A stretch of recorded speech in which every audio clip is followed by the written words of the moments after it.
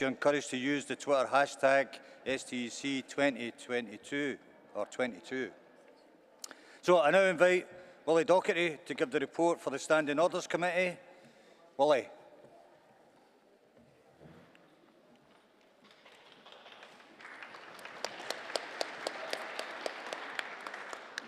Thanks, President. Congress.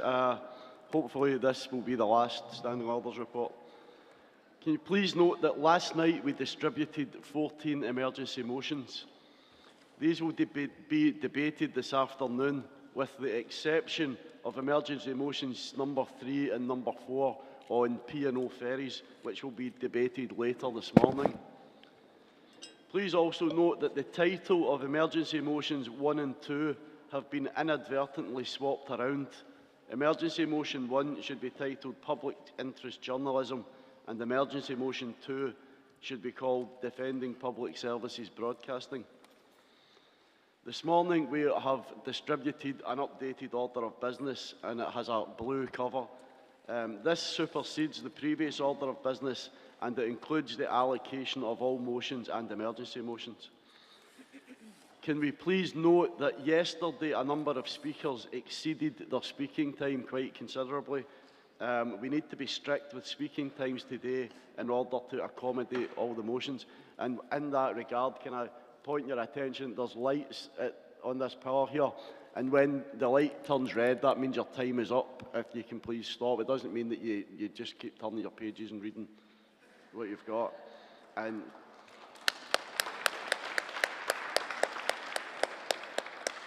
just finally, can I just remind you again about the COVID procedures? Thank you.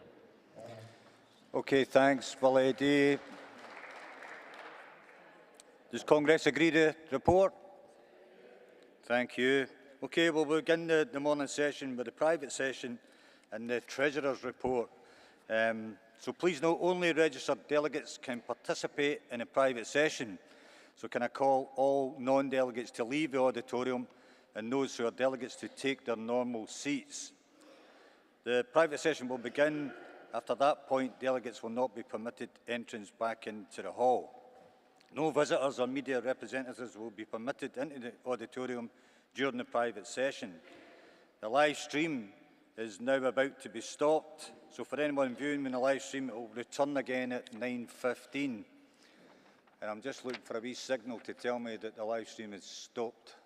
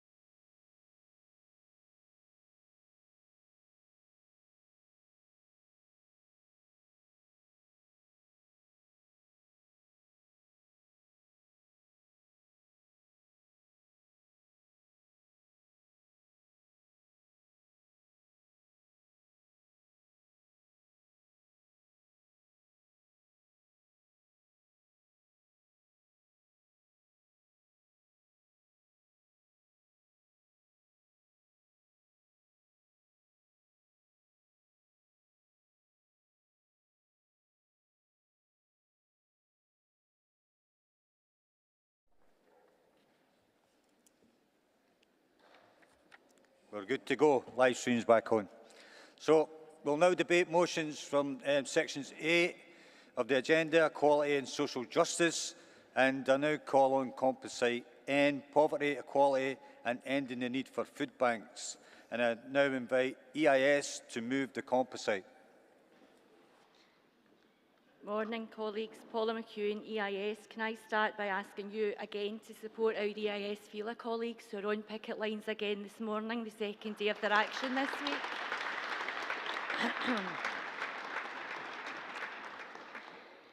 President, colleagues, this headline says everything I'm about to say. Poverty doesn't happen by accident.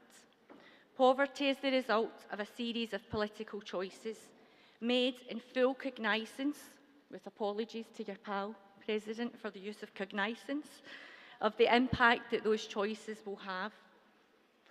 Whether it's through one or a combination of illness, redundancy, low-paid, insecure work, inequitable access to training, a welfare system that isn't fit for purpose, rising inflation, national insurance increase, an energy price cap rise, a choice has been made knowing that sections of our society will be unable to make the basic needs of food, warmth and shelter. The Food Standards Agency has stated that 15% of people live with food insecurity. That means they have a reduced quality, variety or desirability of diet, they have disrupted eating patterns and reduced food intake. We know that parents are going hungry so that their children eat. At the beginning of lockdown, schools knew which families needed food parcels before they needed learning. Schools and school staff are still feeding those children. EIS is fully in support of the STUC Women's Committee's campaign for universal free school meals. It's part of our local government manifesto. Political choices have been made knowing that sections of our community will be unable to heat their homes. No one should be faced with heat or eat choices. Heat the human, not the home, we're told. It's Dickensian, colleagues.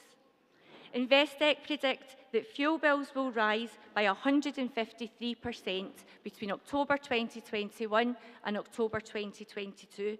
I can predict our wages won't increase by 153% in that time. Political choices are made knowing that inflationary rises will impact on mortgages and rents. ONS figures show that private rents are rising at their highest rate in 5 years. Colleagues, homes will be lost. They won't have a home to heat. Political choices have been made knowing that the impact of that poverty will be felt most acutely by women, those with a disability, our black and ethnic minority communities, our pensioners. Those already marginalised are the ones being further hit. Political choices are made knowing there will be a detrimental effect on physical health. Nutritious food isn't affordable, and if it was, you couldn't afford to cook it.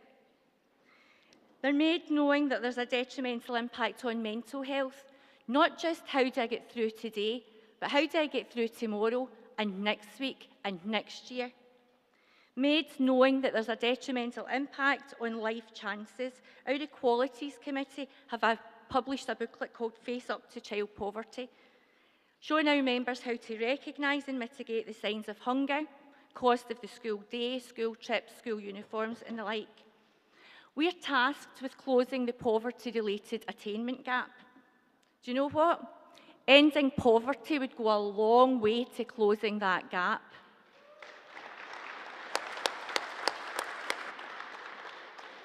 But by supporting this motion, colleagues, we are also making a choice. We are choosing to send the message to the UK and the Scottish governments that we will fight for an increase in wages, that we choose progressive taxation, we choose social security that's fit for purpose, we choose collective bargaining, we choose trade unionism, we choose social justice, and we choose equality. Please support this motion. Thank you, colleague. Now call on BDA to second the composite.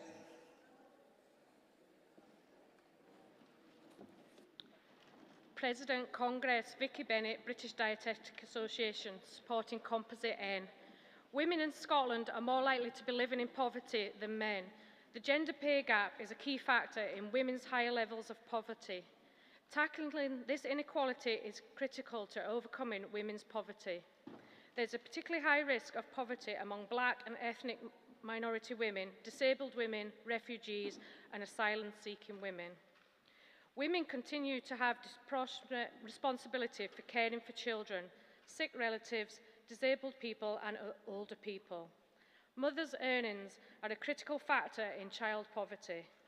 Women tend to shield their families from poverty by going without clothing, food, or warmth. 91% of lone parents are women. We all need reliable access to food to keep us well, both physically and mentally, as well as the social and cultural role that food plays in our lives. The ability to access food is a basic human right. Over the past 10 years, food banks and other community food providers have stepped in to support those who are struggling. Tackling the causes of poverty through increased investment in education and health, along with fairer employment rights and help with the cost of living, is needed. However, we also need to end this reliance on food banks now and achieve a more dignified model which promotes choice and supports pathways out of crisis. Congress, move this motion. Thank you, colleague. I don't see any other speakers sitting there, so in putting composite end to the vote, the General Counsel is recommending support. All those in favour? Thank you. Against? That's carried, colleagues. So now calling on composite O, repeal the Borders and Nationality Bill and support refugees and asylum seekers, and invite the STUC Black Workers Conference to move the composite.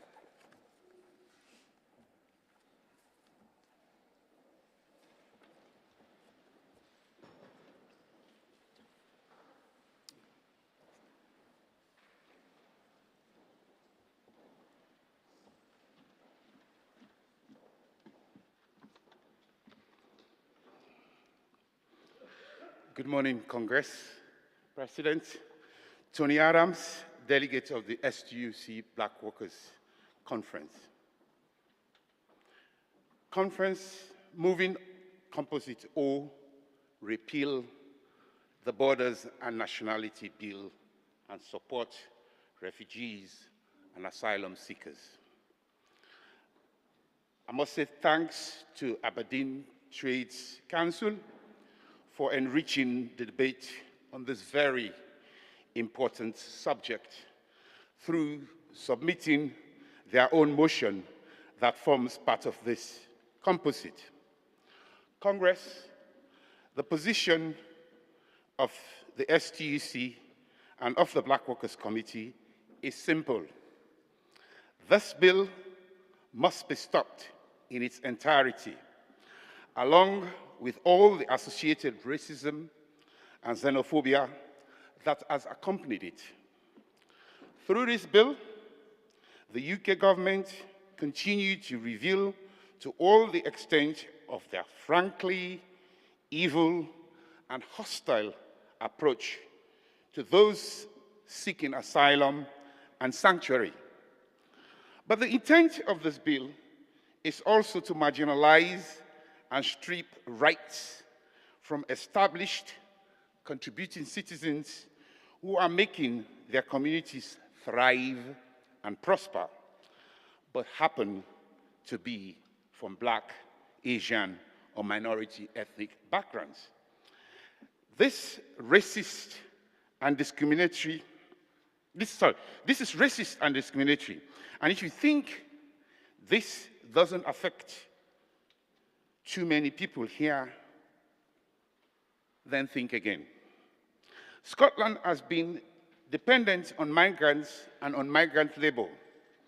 We have a reputation of being welcoming and open to anyone who through necessity or through choice have made Scotland their home.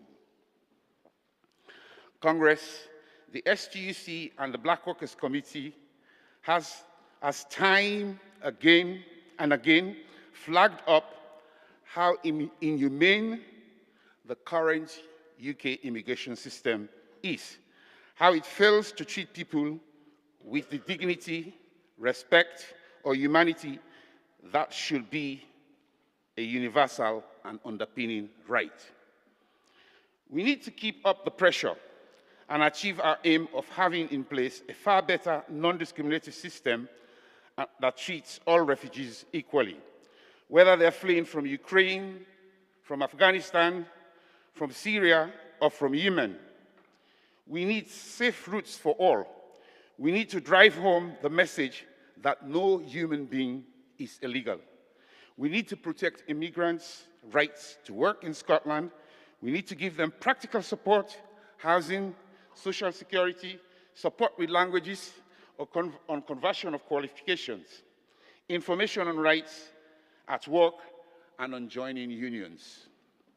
Basically, everything that will help them to contribute willingly, fully, and appropriately to our Scotland. Congress, if we keep humanity and fairness at the heart of any decisions that are for and about refugees and asylum seekers, if we keep hatred and division out, then these asks become obvious and undeniable, and in fact, hugely desirable. Is this not what trade unions are about and what we stand for? I must say, I am a first-time speaker and, first-time attending STUC Congress. In solidarity, a luta continua. Thank you, colleague. Well done. I now call on Aberdeen Trades Council to second the composite. Thank you, President. Bear with me, I've got a sore throat. I'm Tommy Campbell, I'm the delegate from Aberdeen Trade Union Council. I'm a very proud member of the human race. I'm an internationalist that just happens to be Irish. Congress delegates, Aberdeen Trade Union Council are proud to have the opportunity to second this composite motion because it calls for the repeal of the Borders and Nationality Bill, as well, of course, of calling for support for refugees and asylum seekers.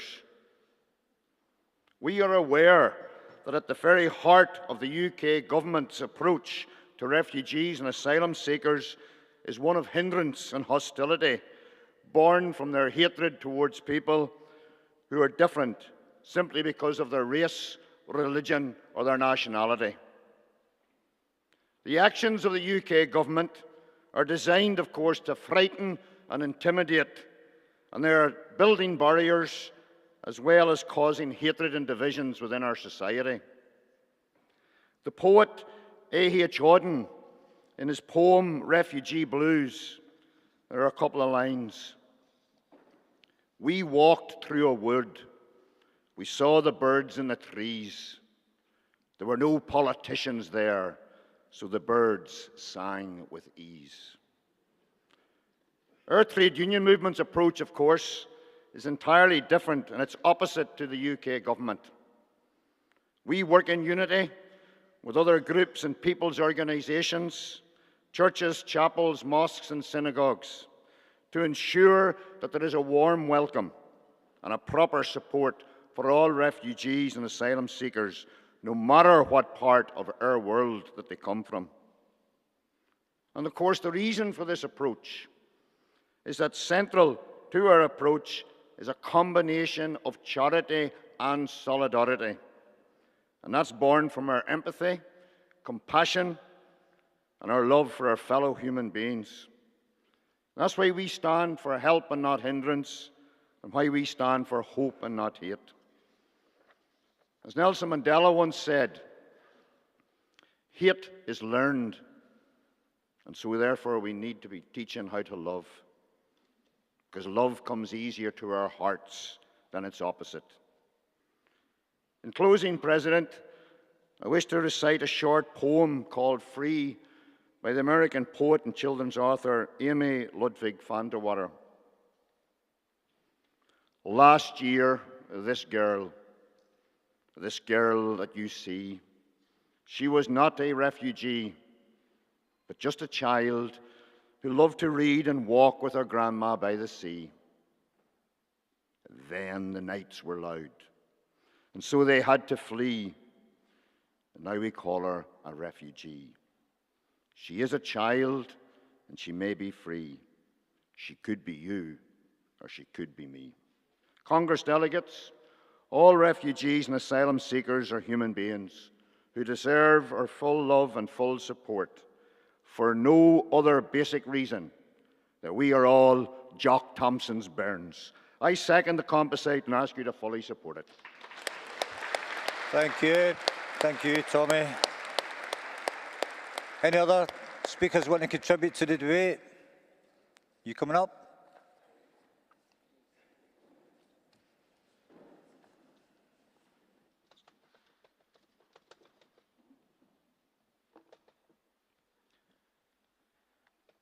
Vivek Santayana, pronouns he, him, speaking on behalf of UCU in support of Composite O.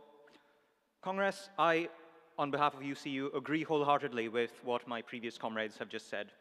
With the sole exception of a minor distinction I draw with my comrade from the Aberdeen Trade Unions Council in his very accurate assessment of what motivates the British government. The exception I take is the motivation he finds at the heart of the British government assumes that they have a heart in the first place.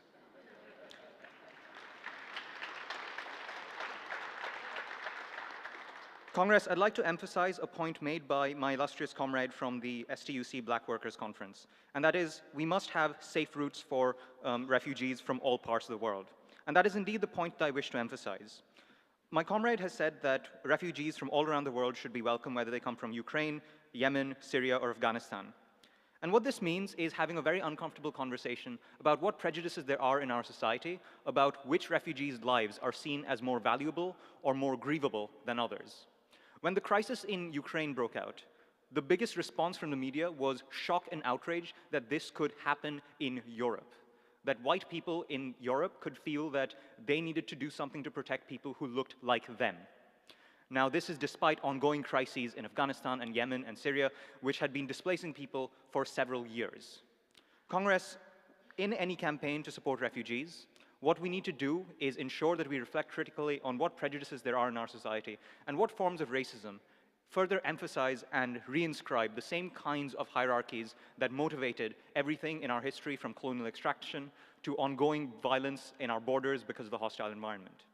This racism has no place in our society, and we as a trade union movement need to ensure that all of our campaigns to welcome refugees and support people who are seeking asylum and fleeing in conflicts, which our government has often been complicit in engineering, are not met with the same racism.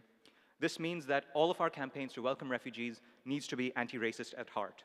It is this point that I wish to emphasize, and for these reasons, UCU is very proud to support this composite. Please vote in favor. Thank you.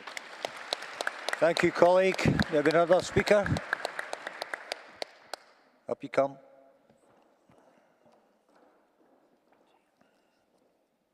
Andrea Bradley, speaking on behalf of the EIS. President, sisters, brothers, the EIS was keen to support this motion because we have a long history of campaigning on refugee rights. We utterly abhor the racist ideology and sentiment that underpin the hostile environment and the attacks that it levels upon migrants, refugees and asylum seekers, women, men and children, especially those who are Black, Asian and minority ethnic. We stepped up our campaigning in support of refugees again as soon as the first Tory vans started doing the rounds with their shameful Go Home slogans in 2013. Ever since, we've fought to counteract the racist narratives of the UK government and the right-wing media against people seeking refuge and sanctuary, who should be treated with nothing but dignity and realising their rights as protected in international law. The latest attack on these rights in the form of the Nationality and Borders Bill plumbs new depths of inhumanity in this right-wing government's othering and scapegoating of human beings who should receive a warm and dignified welcome to our country rather than the dehumanising treatment of immigration control. The EIS unequivocally rejects Tory attempts to demonise migrants and refugees and to convince people that human beings who are fleeing violence, poverty and climate disaster are not worthy of our compassion and care, and that instead we should be hardening our hearts and slamming our borders shut on them. History shows us that it's the modus operandi of the political parties of the ruling class to create racist division as a diversion and distraction from the real cause of the injustice and the misery that so many working people are forced to endure: low wages, poor housing and insufficient access to services. All the while, it's plain to see that callous, self-interested and reckless government is the root cause of these things, not people seeking refuge from violence and war or looking to have a decent standard of living for them and their families. The EIS says a resounding no to the hostile environment and extends an unequivocal Céad Míle Fáilte to migrant and refugee children, and their mums and dads, their grannies and grandads, whoever makes the journey to Scotland with them. They're welcome in our country and in our school communities. To demonstrate this, we've created welcome packs for the children and young people who arrive in Scottish schools as refugees and migrants. The packs are a series of beautifully illustrated books that contain key information written in child and parent-friendly language about living in Scotland and going to school here, and what to expect by way of rights and entitlements within education. We initially had the packs translated into French, Arabic and Polish, and since these are the languages most commonly spoken by migrant communities in Scotland. And last year, after the takeover of the Taliban and thousands having to flee Afghanistan, we had them translated into Pashto and Dari. And very recently, sadly, we've had to have them translated into Ukrainian and Russian in anticipation of the arrival of Ukrainian children and young people into our school communities. We've included little gifts of stationery in the packs too, pens, coloured pencils, all those kinds of things, so that the children can feel that they're wanted here, because they absolutely are. Many of the young people who arrive with us might otherwise have ended up buried under the rubble, like the children in Ukraine that our General Secretary was so distressed about the other day, or being sold as future wives, like the little girl whose shocking fate Nicola Fisher described the other day. Colleague, you need to start to wind up. Sure, I will do. So like my colleague from Aberdeen, I just wanted to finish with a couple of lines of poetry as well. We'll keep sending out our welcome packs to the children, and we'll keep fighting the UK government's hostile environment, because the EIS agrees with the poet Warsan Shire when she says, "No one leaves home unless home is the mouth of a shark. No one puts their child in a boat unless the water is safer than the land." Please support the composite. Thank you, colleague. Thank you. OK, Congress, in putting Composite O to the vote, the General Counsel is recommending support. All those in favour? Thank you. Against? That's carried. Congress, we're now going to invite our General Secretary, Ros Foyer, to present the General Counsel report.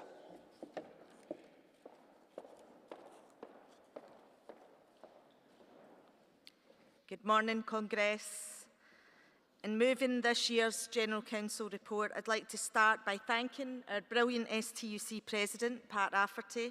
Pat has done a really great job this week, opening our 125th Congress with a very rousing speech and presiding over our debates, but he's also been a really great chair all year over our General Council meetings, and a real source of support and encouragement to the whole staff team and to myself.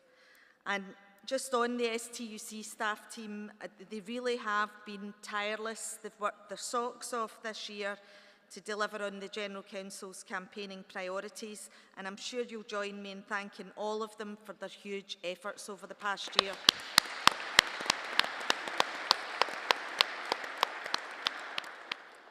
And when reflecting on the wider landscape that the STUC's operated in over the past 12 months, I think the first phrase that sort of sprang to my mind was, just when you think things can't get any worse, then they do.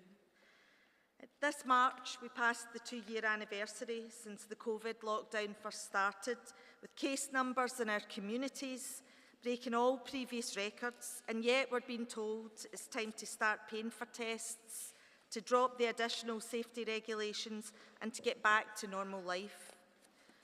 We've also seen COP26 take place in Glasgow last November, and for a while at least pushed the climate crisis much further up the political agenda.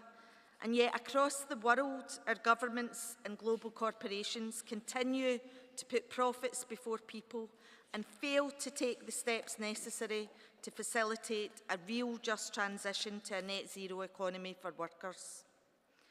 And more recently, we're seeing once again the horrors of war unfolding on the people of Ukraine.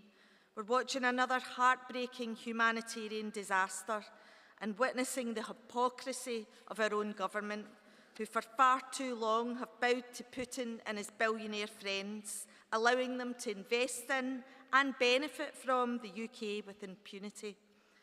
Now they're claiming to stand with the people of Ukraine, while at the same time continuing to place inhumane and insurmountable barriers in the way of refugees who are desperately trying to flee the dangers of war and seek asylum in our country. It's time for the UK government to admit that the real enemies of working people don't arrive in small inflatable boats seeking asylum.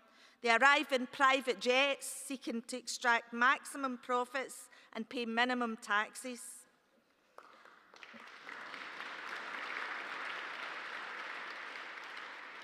And that is exactly why, Congress, we're witnessing a humanitarian crisis of a different type unfolding, as the cost of living for ordinary people soars to unsustainable levels.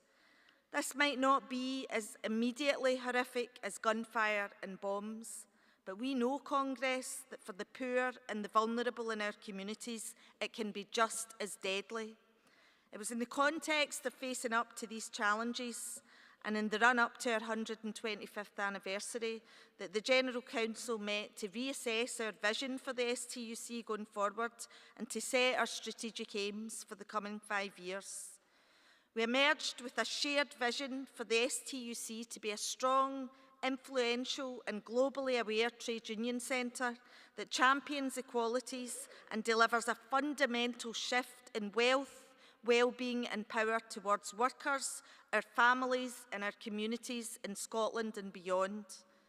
We agreed our mission is to support our affiliates to educate, agitate and organise, to build a strong and diverse movement for change in our workplaces and our communities.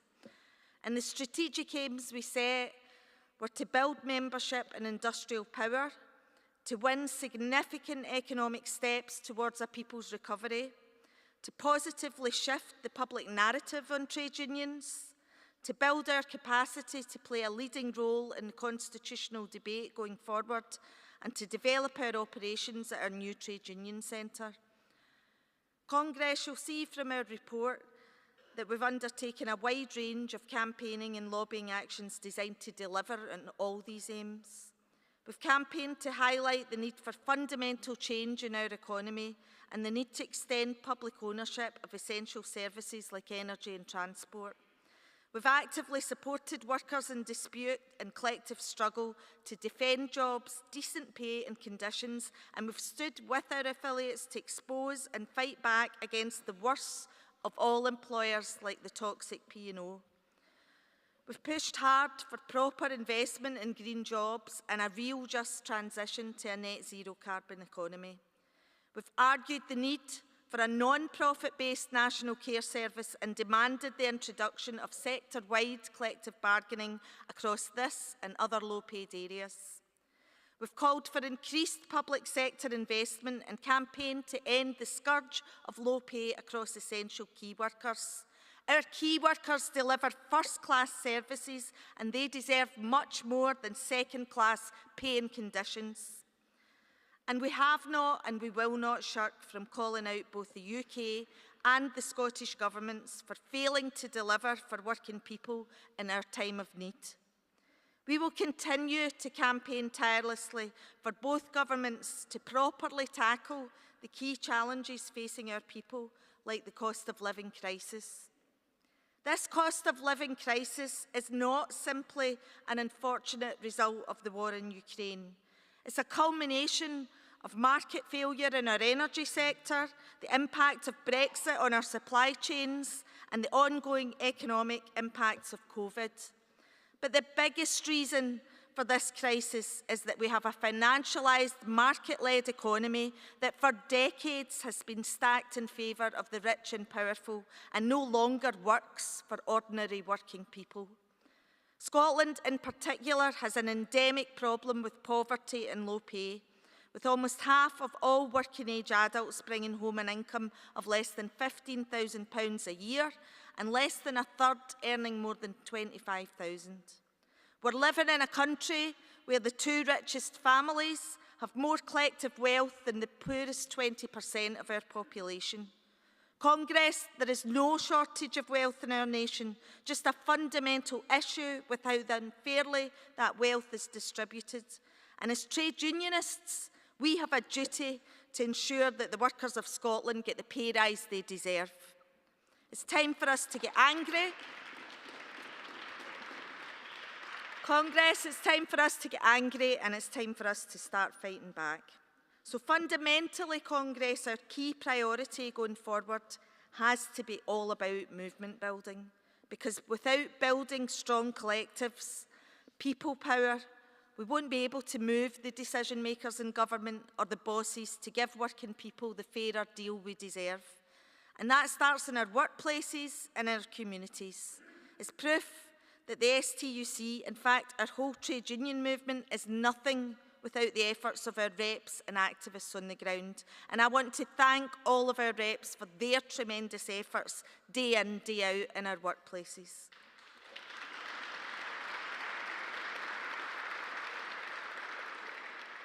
Strong movements are built from the roots, so it's down to every single one of us at every level in this movement to do everything we can to support workers who are coming together to demand decent pay, or communities who are coming together to demand better services. So I say to every worker across Scotland, your fight is our fight, your struggle is our struggle, and wherever workers are collectivising, standing up to injustice and taking action, the STUC will be there to support you, to fight for and to win your fair share. The Prime Minister, the Chancellor and their billionaire friends need to be sent a strong message from working people across these aisles that their P45 is in the post.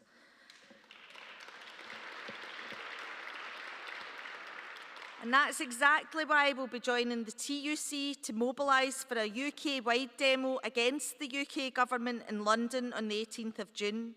But that doesn't mean we should be letting the Scottish Government off the hook. They too can and should be doing much more. Despite the welcome engagement and commitment to doing all they can, their current strategy for economic transformation reads more like a strategy for economic status quo.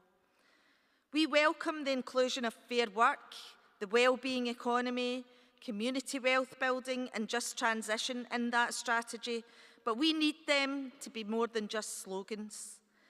Slogans that get watered down so much that they simply become business as usual. So we'll be working hard on pushing the Scottish Government to ensure that these commitments are translated into real, meaningful change for workers. And in the meantime, we have our local government elections, and I would urge all trade unionists to demand to hear what your candidates' parties are going to do about the cost of living crisis. And if you want a checklist of the key actions required, I refer you to the General Council's statement on the cost of living crisis, which was issued to delegates this morning. It sets out key actions that need to be taken right now on cost of living from all levels of government. We need the UK government to act immediately to increase public sector wages, at least to match inflation, and substantially increase the minimum wage to at least £12 an hour. We need to reverse the national insurance increase. We need to reduce the energy price cap as seen in France, funded by a windfall tax on energy companies and other multinationals which have seen their profits soar.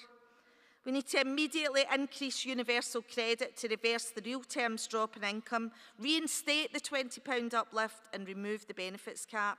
And we need the Scottish Government to agree to pay rises for all public sector workers that at least match inflation and make urgent progress on the creation of collective bargaining in key sectors. We need them to abandon their commitment not to raise tax in the better off for the next 4 years and explore options for wealth and inheritance taxes.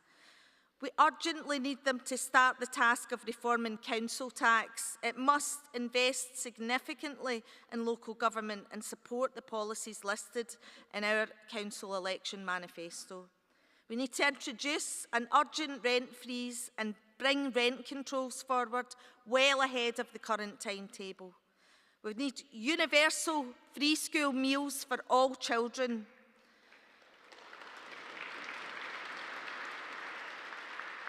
and I'm not finished yet. We need a properly funded, publicly owned national care service delivered free at the point of need. We need to fund local government to deliver an urgent greener homes retrofitting programme that will increase energy efficiency and cut fuel poverty. We need to invest in publicly owned bus networks delivering low-cost, sustainable travel. And we need to build that big, broad and angry movement to deliver on these demands, Congress.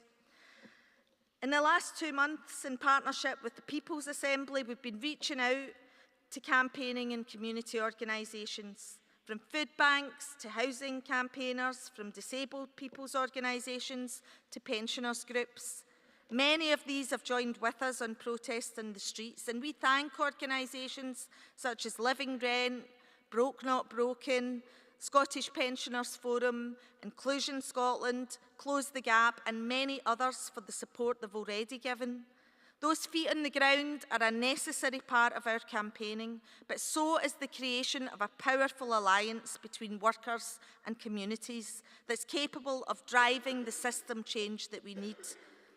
So today, I'm pleased to announce that in conjunction with the Poverty Alliance, the umbrella body for anti-poverty organisations across Scotland, the STUC is going to host a special cost of living conference on the 17th of June. It will be in Scotland the day before we gather to protest in London. And it will be a policy conference, but more importantly, it will be a movement building and organising conference. And as the Scottish Government undertakes its spending review and we look towards the next Scottish budget, we need to build that broad alliance of pressure on them.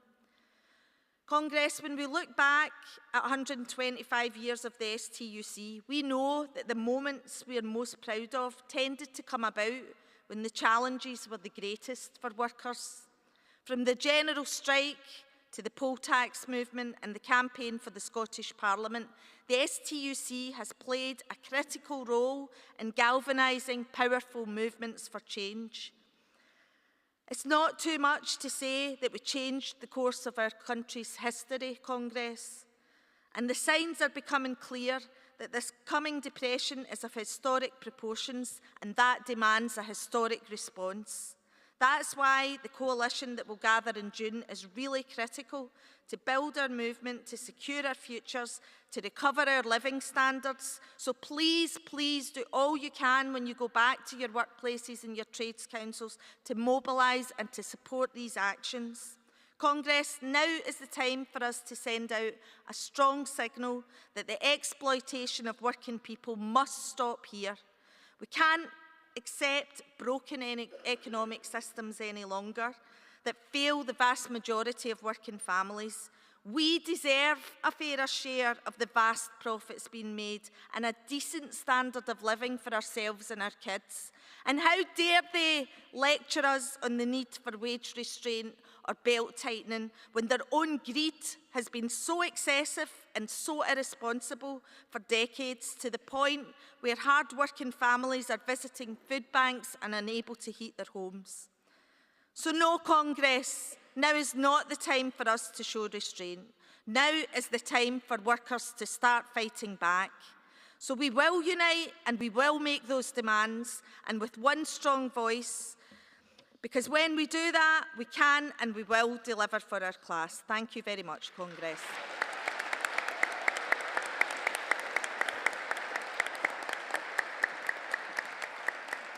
Okay, thank you, Ros, for that comprehensive General Counsel report. And I now put to Congress, do you agree with the General Counsel report and note the statement on the cost of living crisis? Do you agree? Agreed. Thanks, Congress.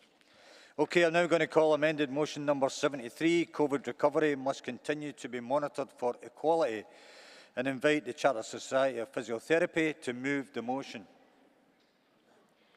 Gosh, it's never easy to follow Ros in the Council report, is it? Good morning, I'm Claire Craig from the Chartered Society of Physiotherapy, moving amended motion 73 that COVID recovery must continue to be monitored for quality. I want to start with a couple of questions. How many of you in the room are aware of the Public Sector Equality Duty, or in its short form, PSED? And of those of you who are aware of PSED or work in organisations that report on it, do you feel able to scrutinise the data that's gathered and use it to affect change? The public sector equality duty was established by the government in 2011 and combined the gender, race and disability duties. Its purpose is to ensure that public sector bodies work towards eliminating discrimination and advance towards equality by collecting and monitoring data. In Scotland, specific duties were added to PSED in 2012 to help authorities analyse their performance of the duty by publishing equality outcomes, reporting progress, gathering and using employee information and publishing gender pay gap information, i.e. to report on the mainstreaming of the equality duty. On paper, this sounds great, but a review on the effectiveness of PSED specific duties in Scotland, conducted by the Equalities and Human Rights Coalition in 2018, showed that data on outcomes is not gathered well, and that there's been little change since PSED was established. It was actually quite staggering to read that 92% of reported equality outcomes were demonstrating little or no progress or positive change directly impacting people with protected characteristics. Further research by Close the Gap showed that the majority of employers' compliance with PSED had actually regressed over time. During COVID-19, there's been authorised delays in organisations reporting their equalities information, and it's been reported that for many this has become a tick box exercise, reporting information and producing paperwork, but not acting on that information gathered to enact, measure and show effective change in mainstreaming protected characteristics. So what does that mean to us as trade union reps? What can we do to affect the changes which continue to be needed after over 10 years of PSED being in place, and are even more vital now that we know COVID has impacted unequally across society? We can lead and prioritise PSED. We can ensure equality duty is considered and embedded in policy development and negotiating strategies. We can hold organisations to account and challenge their adherence and progress with equality duty. But we can only do that if we understand the data. We need to understand how and what is currently measured and how this differs from what should be measured to meet the wider outcomes of PSED, including the Scotland-specific outcomes. Where this differs, reps must be empowered both through increased data knowledge and partnership representation on appropriate groups and forums where this is discussed, to challenge inadequate data gathering or reporting techniques, and to prioritise using that data to affect change that is even more pressing in light of the impact of COVID. If we as reps do not or cannot use PSED to challenge the organisations who report on it, how can we expect others to do it? Congress, to enable us to use the equality data PSED collects effectively, we would welcome action by the STUC General Counsel to establish online courses on the Public Sector Equality Act so that we can use it to its full effect, and on data scrutiny so that all reps can see and understand the data collected, challenge inaccurate data gathering, and work with organisations to ensure all data is then used to reduce inequalities. Where there's evidence of static or widening inequality, reps can work collectively to challenge an organisation's commitment to enacting the full remit of public sector equality duty. We also ask the STUC General Counsel to use its resources to monitor and scrutinise the equality impact of government and public sector organisations' work. Like the organisations we will hold to account, we cannot just accept the data as it is reported.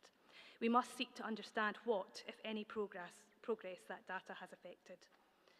In my speeches here at STUC, I often ask delegates to do something. Over recent years, this has ranged from stretches and tweets to pelvic floor exercises, for those of you who were here at that one. This year, all I ask is that you consider how you can be part of this change and how through our own learning we can drive forward mainstreaming equality. Congress, please support. I move. Thank you, colleague. I now invite any SUWT to second the motion.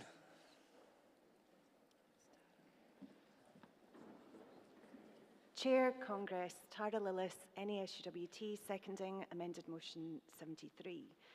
Now, colleagues, I am delighted to be here in person, not least of which, Congress, is because I don't have a finger hovering over a mouse with a mute button in anticipation of one of my 3 children doing something horrendous in the background, whether that is inappropriately interrupting me to tell me about a Minecraft battle, to update me on the latest Pokemon data, or my youngest perhaps to give me a running commentary with the door open from the bathroom.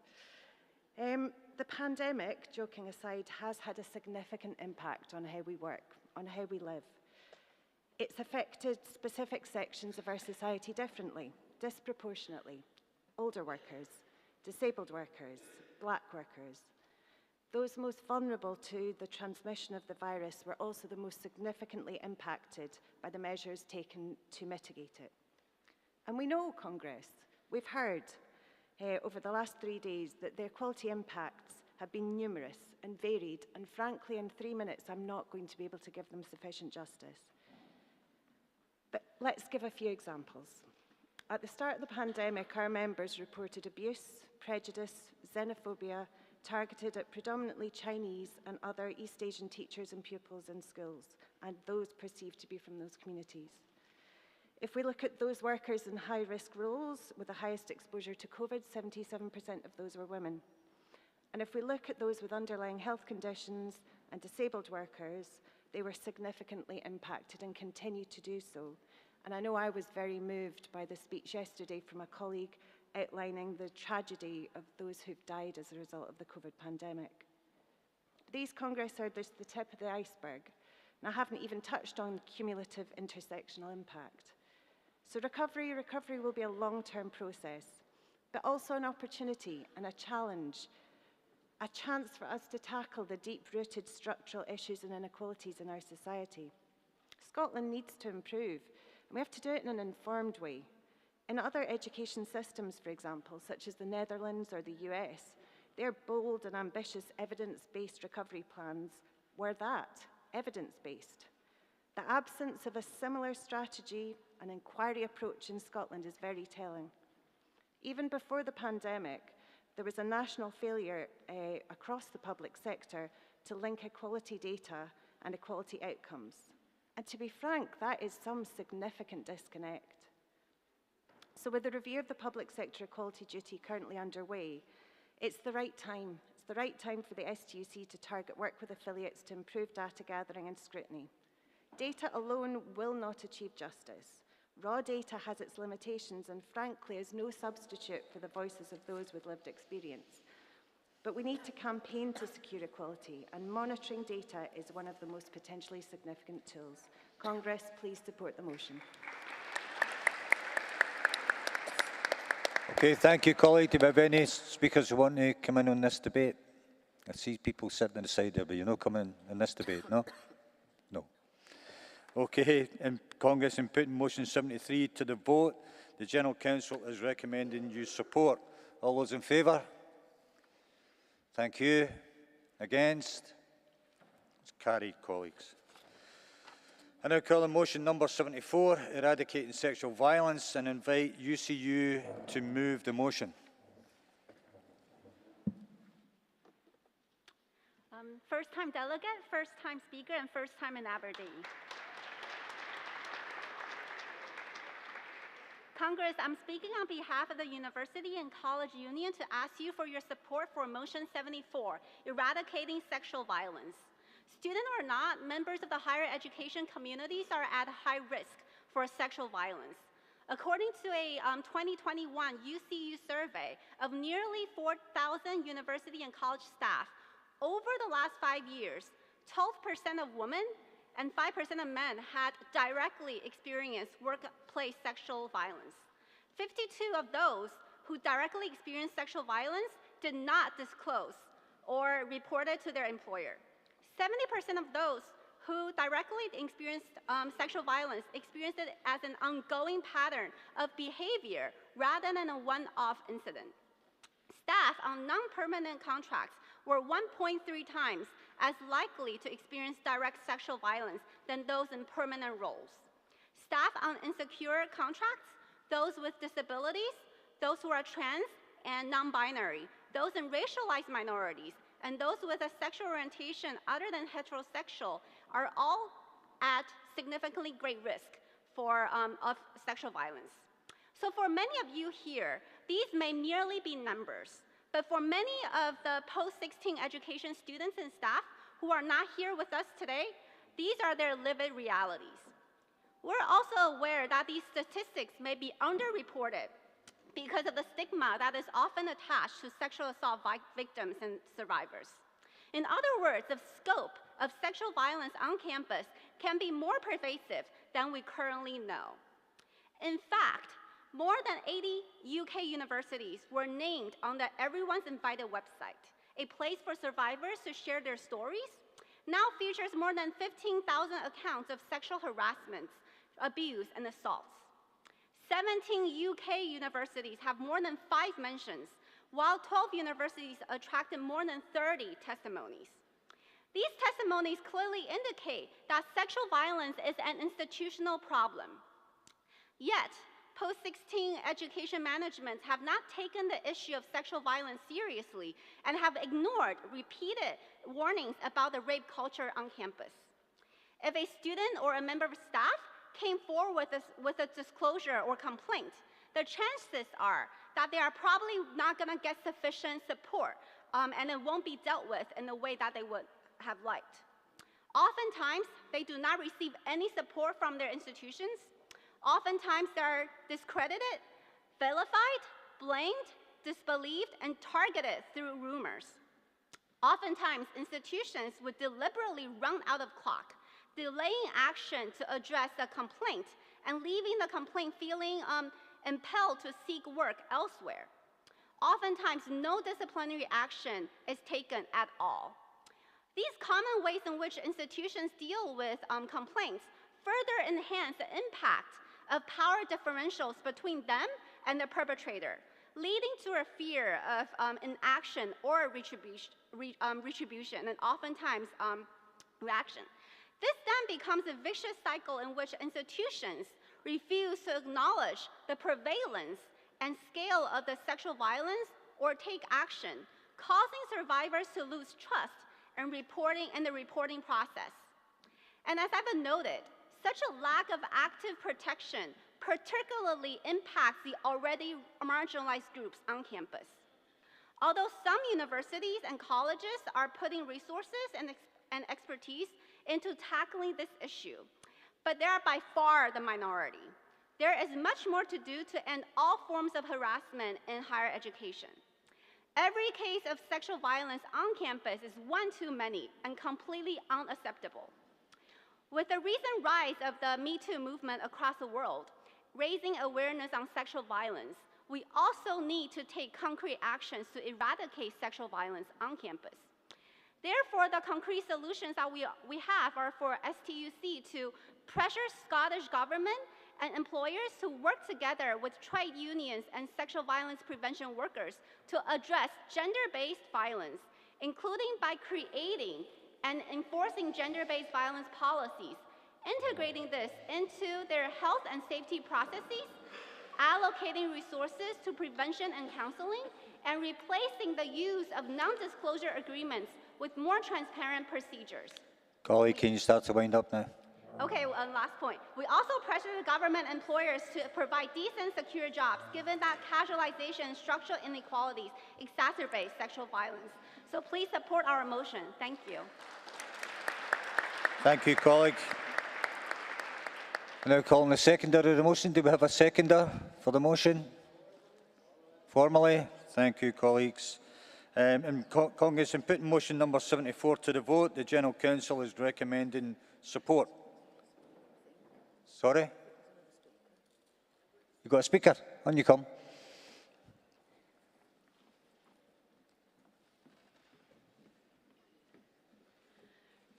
Good morning, President, Congress. June Maguire, Unison, speaking in support of motion 74. At the Women's STUC Conference in 2018, I seconded a UCU motion very similar to this one. I spoke then about the great work that had already been done by unions in the higher education sector, negotiating policies and developing guidance for dealing with gender-based violence. And there has been further progress since then. But sadly, all the surveys shows that the incidence of sexual violence towards women in all its forms is not decreasing. Fiona Steele, the chair of the Women's STUC Committee, told Congress yesterday that despite the progress we've made, sexual harassment in the workplace is endemic. Only a fraction of incidents are reported, and often when it is reported, women's experience is minimised and the impact on them is either willfully or ignorantly misunderstood. This kind of behaviour most often goes unchallenged, leaving many women living in a state of fear. Why are we not achieving better outcomes for women despite high-profile campaigns? new policies and greater recognition of the problem. Well, sadly, misogyny underpins the life experience of so many women. A quick look at some recent events highlights this. Sarah Everard, murdered by a serving police officer who was known to hate women and was nicknamed the rapist. Sarah might be alive if this well-known, if his well-known deviant behaviour had been dealt with. 2 police officers jailed after sharing photos of the murdered sisters, Nicole Smallman and Biba Henry. You can perhaps pass off the murderers themselves as untypical, but what of the men, the police officers who turned a blind eye and even laughed about the crimes of their colleague? And what of the 41 men who were members of one of the WhatsApp groups used to enjoy and share images of murdered women? These criminals and perverts are the very people women are supposed to turn to for help when they're victims of sexual violence. Even more recently, we have the infamous Basic Instinct article about Angela Raynor, one of our most successful women politicians reduced to a misogynist stereotype. Instead of being evaluated for how she's doing her job, she's accused of using her sexuality to distract the Prime Minister. Did we actually think for one minute there that women were no longer expected to alter their behaviour and the way they dress because men can't control themselves? If we did, we were wrong. And you, my brothers, make no mistake, you are being insulted too. Fiona also spoke about the need for our male colleagues to support our campaigns against the misogyny, discrimination and violence we face. Silence is compliance. We need you not only to feel as outraged as we do, but to be vocal about it, to speak out loudly and strongly about the plight of women and girls facing sexual violence on a daily basis, verbal, physical and online, and who are being sexually abused and exploited, raped and murdered in shockingly high numbers.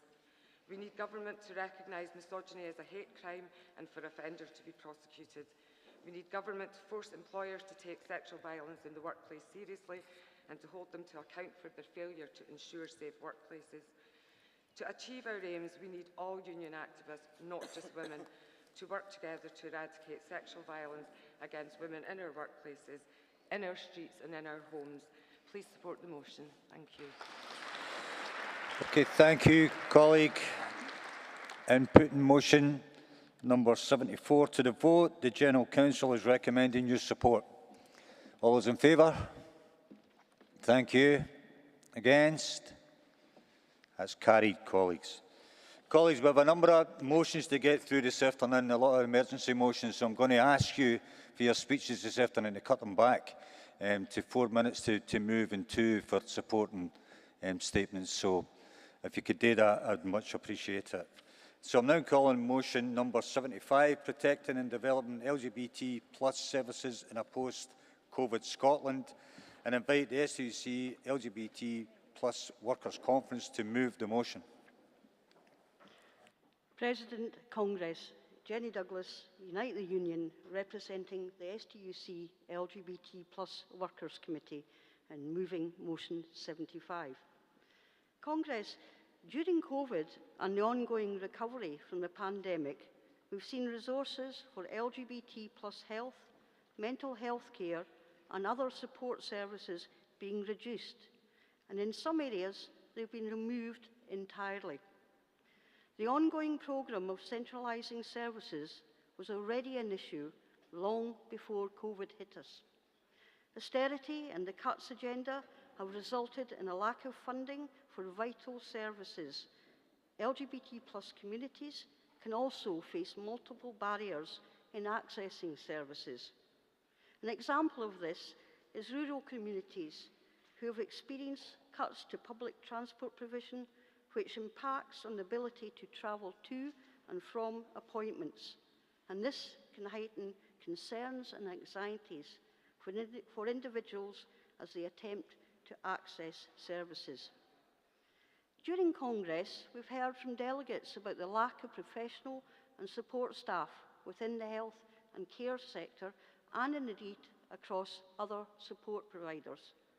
Part of this problem is filling vacant posts, not due to the lack of people, but due to the delays and backlog of training for these posts. All of these issues put additional pressures on resources for LGBT+ services and in particular for the trans community. Congress, we all know that the strain on services and staff is real. Waiting times for appointments and referrals is increasing, not reducing.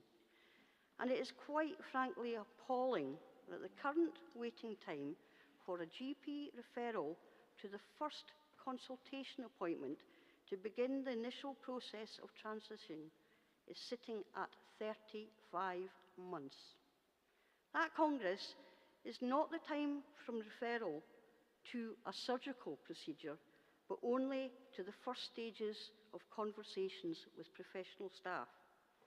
Congress, just think about that 35-month wait and how that can impact on the person's anxiety and mental health whilst they wait for vital support from professional staff. Congress, we ask that the STUC continue to press the Scottish Government to implement actions to properly fund and support LGBT+ service provision in Scotland, and that does not just mean restoring these services, but actually needs to go further by improving and developing services, making them fit for the future. And this needs to be carried out as a matter of urgency. Actions, not words. Congress, I move.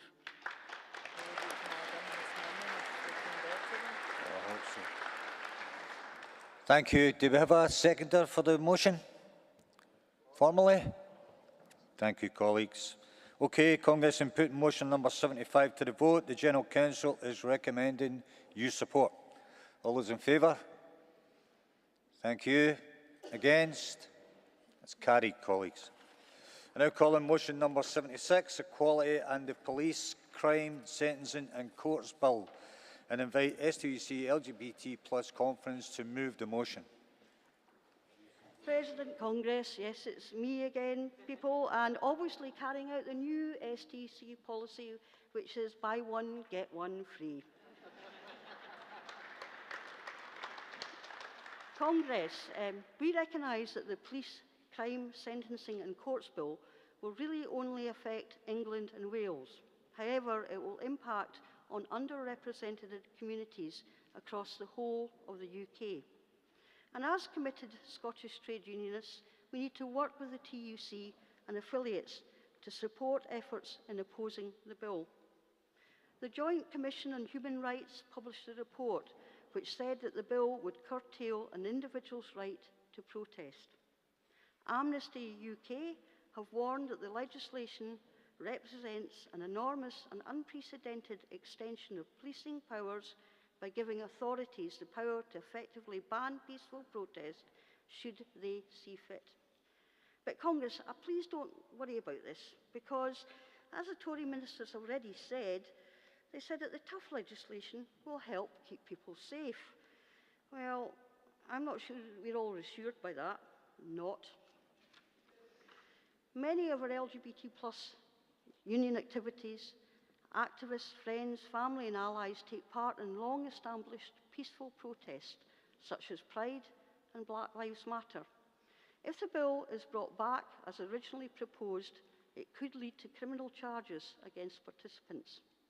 In terms of policing, we all looked on in horror at how the Metropolitan Police handled the Sarah Everard vigil. And here in Scotland, over the years, we've seen police officers from English forces being brought up to Scotland to police events such as the G Summits, and they've used tactics that are not usually seen in Scotland. More recently, we've seen the behaviour of Police Scotland when dealing with Kenmure Street and COP26, where kettling was employed with little regard to the health and well-being of individuals who were penned in. Congress, we welcome the fact that the House of Lords voted down some of the measures within the bill, but there is a potential for these measures to be reintroduced. Over the coming months and years, it's very likely many of us in this room here in Scotland will travel south of the border to take part in demos and rallies. If this bill is brought back to life by the Tory government, then those of us attending events may be affected by legislation and end up with criminal records. Congress, we need to understand the equality concerns over this bill if it is eventually pushed through despite attempts to block it. Our Scotland MPs must be lobbied to affirm our opposition to this type of prescriptive legislation. Congress, I move. Thank you, colleague. Do we have a seconder for the motion? Formally? Thank you. Any speakers? Don't see any speakers. No. Okay. Congress, in putting motion number 76 to the vote, the General Counsel is recommending support. All those in favour? Thank you. Against? That's carried, colleagues. I now call on motion number 77, make 2022 the Year of Disabled Workers, and invite the STUC Disabled Workers Conference to move the motion.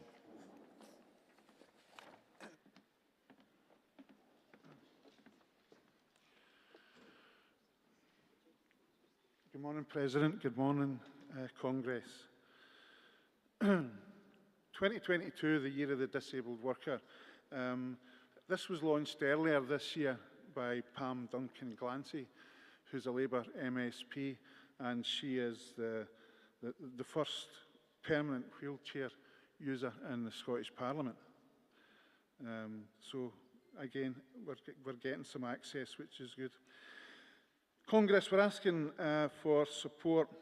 We're asking for support in highlighting some of the main employment issues, transition from education to work for young people, addressing the persistent pay and disability gaps in our workplaces, and the proper funding of social care to enable disabled people to fully participate in the labour market.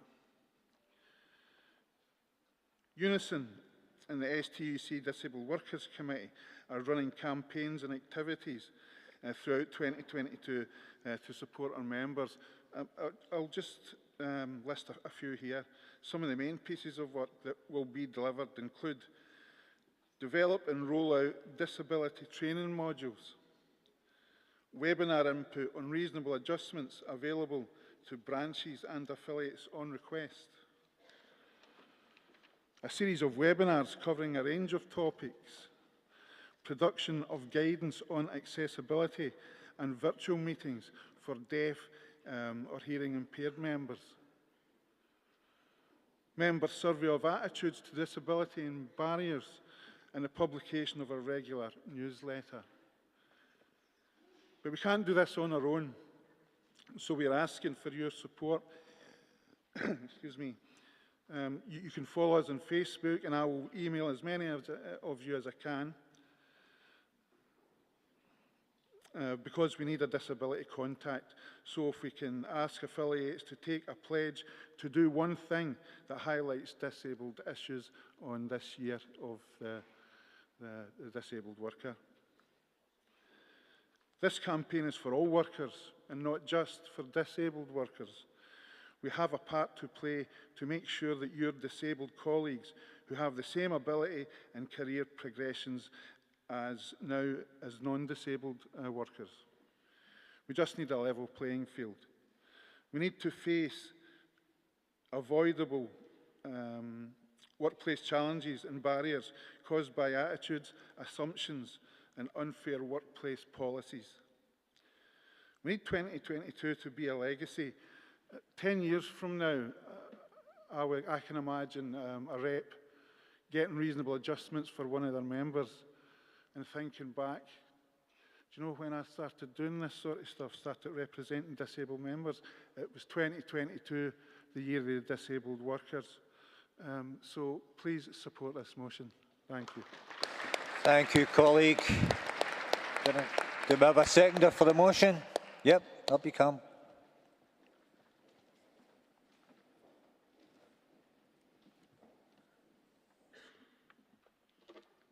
Hi everyone, I'm a first-time speaker, so I'm a wee bit nervous. I'm here to talk to you particularly about invisible disability, which is quite a big barrier to anyone in the workplace who's got that kind of disability. 1 in 5 people, when I did research, have a disability, and 80% of those people have a hidden disability, or now we're calling it a non-apparent disability. And typically it's to deal with people with chronic conditions, or it could be depression, autism, musculoskeletal conditions, fibromyalgia, all of these that people sometimes won't admit to having a disability because of fear of discrimination in the workplace, of getting promotion, etc. In fact, people don't disclose it quite often, and they sit there and they suffer in silence. There are also those who go for job interviews, and then when the application says, if you have a disability, we'll make adjustments, but quite often people don't admit to having this kind of disability either. Reasonable adjustments, as Tony said, is one of the most vital parts of getting something done in the workplace to make sure that you can do your job just the same as anyone else. I was lucky. I work in one of the biggest housing and care branches in the whole of the UK in Glasgow, and I negotiated a reasonable adjustment passport with our HR department, and that's now part of everyone's personnel record. And it means if you shift to other parts of the business, that goes with you, your passport. You don't then have to sit there and explain your disability again and again to other managers. And it's a vital supporting mechanism for always employees. It's always best not to assume what type of help people need. Consulting those with a disability will get the best outcome for that person, because even if you have the same disability as someone else, your needs could be totally different from theirs. It's always safe to say that as workers, we want to be treated with respect and dignity in the workplace. Quite often that doesn't happen. Whether or not you are disabled, we want to ensure that in Unison's Year of the Disability, there is awareness of the social model of disability, and that our members can self-define as disabled and not be treated with contempt because they can't do something the same as the worker beside them. And we want to see an increased number of activists, disabled activists, who will be there to fight for disabled workers. Thank you very much. Second the motion. Thank you, colleague. David, any other speakers in this debate? Nope. Nope. Right. Congress in putting motion 77 to the vote. The General Counsel. Oh, we do. Yeah. Sorry. On you go.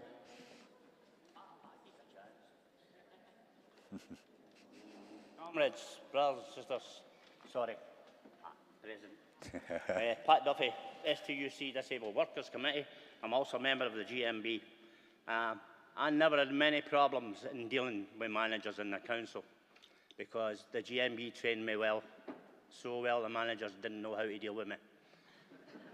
And that's a fact, because a lot of these people were either somebody's niece or nephew. Nepotism was ripe. But anyway, a few years ago, I brought this up. The RNIB, the Royal National Institute for the Blind, done a survey of 12 employers and asked them, straight, just one question, would you employ a blind person? How many do you think said yes? None. So the blind people are at the bottom of the league, even through all the disabilities in getting a job. Now, I'm not going to stand here and say I did. I didn't, because I started work in 1960. I didn't tell them that I was visually impaired. I just got in and done the job. I could see up close, right? And I could feel things. I was a butcher, think about it. Honest, I was 7 years as a butcher. The only thing I never used was a cleaver, right? I stabbed myself once and I ended up in the hospital. They thought I was anemic. But anyway, that's all beside the point. But I never had a problem. But I had people in that council who came to me crying. Crying. I had a lady came to me. I can't remember what it was on her face. She worked in the taxi license office. She worked in the background, and our manager, who was a lady, forced her to go up front. And that lassie nearly had a breakdown. And when I spoke to her, she wouldn't let me go. She said, no, don't go, Pat. She said, because I'll get more trouble. So I didn't go to her manager, but I went above her. Labour councillors, believe it or not. This is a Labour council-controlled North Lanarkshire Council. You know, and I got it sorted out because I just said to them, do something about it or I will. You know, that's the way we have to, and blind, it's terrible, even blind people, when they do get a job, they're terrified to go and complain if somebody's bullying them or anything. You know, because if anybody is visually impaired at all, if you want any help, come and see me. I'll deal with it. No problem. No problem at all. Now, I'm winding up, Pat. Is there a light on, Pat? No.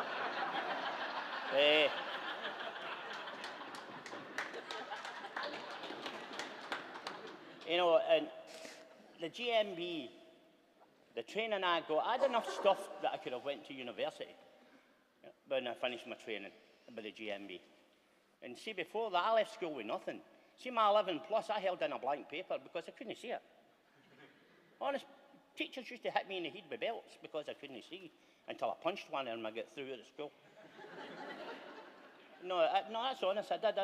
I'm not proud of these kind of things, but when somebody's hitting you with a leather strap across your head, you're going to do something, aren't you? And with a Maris brother, he told me to lean out of a chair and they'll get a big stick. I said, go and, I don't know, I'll tell you what I said to him. And yet my dad took me back and threw me back in the door. Because that was the way it was then. No other day. We have to stand up for our rights, disabled people. We need the support of the unions and we need the support of the STUC. Anyway, I'll thank you for listening to me. I better go before Pat cuts me off. Thanks, colleague. Okay, I've got another contribution to the debate. Up you come. Yep, up you come. Congress President Satnam Nair, STUC Black Workers Conference Delegate. I'll be very brief. I'm speaking in support of motion number 77 because I want to stress that this is an issue that is for all of us and we should all support it. And we should all work to make 2022 the year of the disabled worker. The movers have made clear the text of the motion is very clear. Disabled pay gap is unacceptable. There are not enough reasonable adjustments. The ones that there are too few, they're inadequate, they're too slow, and they prevent disabled workers from being the valued, contributing workers and citizens that we all know they should be. Take a look at Unison's website pages and look up 2022 Year of Disabled Workers. Look at that 12-month program. Pledge your support. It's a tremendous campaign. It's born out of some outstanding leadership and campaigning. And so the STUC Black Workers Conference is happy to endorse and support this campaign that really does affect all of us and deserves support and solidarity from all of us. So please support this motion. Thank you. Thank you, colleague. Yep. Another speaker. Chair, President of Conference, Sarah Cumming, Unite the Union. Happy to support the motion for the Year of Disabled 2022. However, I'm disabled and my working life's going to be 2023, 2024, 2025 and onwards, ever onwards. I would also be looking for the unions here to be leading by example. So if we're asking the employers to have accessible accommodation, accessible rights, reasonable adjustments, we should be making sure that our unions are also supplying that, having accessible conferences, having accessible buildings that everybody can get access to. And I'm going to make the comment that this building, while I would imagine it's a listed building because it's huge history, is one of the most accessible buildings that I've ever been in. I came in on Sunday to go to a delegates meeting and I saw the stairs and I thought, oh God, because some days I don't manage stairs. And what they have in place can be echoed all around the UK. So if they say we're a listed building, we can't do this, use this venue as an example. Support the motion. Thank you, colleague.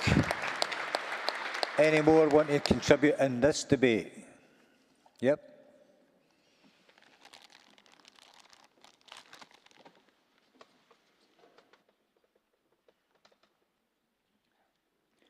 Vivek Santayana, pronouns he, him, speaking on behalf of UCU in support of this motion.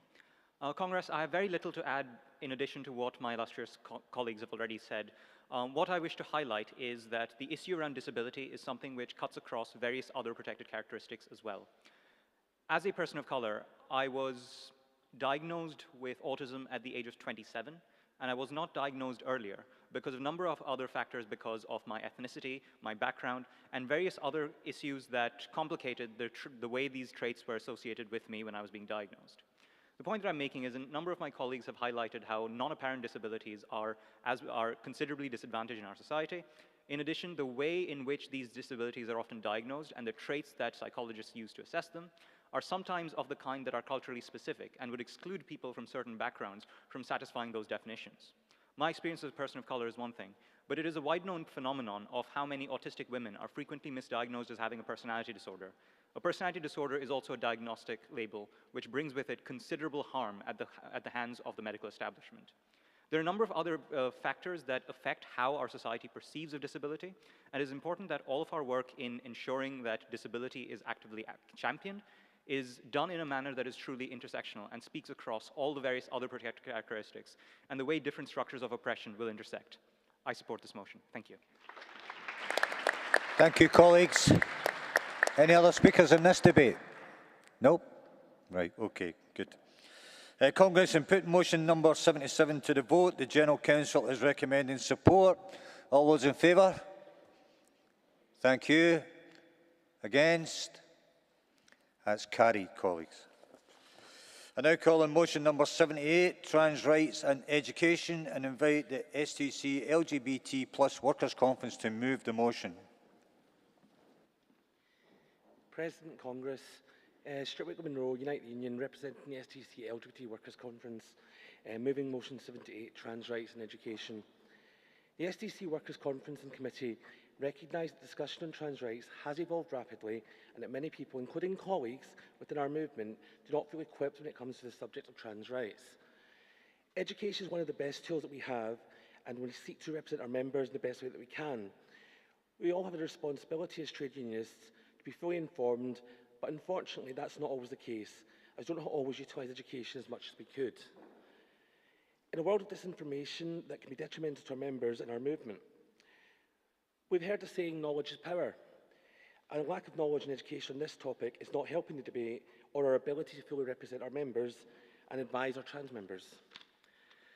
Congress, we in the trade union movement are used to open and frank discussions. We are well versed in having informed, critical debates on a wide range of motions. And we have a responsibility to make sure those debates are carried out in a comradely manner. The trade union movement prides itself on being a champion for equality and fighting to protect and defend and advance our rights at work, in society, and to build a fairer world for all. The STUC LGBT Committee understands that we live in a world that is so rapidly evolving and changing, and that we live in an era where disinformation platforms have become the font of all knowledge, where everyone is now an expert on things that they really don't know anything about. This motion seeks to negate the misinformation being perpetrated by calling on the STUC to commit to working with affiliates to promote a campaign on education acceptance towards the trans community. Trans education is lacking in our movement, and we must ensure that this changes to give our reps and officials the tools to actually represent our trans community. I move. Thank you. Okay, thank you, colleague. Do we have any seconder for the motion? Yep, up you come.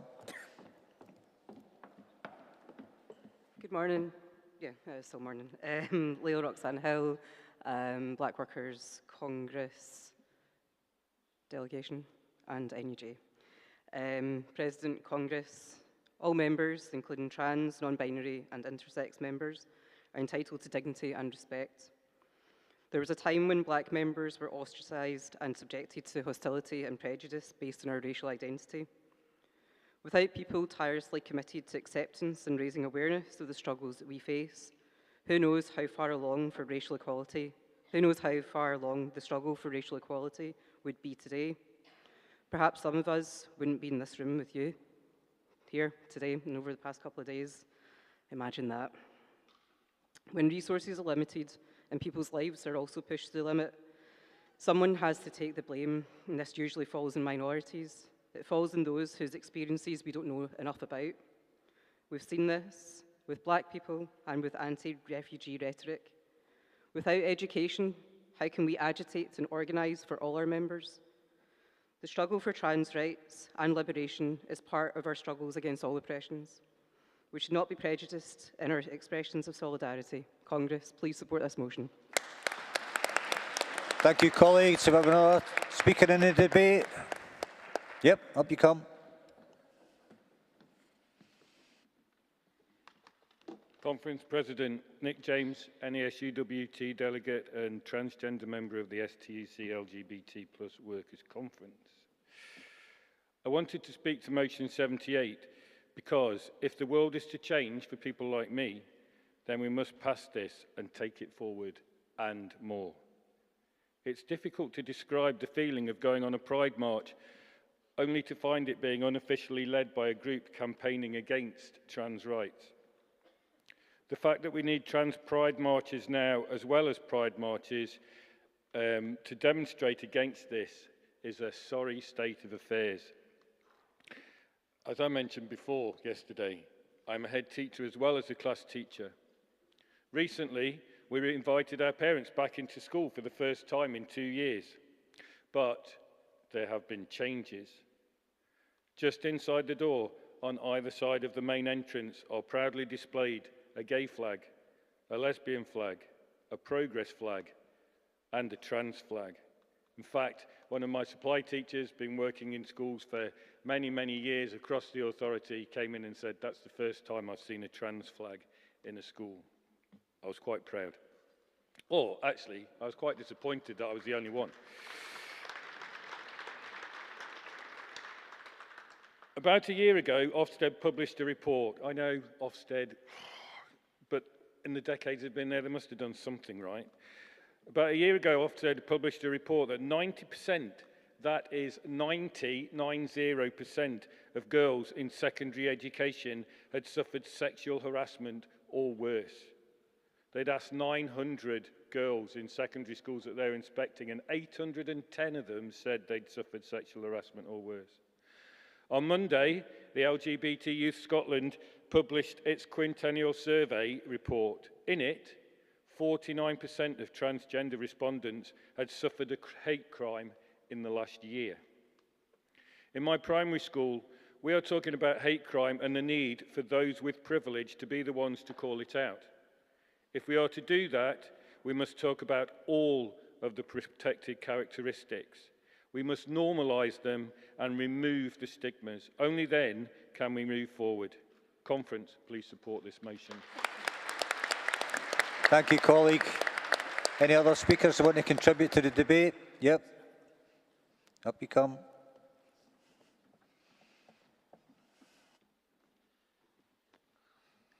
Hello, Congress. My name is Ken.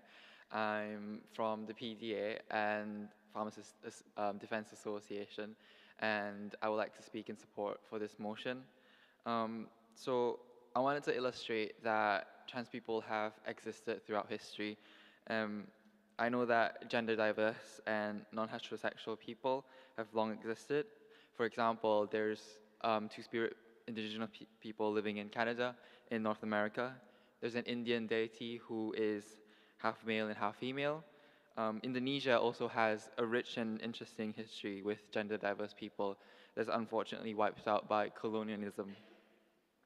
These people were actually celebrated for their non-conformity to the gender binary because they were seen as leaders, as pioneers, as someone who's willing to break outside the box.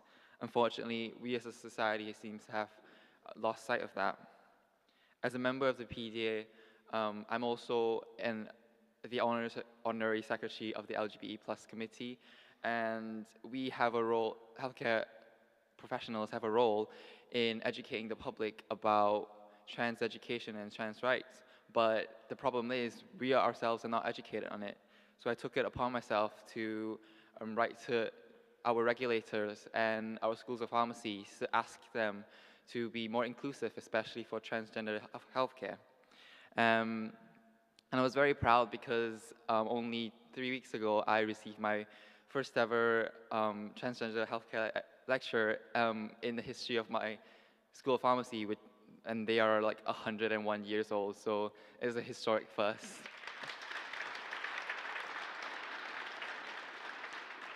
But we do have a long way to go because that's only one school of pharmacy and we have over 20.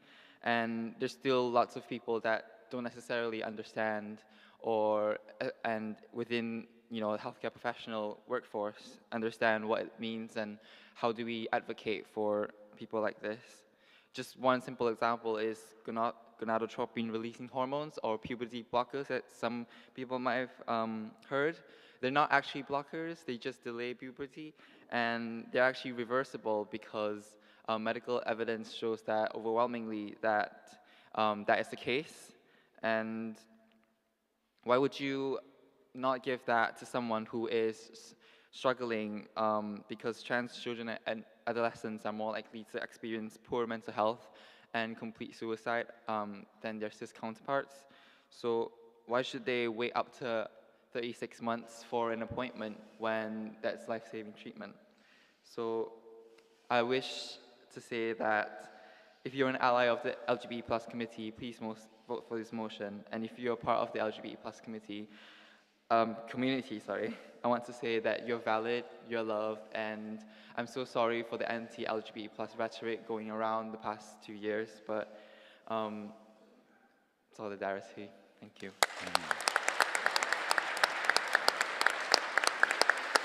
Okay, thank you, colleague. I don't see any other speakers coming into the debate. So, Congress, in moving motion number 78 to the vote, the General Counsel is recommending support. All those in favour? Thank you. Against? Carried, colleagues. Okay, I now call on motion number 79, safeguarding and single-sex provision, and invite Paisley Trades Council to move the motion.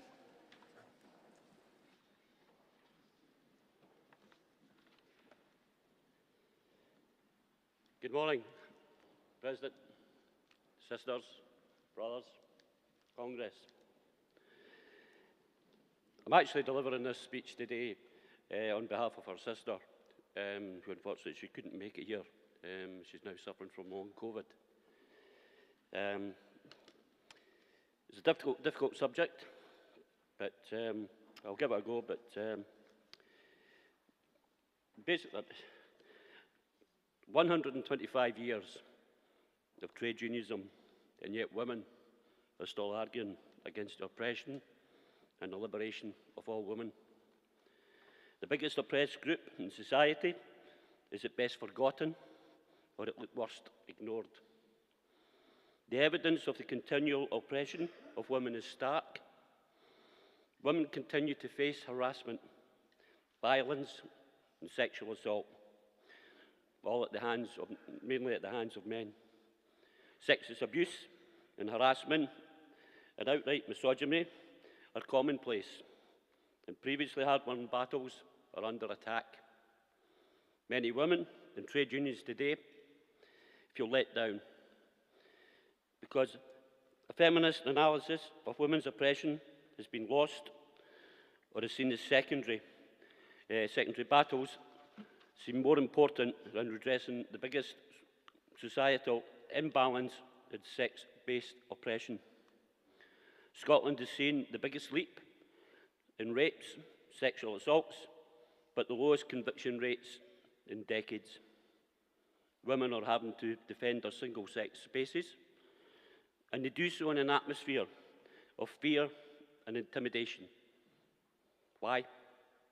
Because every time a woman raises legitimate concerns about their needs and entitlement to single-sex spaces, they are shouted down as transphobic.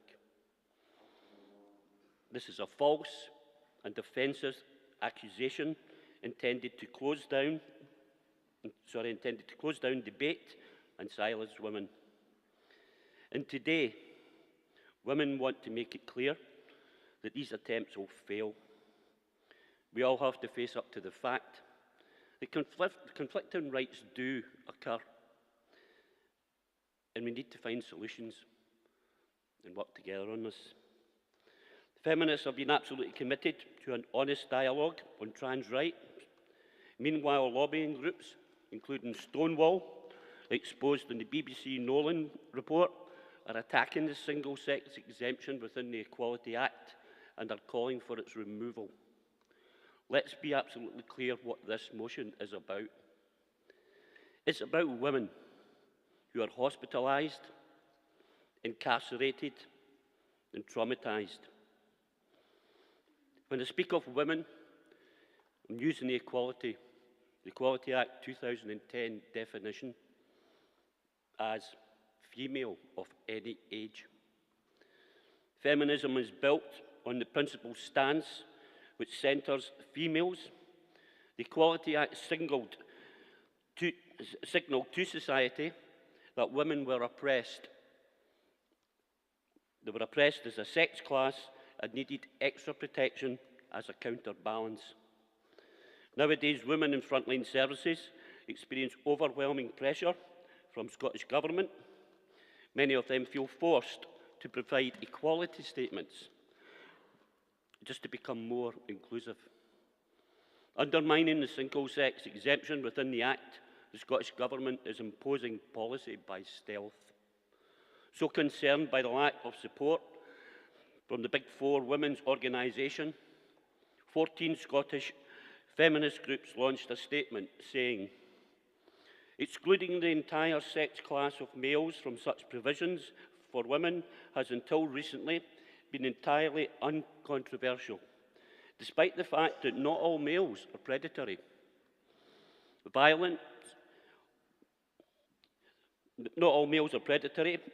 or present a danger to women, and it is a proportionate way to protect women and girls from the minority of males who present this threat. This exclusion of all males, no matter how they identify, is a basic safeguarding issue. Pretending sex doesn't exist has real-life consequences. Unions must face up to this rights conflict. Only last year, a woman was raped in a mixed-sex ward hospital. When the police arrived to respond to the allegation, they were told, there's no men in this ward. They therefore turned round and went away. As a consequence, they turned round, they went away. However, many months later, Colleague, I need to ask you to wind up. Certainly. They uncovered the hospital's CCTV, of which then the matters were taken up and dealt with. It's not because they believe every man is a predator, but because the evidence shows that the predator is more likely to be male. The incident also believes a failure in basic safeguarding. Anyone that is in health and safety we'll have to acknowledge prevention is better than a cure. Colleague, can you wind up now? Brothers, sisters, I ask you to support this motion. Thank you. Thank you. Thank you, colleague. Do we have a seconder for the motion? Nope. Any formally seconders? Nope. Formally? Okay, formally. Right, okay, the General Counsel is opposing this motion, and I now invite Pauline Rourke to deliver the General Counsel statement issued to delegates earlier.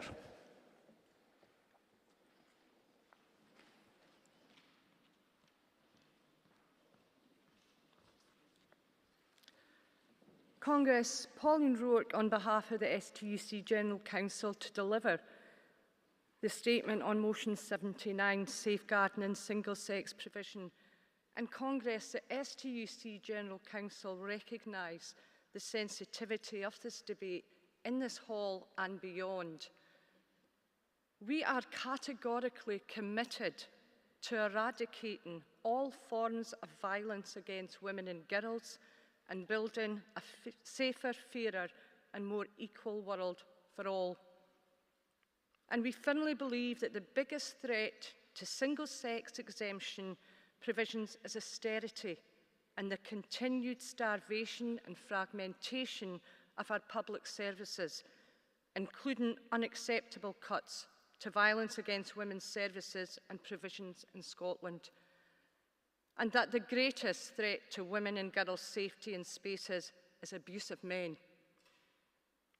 The STUC General Council also recognised the complexities, especially for provision providers, of protecting both sex and gender reassignment within the context of single-sex exemptions and safeguarding the rights and safety of both of these protected characteristics. Further, we applaud Scotland's leading women's organisations, including in gender and rape crisis, who have successfully navigated this for decades. The STUC General Council support the right to single-sex exemptions, as outlined in the Equality Act from 2010, and we support greater safeguarding and robust equality impact assessments, and we strongly believe that tackling inequality and organising to build a safer world for all must be priority, and that's all our jobs here today. The STUC General Council recognise that the discussion about who should have access to single-sex services has evolved over the last couple of years and unfortunately has become polarised and toxic. However, the General Council are unable to support this motion. The motion refers to the weakening of safeguarding measures, however, does not stipulate what this weakening of safeguarding measures is. And in addition, the motion calls for the trade union movement to support efforts by a new constellation of women's groups which have developed to oppose the weakening of safeguarding measures and which campaign to uphold the single-sex exemption within the Equality Act, but again, unfortunately, does not specify who these groups are.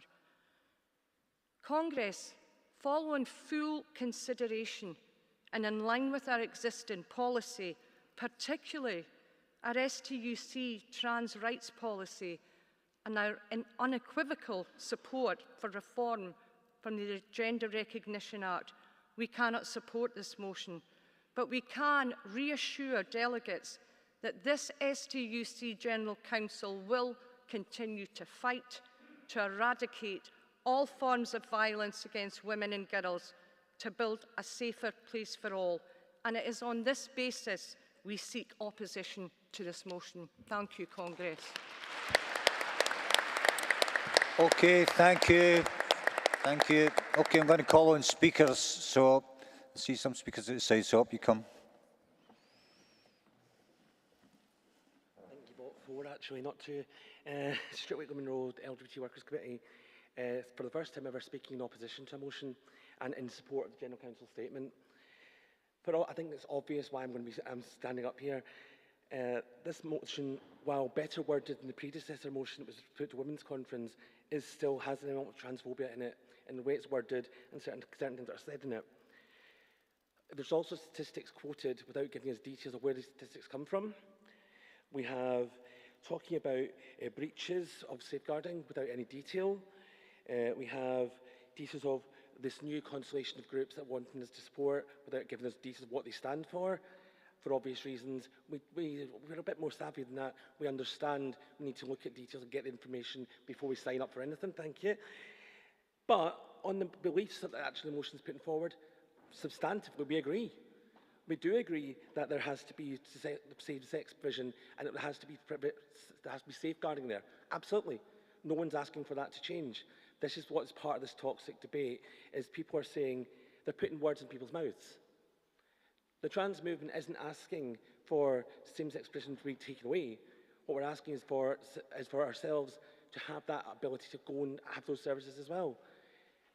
I could stand here and go on about this topic. I'm not going to, because there are other people who I think will put it better than I can myself. But please oppose the motion. Thank you. Thank you, colleague. Okay, Next speaker.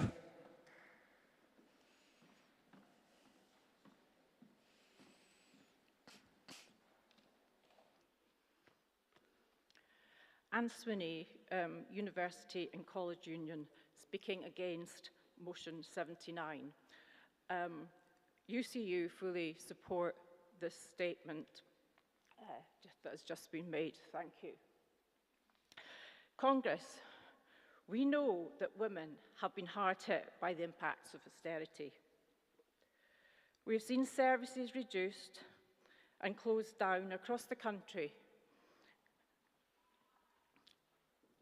And we know the impact on women's lives.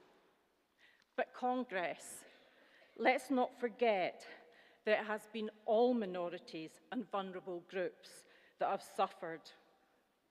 All vulnerable groups have been under attack. Let's be clear, women's rights should never be seen as being in competition with the rights of other oppressed groups. Division among oppressed groups gets us nowhere. Congress, I have heard delegate after delegate speak out against oppression. And we, as a workers' movement, need to continue to unite against all forms of oppression.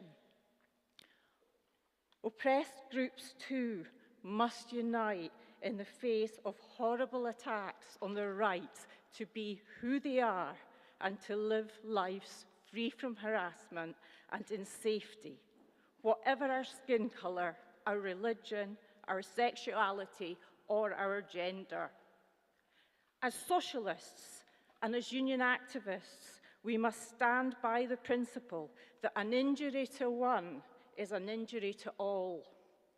All women, trans and cis, need to stand together to fight oppression with the full support of the union movement behind them.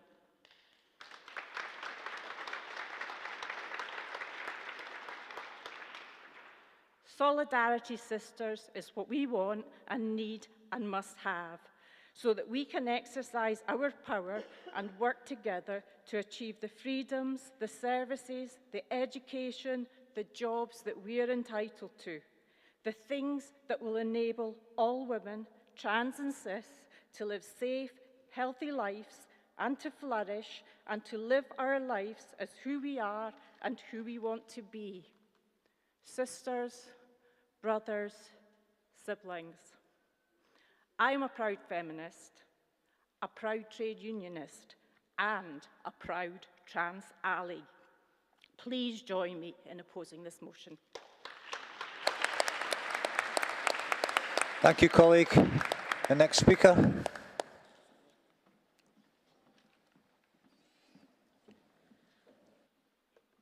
President, Congress, Cat Boyd, National Officer for Scotland, representing the position of the Public and Commercial Services Union. Congress, our own annual delegate conference takes place in May, and we'll be having a member-led debate on these issues covered in the motion. So in the interests of our own union democracy, we'll be abstaining on motion 79, but if you'll indulge me, I just wanted to make the following points clear, that this is our union's view. So firstly, we see that the Tories are deliberately sowing seeds of division in society. It's a government that is creating a hostile environment for LGBT+ people, and we all need to support trans people who are under attack, be it physical, verbal, or sexual. Violence against women is rising. 3 women are murdered every week, often by a partner or a former partner.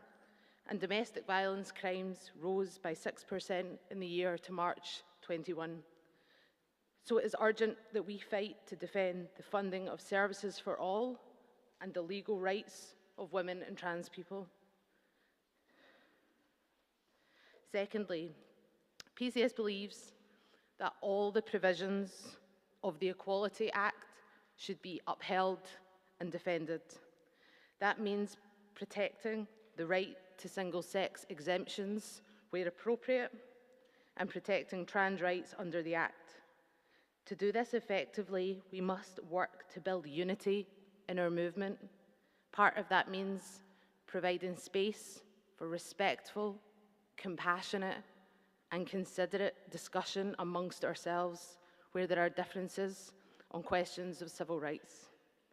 And so finally, PCS union members, as I said, will have the opportunity to participate in such a discussion at our conference in May, and it's crucial for our union that we do so without preconditions or preempting their views.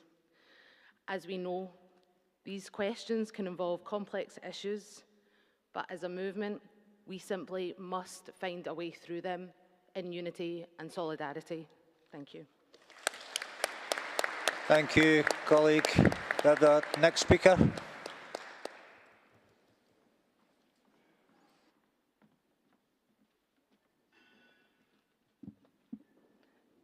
Hayley Maxwell from Glasgow Trades Council, speaking in opposition to this movement. I'm a first-time delegate, first-time speaker. And this is a very off-the-cuff, unprepared contribution to this debate. My main opposition to the motion is that workers in violence against women's services are organised, and I'm not sure how we can take this motion in good faith when those workers have not been consulted. If we're a movement that believes that workers know how to do our jobs, then I think that we need to be trusting workers. We know how to do our jobs. We sit with survivors in their darkest times. We witness people at the lowest point in their journey. We accompany people to extremely difficult and traumatising appointments with the justice system. We support them to keep them safe, and we have put out quite explicitly as workers that we are trans-inclusive. We support all survivors. I call upon Congress to oppose this motion on the basis that there has been no consultation with workers about what safeguarding measures have been weakened. Thank you. Okay, thank you, colleague. Is there any more speakers want to contribute in this debate? No? Okay, colleagues, I'm going to ask the mover of the motion, do they want to exercise their right to reply?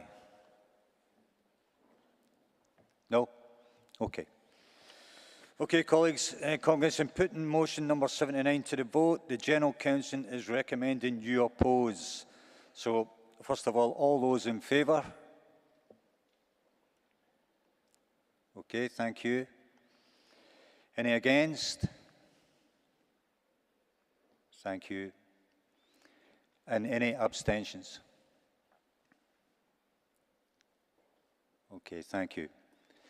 The motion falls, colleagues.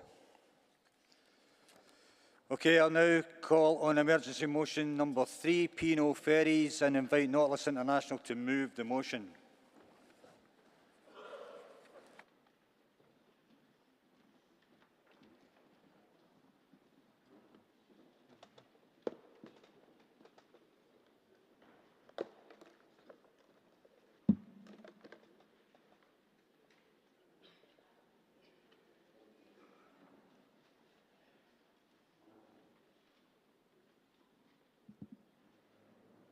President Congress, Mickey Smith, Nautilus International. Colleagues, I've been dealing with P&O Ferries as a rep for the NUS. That's the, National Union of Seamen, RMT, Nautilus, for 35 years. In fact, my colleague Martin advised me last night in the Indian restaurant that I've been dealing with P&O Ferries for over a period that spans 5 decades. So thanks very much for that one, Martin. So I would like to state, colleagues, that I have a fair bit of knowledge, good and bad, about this ferry company. I could write a book, and perhaps one day I will, about the current management we have in place is by a million miles the worst we have ever had the misfortune to meet. Since that fateful St. Patrick's Day, that morning, circa my phone went ballistic at 7 o'clock, I'll be honest and state it's been playing on my mind. Not only will I never forget what P&O Ferries did to our the P&O Ferries board did to our members, I'll never forgive them for their actions sacking without notice and not consulting both Nautilus International and the RMT by removing our maritime professionals from their vessels in what can only be called a military operation. I used to say that I was proud to work for P&O Ferries for 27 years. I'd worked previously at sea for other companies, deep sea, etc., before I lucky enough landed a job. Got a job in Ionic Ferry for a week. I stayed for 27 years. As I say, I worked there as a rating initially, and then as a DAC officer until I left to join Nautilus over 8 years ago. It was at one time the most professional and respected ferry company in the UK and Europe. But that is obviously no longer the case, as it has become another unscrupulous ferry company. Just to let you know, guys, it's always been a struggle, and I mean a struggle, to defend our jobs at P&O Ferries. I went through 4 redundancy exercises during my time on the Larne-Kinmurn route, serving as an AB, a rating, and obviously Ian and 25 others refused to take redundancies back in 1997. And I always recall, because I got married then, when I came back from honeymoon a week later, the managing director says, well, there you are, Mickey, because it was the RMT convener at the time. There's 114 names, don't want to work with you anymore. But we stayed on. But unfortunately, as I say, our colleagues were replaced by non-domiciled seafarers on lower terms and conditions and clearly lower wages. Let's be honest, around our coast, some operators don't even pay the nice minimum wage, which also includes P&O Ferries. Simply exploiting international seafarers who replaced our members, fulfilling their goal, which has always been their goal, a race to the bottom. I recall numerous interviews after St. Patrick's Day, once the news broke about our members being put off their vessels. Numerous occasions I was told by the COE, Peter Hathaway, giving assurances to Nicola Sturgeon, the First Minister, regarding safety. Well, Peter came from Green King. You know, he only came into the business 3 years ago, working as a RoPax director in the North Sea. And as I say, one of my biggest issues in life, I never tell lies. Never been caught out telling lies because I don't tell them. But the fact of the matter is, during the redundancies back in 2020, obviously this was done by teams, because P&O were coming for us before then, only COVID came along. Because they wanted to change our terms and conditions, they wanted to take the leave of us, they wanted to reduce pensions, but along came COVID. And during these redundancies, you know, when we all found out what teams were and soon were, this gentleman asked me to refrain from using nautical terms and abbreviations, as he didn't know what we were talking about. So, as what I said to the press on numerous occasions, so anything here with the board of P&O Ferries say about safety, I would take with a pinch of salt.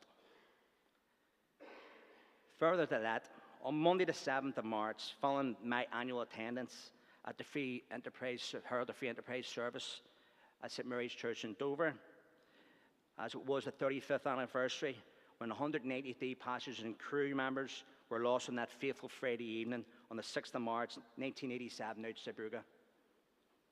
I, along with 2 other colleagues from Nautilus, met with Andy Good, the P&O's new HR director, who some of us in Calmac will recall we met him, and some of us will know the railway unions met him. He used to work for London Underground and others.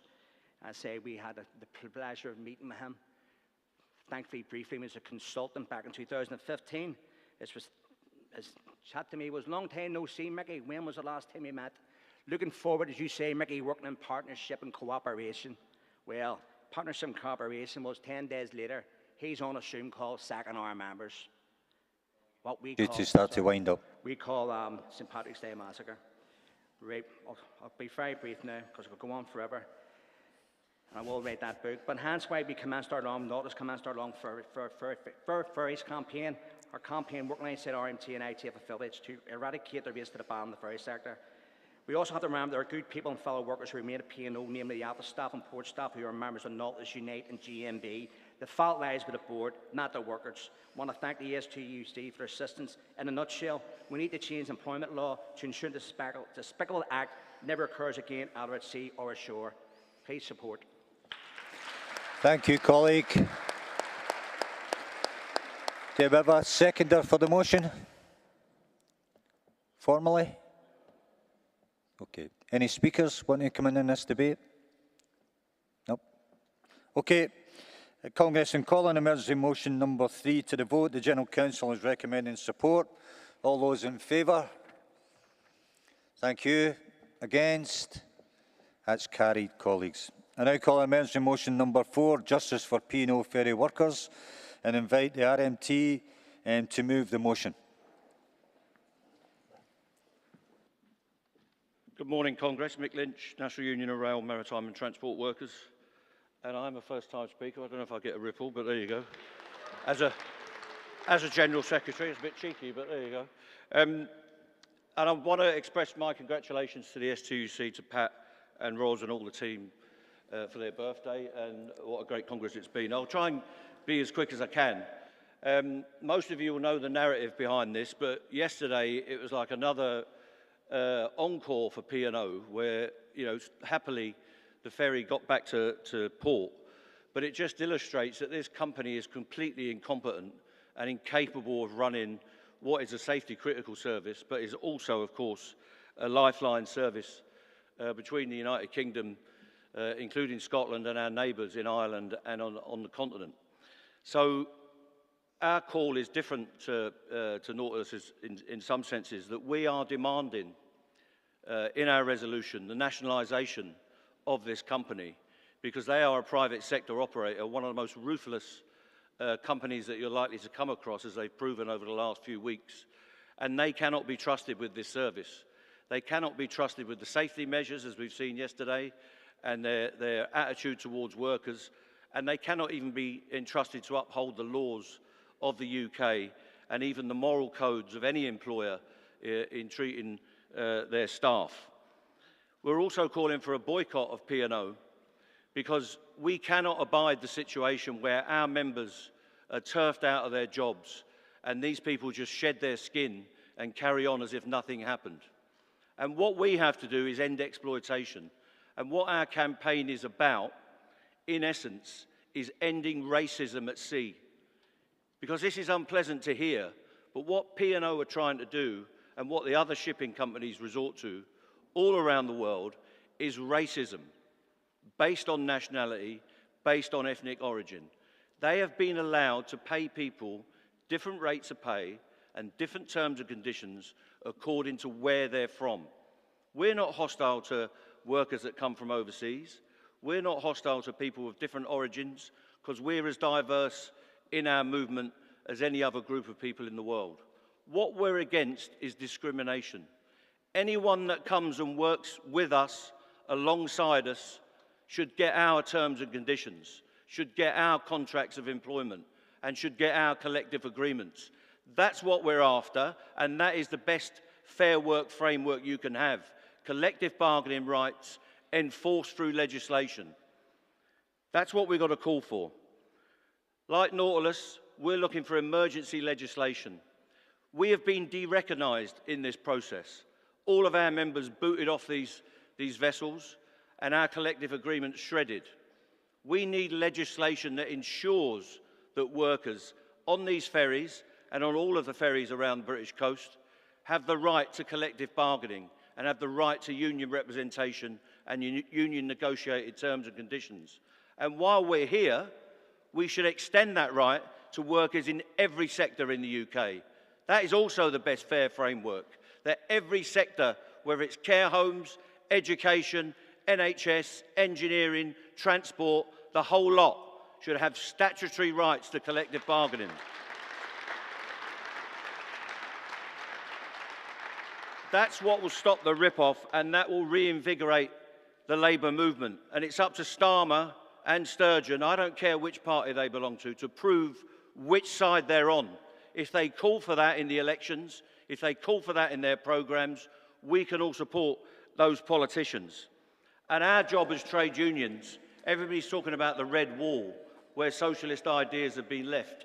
Well, what we've got to do as a movement, whether it's this Congress in the nations, whether it's the Welsh Congress, the regional congresses around the UK, or the British trade union movement, and all those general secretaries, they've got to make sure that we get into our communities, not just in the ports, but in all the former manufacturing areas, all the coal fields, all the working class communities, that the unions are there, standing up and fighting back against austerity, fighting back against the cost of living crisis, and fighting for real workers' demands. We want a pay rise, we want collective bargaining, and we want job security. We'll be doing that in the maritime sector, we'll be doing it in the railway sector, where we're taking 40,000 people into struggle, and we should do it in every sector that this Congress covers. So I want you to support this resolution. I want you to stand up for P&O workers' rights, but I also want you to stand up for the rights of every worker in this country. Let's make this trade union movement a fighting, militant organisation of the workers, and let's bring that fight back to the bosses. Please support the resolution. Thank you.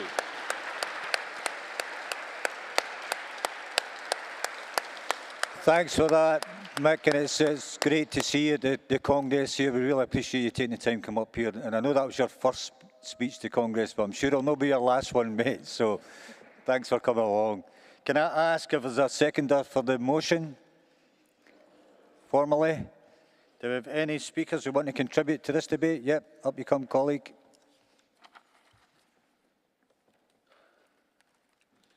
Graham Wallace, RMT Delegate, Glasgow Shipping Branch Secretary. I'd like to support this and my comrade there that's just spoken and bring to your attention P&O Company Employer Policy. This is their own policy. Modern Slavery Act statement. We are committed to a zero tolerance of any form of slavery. P&O policy also states to comply with applicable national laws and regulations regarding working hours, minimum wages and benefits. Congress. Not only have they shown a total disregard for employment laws of this country, they don't even live up to their own terms and conditions. And if this is P&O's sacking of 800 seafarers and replacing them with cheap labour crews, some earning as little as £4.50 or less, is not a form of slave labour, I don't know what is. Congress, they have done this with total disregard to the UK and Scottish employment laws. This Scottish Government and its Fair Work policy must do all it can to stop the exploitation of merchant seafarers sailing in and around Scottish waters, and insist that shipping companies sign up to the Fair Work policy while trading in and out and working in Scottish waters and in and out of our ports. Thank you.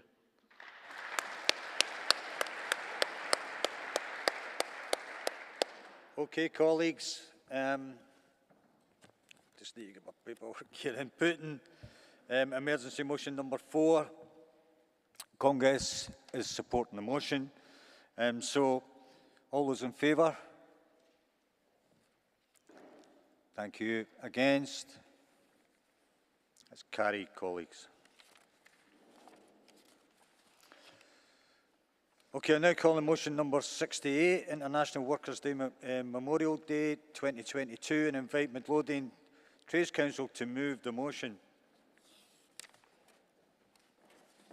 Rob Patterson, Midlothian Trade Union Council, formally proposing motion 68.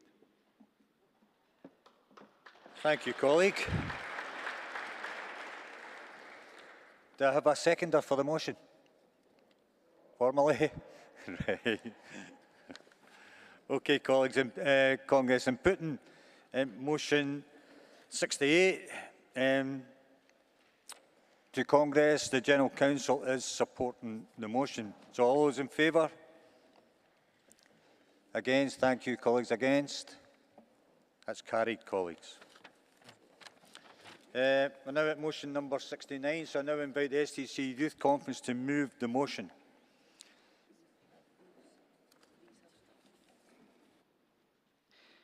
President, Congress, Josh Morris, moving motion 69, political education, on behalf of the STC Youth Committee. Congress, political education is one of the biggest questions our movement has to answer. Our task is to work out how best to engage people in their own political education. Struggle is, of course, an essential part of political education. Without struggle, education is resigned to textbooks. However, struggle without education is doomed to failure. If somebody doesn't know the nature of who they're fighting against, then how will they achieve victory? The importance of political education is self-evident. People my age have spent over half their lives living under austerity, and there's young people at high school right now that have known nothing but austerity. Working class youth are living in communities that have never known anything but chronic underfunding, where the community itself has been stripped away by successive neoliberal governments at a national and local level. Everyone is aware of these issues. They can see them with their own eyes. However, what can be lacking is the drive to change these things. Those who promote neoliberal ideology have a vested interest in making budget cuts and practices such as fire and rehire out to be necessary managerialism, instead of these being at the coalface a class struggle. Anyone who tries to fight back alone is fobbed off from department to department until they're back where they started again. What's needed is a political education aimed at the realisation that it's collective action that will ultimately win our liberation from the idea that working class people are simply cogs in a system that cannot be impacted upon. For this to be won, we cannot simply lecture young people nor have a mechanistic education style. Young people are used to an education system which they're told to churn out standardised test after standardised test. If young people are ever asked what they think, then it's by individual teachers and not by the system. This idea of viewing young people as vessels to be filled with and regurgitate information is the antithesis of true education. The trade union movement should aim for true education. Education that's aimed at taking the collective experiences of learners and pushing them towards collective action. That's why there isn't an extensive programme set out in this motion. I come from a trade union family. However, the day the penny dropped for me was when someone explained that one matchstick alone is easily broken, but when they stick together, we're invincible. That's the underlying principle behind trade unionism, and that's the conclusion we want those attending to come away with. Put another way, this is essentially using the organising model in the sphere of education. It's using the principles set out by the likes of Jane McAlevey and using them to run education classes. It'd be all well and good us drafting a rigid and standardised course. However, we could later find that it's not applicable to every community or in some youth groups. Allowing this flexibility while still ultimately having a goal to reach would mean that learners are the ones choosing what they wish to talk about. This is of the utmost importance, comrades. There are things that matter to us in this room that many people don't currently care about. Well, ultimately, we want everyone to care about the things that we do. Us selecting what's going to be talked about may lead to many young people being disinterested and not engaged in what's been said. There is a time and place for that sort of education, but this is not it. Congress, I hope that I have demonstrated why a programme of this nature is beneficial and necessary to our class. In the trade union movement, we talk about getting young people in trade unions as youth membership is chronically low. There have been some fantastic initiatives around this, including organising around precarious work that a lot of young people find themselves in and talking to apprentices in college. However, we also need to think about those who have not yet entered the world of work and those who are new to it, and how we ensure that these people have a high level of political education. This motion, if passed, would allow the movement to engage young people in politics on a level that matters to them, be it local, national or workplace issues. It would allow us to restart the conversation about class, because at the end of the day, the only way in which we can link any issue the young people want to talk about together is an analysis of class. Which class is it that stands in the way of even the most minor reforms? It's certainly not the working class. The class that stands in our way may have different faces at different times and may seek to present itself as a curdlier version of capitalism, but the fact remains the same. If we want a government that puts working class interests first, we need a working class government. May I ask you to wind up, colleague? Just last bit. This isn't deep political philosophy by any means. It's aiding young people in achieving the political education that they've been deliberately starved of for decades. This motion is one step towards achieving the mass political education of the working class the likes of John McLean fought for. Congress, please support this motion. Well done, colleague. I now call on us, do we have a seconder for the motion? Yep, you coming to second? Yep.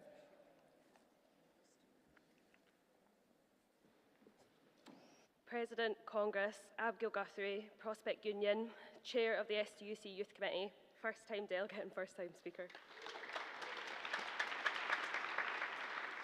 Second in motion 69, political education. Congress, from our schools and communities to our unions and workplaces, the importance of regular and accessible political education in all its forms cannot be underestimated. But the reality is that for many young people, when they hear the word politics, they're disengaged, disinterested and distrusting. Who can blame young people's apathy given the uncertain and bleak future that's currently upon us? With leaders in power who prioritise their own interests and continue to ignore the rights and voices and needs of young people. Congress, many young people don't know what life was like before austerity, and the unique and severe impacts of the pandemic on the lives of young people and young workers must and should be recognised. The pandemic has stripped young people away from learning, education and job opportunities. It has taken crucial years away from young people and had devastating impacts on young people's physical and mental well-being. And what now? A cost of living, mental health and drug death crisis and full-scale climate emergency. And we've not even felt the true economic impacts that COVID and Brexit might play on jobs for young people. We exist in a generation facing the very real possibility of never retiring. More than ever, young people need unions and unions need young people, but we have a mass amount of work to do to make that a reality. We need to show them that the best tool to change a workplace and fight back against inequalities and issues young people are facing is to join us. But that starts with education and helping younger people understand that politics is not just about party politics, far from it, but that the issues that they're facing on a daily basis, like not being able to get a bus, or sit their exams, or secure a home, or have a contract at work, these issues are political. Congress, I don't speak to you just as a young worker, but as a young woman in the movement.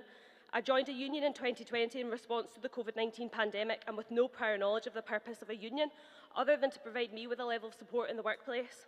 I'm lucky enough to work in a public sector organisation with recognised trade unions and to have education through supportive reps and full-time trade unionists. I've now also had the opportunity to be part of the STUC Youth Committee and learn and grow in that space and participate in informal political education. But not all young workers are in such a position because it's young people who are often in the most vulnerable, precarious and unfair environments with unjust contract conditions and predatory management. I wish trade union and political education had been part of my school curriculum and that I was given the opportunity to learn about my rights at work earlier. That's why I think the Unions into Schools programme is great, but we need more of it and we can't just depend on that alone. Congress, though there's a general apathy from young people when it comes to politics, young people in Scotland are also angry and agitated. Look at the young people who took on the SQA and won. Look at the young people who are on strike from school every Friday to fight for our future and to save our planet. Look at the young people who are taking on bosses in hospitality and winning. Look at young women fighting for period dignity in Scotland and fighting to end sexual harassment on the streets. These issues are political, though it might not always be framed as it. Young people might not even realise that what they're doing is political. Bosses and establishments don't want politically educated generation because it fills them with fear, but knowledge is power and we need to implement better political education. Yes, in schools, colleges and workplaces, but also in our unions too. We need to properly equip those delivering political education as well. We need the future of the workforce of this union movement. We are the future of this workforce and the union movement, and we desperately need a system that prepares young people who are entering and those who are already in employment about their entitlements in the workplace and the power of collective action. Young people need to be prepared for the challenges... Colleague, you need to wind up. Congress, embedding political education cannot be left to the STUC Youth Committee following this Congress. That would be impossible. Every union needs to support developing political educational opportunities with their workers, activists, officials and reps, but also helping to strengthen existing initiatives like Unions into Schools and support activities like Political Weekend Schools for All. Through education, workers and young people will be better placed to face the challenges at work today and collectively challenge them. Please support. Thank you, colleague. Well done. Thank you. Okay, before I take another speaker, I'm just going to call on Jennifer McCary to make a statement on behalf of the General Counsel, and then I'll take you, colleague.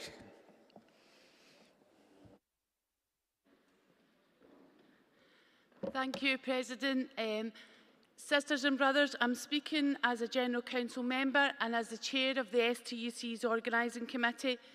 In 2021, Congress resolved to bring forward a programme of political education designed to win a deeper understanding of the case for the people's recovery and work with affiliates to ensure sharing the best practice across the Scottish trade union movement.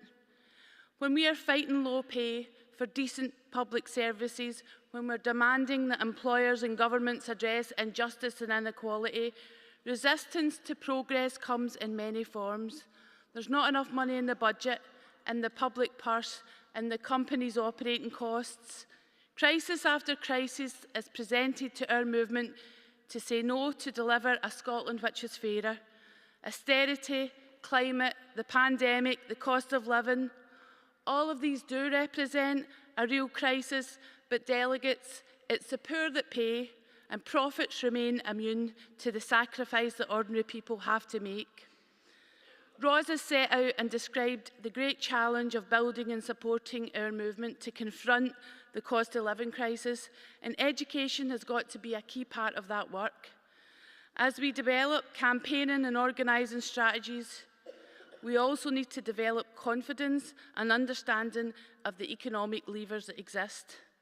A number of affiliates have been meeting to take political education strategy forward at the STUC, and the General Council has subsequently agreed to develop initial courses, including on the cost of living crisis.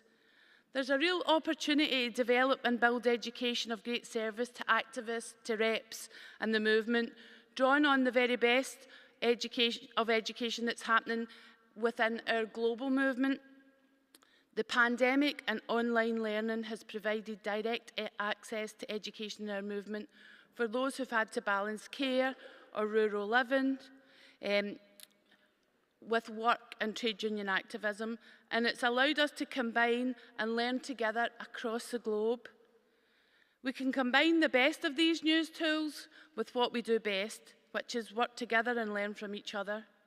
We know that different unions are at different stages in terms of education programmes, and we have an opportunity to engage across different union backgrounds and levels of union experience, including young people and new activists. The General Council is at the very early stages of developing these courses, but we warmly welcome this motion from the Youth Committee, and we commit to engaging with them on the development of this programme. Thank you, Jennifer. Go back to speakers. Colleague, do you want to come up and speak? Speak to this one as it's slightly higher up. Ben Lunn for the North Lanarkshire Trades Council, speaking in support of this particular motion on education. As a composer by trade, I am often asked how on earth did I become quite so obsessed with class politics. Ultimately, it came from me upbringing in brass bands.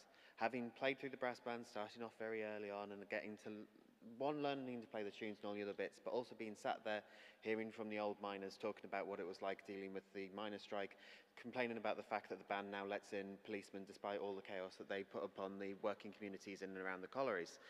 Because of that, that was something I grew up and was surrounded by from a very young age, despite the fact that trade union politics was very much in a dip from being in Sunderland at the time, despite it being something that my parents are in, my grandparents in, and so on. And so it's because of having that ability to get that access helped me get that initial understanding of where we are in relation to class. And then from there, that fed my hunger to then learn more, to get more involved with trade unions, get more active as either as an artist or as an activist within our trade unions. As the motion has been laid out by the STUC Youth Conference, they are simply wanting to expand what we have, which is making sure we understand the relationship of class. Class is the thing that divides us between workers and the owners, and it is absolutely fantastic to see that the youth are so hungry for that extra element to help expand their work and to make them a more powerful element.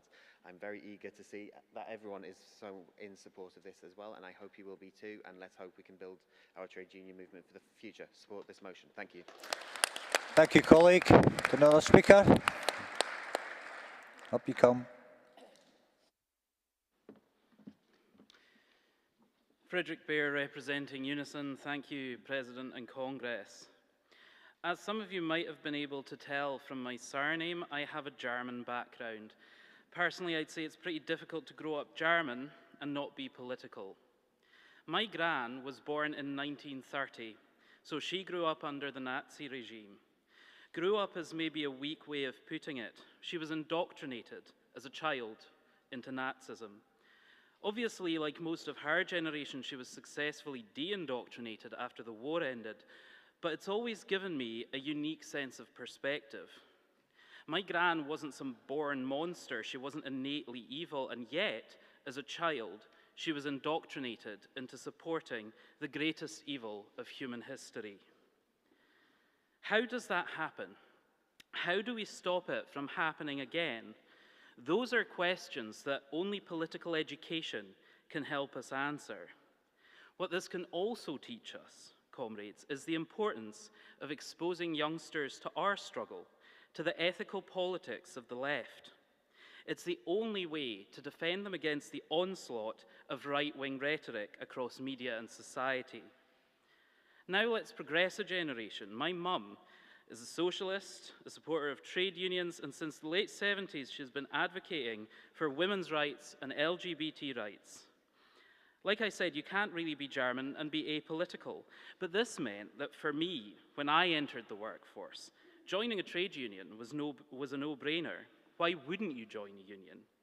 The unfortunate reality, though, is that that's not the context most young people grow up in.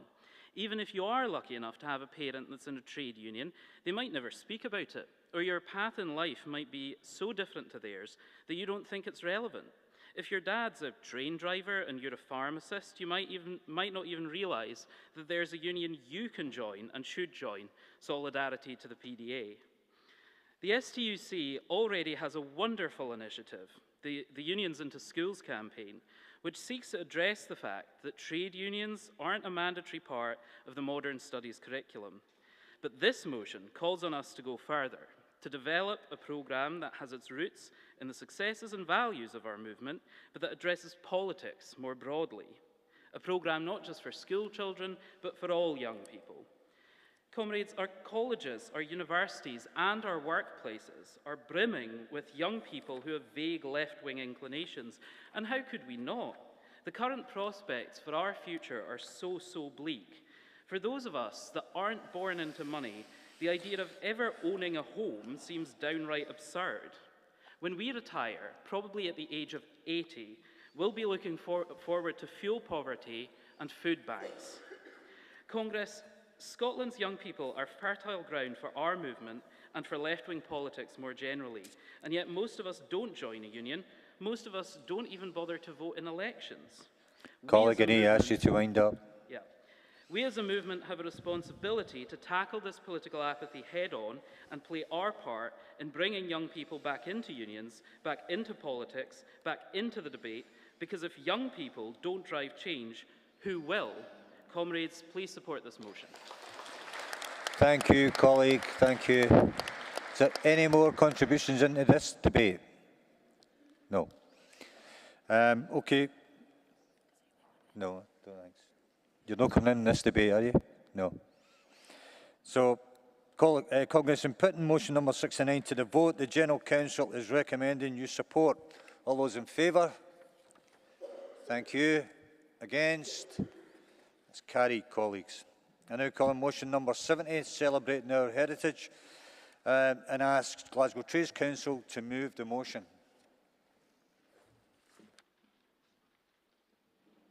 Good afternoon, Congress. Hayley Maxwell from Glasgow Trades Council, moving motion 70, celebrating our heritage. The Calton Weavers burial ground, which lies on Abercrombie Street in Glasgow, was instituted in 1787 by the Incorporation of Weavers.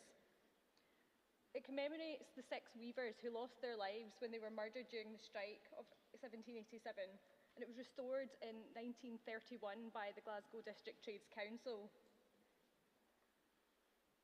These weavers were the first working class martyrs, and they lost their lives through the violence of supporting labour struggle. However, today, the memorial ground lies with grass uncut, and the headstones are so eroded that we can barely read their names. Why should we care about historic monuments? I came into contact with the story of the Calton Weavers in the People's Palace in Glasgow through the mural painted by Ken Curry, the artist. It's a magnificent mural, and I was taken by this beautiful representation of the weavers' struggle.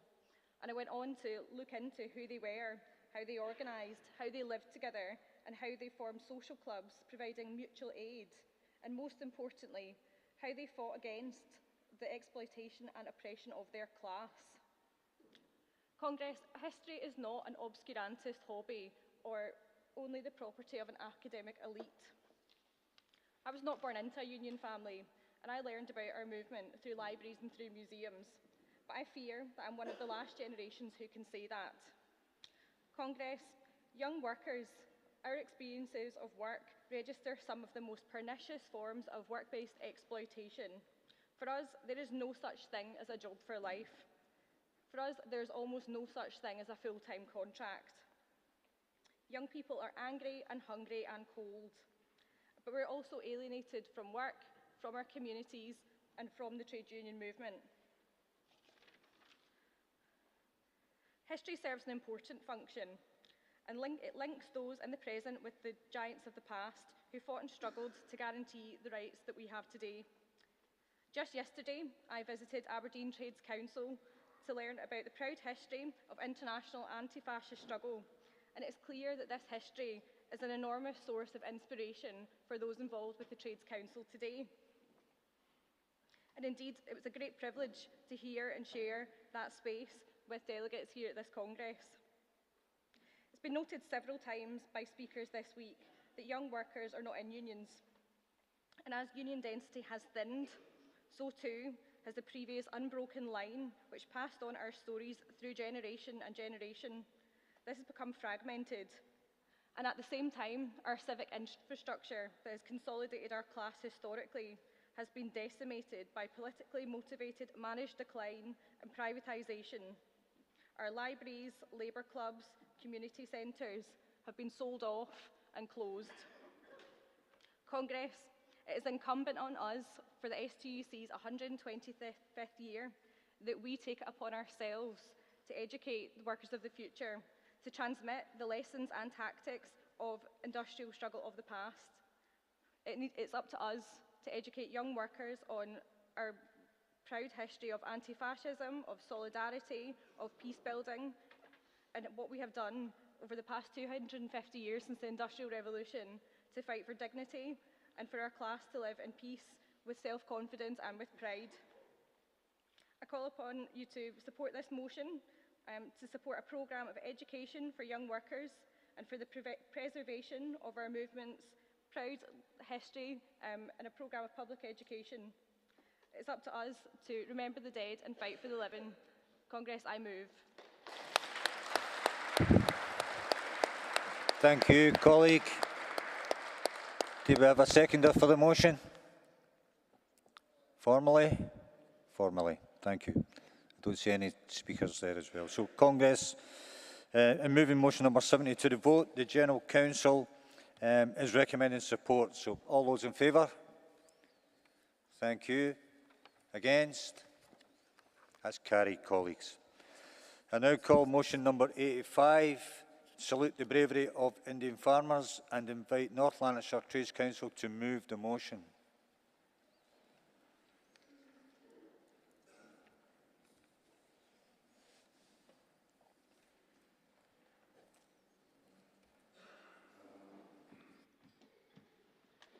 I'm back again, comrades, and apologies for taking so long to walk from the back of the hall. So yes, the North Lanarkshire Trades Council are proud to move this particular motion. One, simply from the point of view of, as been a very good old motto within trade union movement, has been think international, act local, is always a very important one. And considering victories of trade unions across the world is our victories as well, and it's something we can take a lot of pride in, particularly when we're considering the various different fights that we're having to struggle against. It's nice to have some very positive news and something to enliven us to actually build up the embers of any form of actual struggle in form of the workers. So for those who aren't fully aware of what happened, in 2020, President Modi introduced measures which were incredible attacks on farm workers within India. This was met by an incredible response from an organised workforce of approximately 1.6 million individuals who went out on strike. This, to date, is the largest strike that has ever happened within human history, which is something we can truly be amazed at and actually take such pride in, that a unified workforce can turn out such numbers against such huge opposition. From that, they were on struggle for numerous months and went well into 2021. However, they ultimately won, which is another great reassuring thing to see. When a workforce is organised, when a class is organised, we win, and that is something we should really be taking pride in. So, beyond that, there's been many things that have developed since we initially penned this motion to come to Congress. As we have recently seen with Boris Johnson deciding to hide away in a foreign country instead of a fridge this time, he has been trying to court Modi to try and offset some of the problems that we have had post-Brexit. And this has meant that now more than ever, I think our ability to reach out and to support our comrades in India is even more important, because the British government and the ruling class are not going to listen to the concerns of the Indian workers. It is us, the trade union movement, who needs to bring that further forward, and I hope that we can use this particular motion to move that forward and build our links, learn from that example and move forward. Alongside that, the attacks on the workers have obviously with vicious attacks, violent attacks, but also quite humorous attacks that have been appearing where newspapers have been talking about a supposed low turnout of only 500,000 workers at one particular strike, which is entertaining considering some of the strikes we have seen within Britain and across the world. To have a low number of 500,000 is something we can still take pride in, consider I think everyone will agree. So ultimately, I hope everyone will support this motion. We'll learn from the lessons of the various forms of internationalism that has happened within this very hall. We've heard numerous times of the great internationalism that has happened in this hall. I hope we will continue this tradition. I hope we will support the Indian farmers and support the Indian workers in their particular struggle. And as I said originally, we'll continue to think internationally and act locally. Support this motion, comrades. Thank you. Thank you, colleague. Do you have a seconder for the motion? Yep.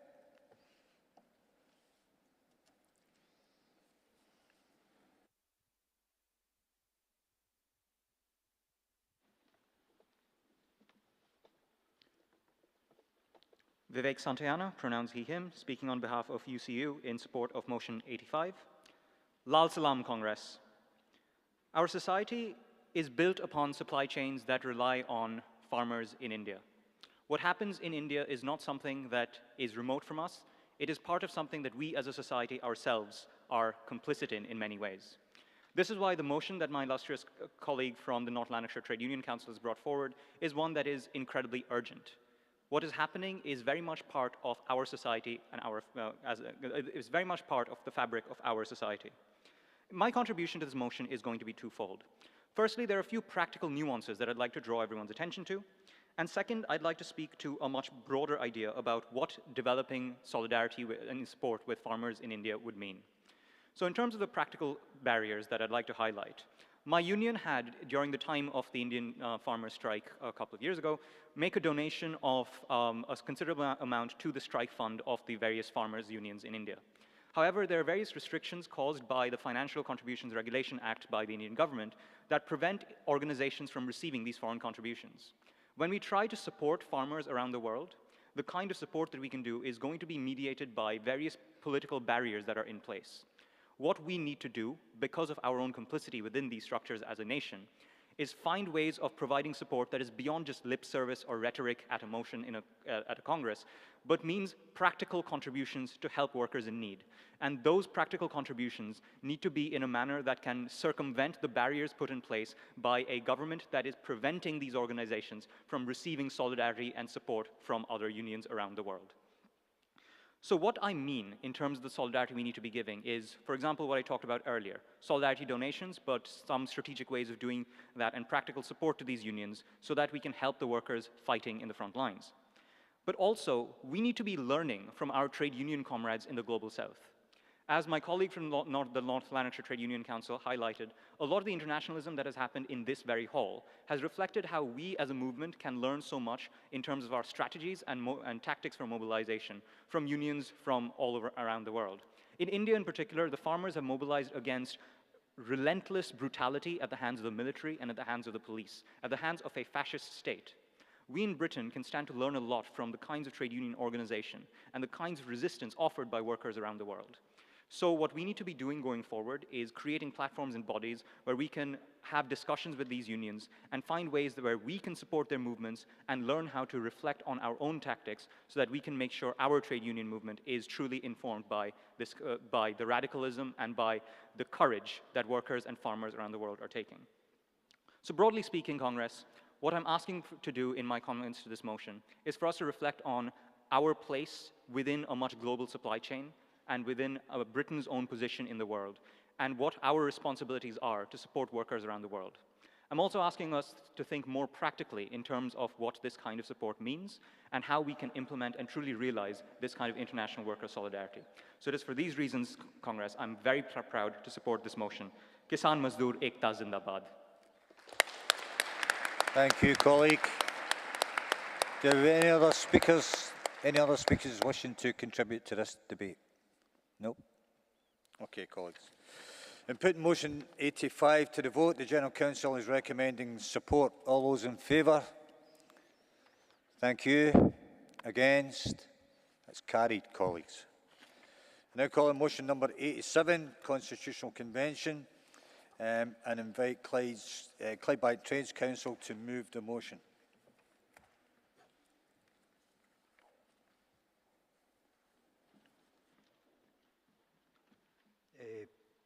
Tom Morrison, Clydebank Trade Union Council.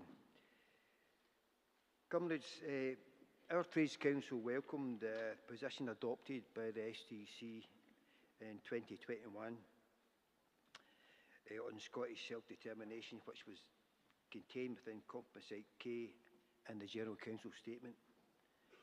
The General Council was charged with being proactive on this issue, but given what we've been through, it is understandable that other priorities arose. The national question is a core democratic issue, and many of our members see independence as an escape route from the Tories. So for us, Scottish self-determination remains a vital issue for our class. The policy passed last year at Congress was for the STUC to establish a working group to examine a range of constitutional proposals, including independence and what was termed Devo Max. The group will seek to examine both opportunities and limitations of these different proposals for growth of trade union and the working class movement in Scotland. It was set up a union-led constitutional convention with affiliates to represent the voices, the views and visions of working people across Scotland for our future. It produced a comprehensive and accessible report. It is important that the trade union movement inject class politics into what is often a debate devoid of such politics. And motion 87 is a reminder that this needs to take place. The aim of this motion is to push this question back up the agenda and ensure that all affiliates, including trade union councils, have the opportunity to engage in the proposals to establish the convention. Please support. Thank you, colleague. I don't call on this. Do we have a seconder for the motion? Formally? Any speakers wishing to come in and debate this motion? No? These people sitting there. Okay, Congress, in putting motion number 87 to the vote, the General Counsel is recommending you accept. All those in favour? Thank you. Against? It's carried, colleagues. I now call on amended motion number 64, sexual harassment of women, and invite the Musicians' Union to move the amended motion. Thank you.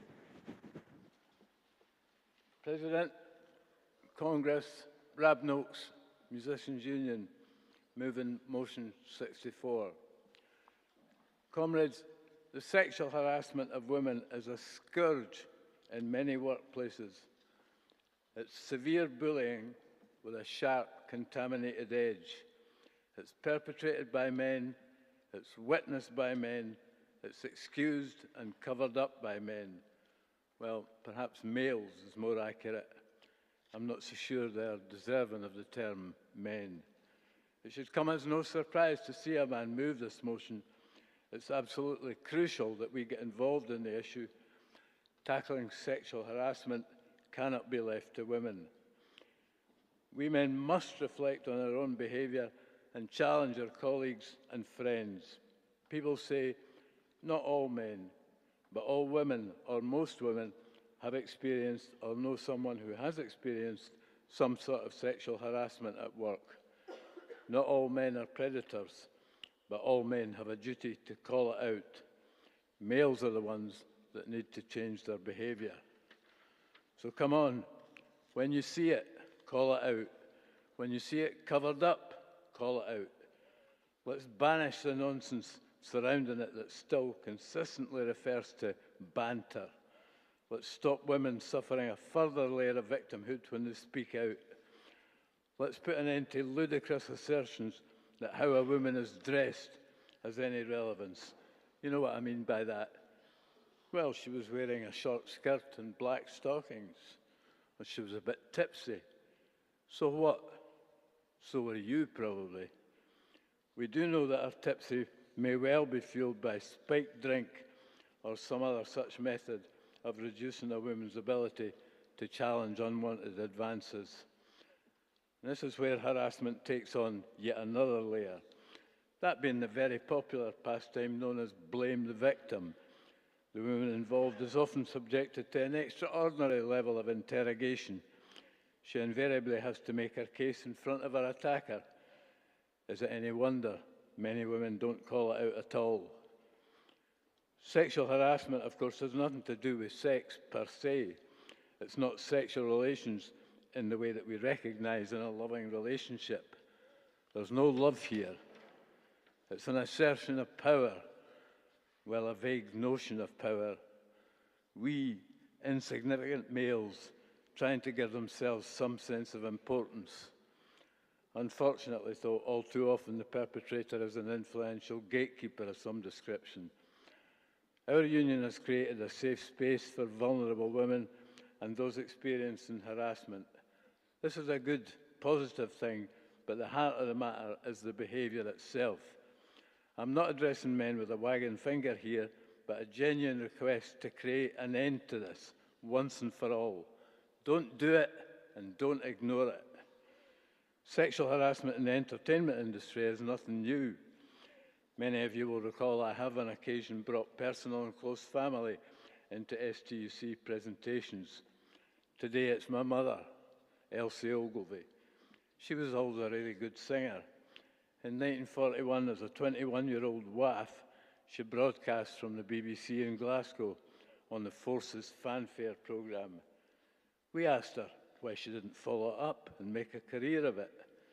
Her reply was, there was too much attention of the hand on the knee variety, and that repelled her.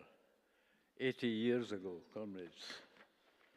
In the folk and trad music world, there have been reports of some serious instances. Some of them virtually amount to casting couch behaviour, where young women are offered slots on festival bills or other prestigious bookings for sexual favours.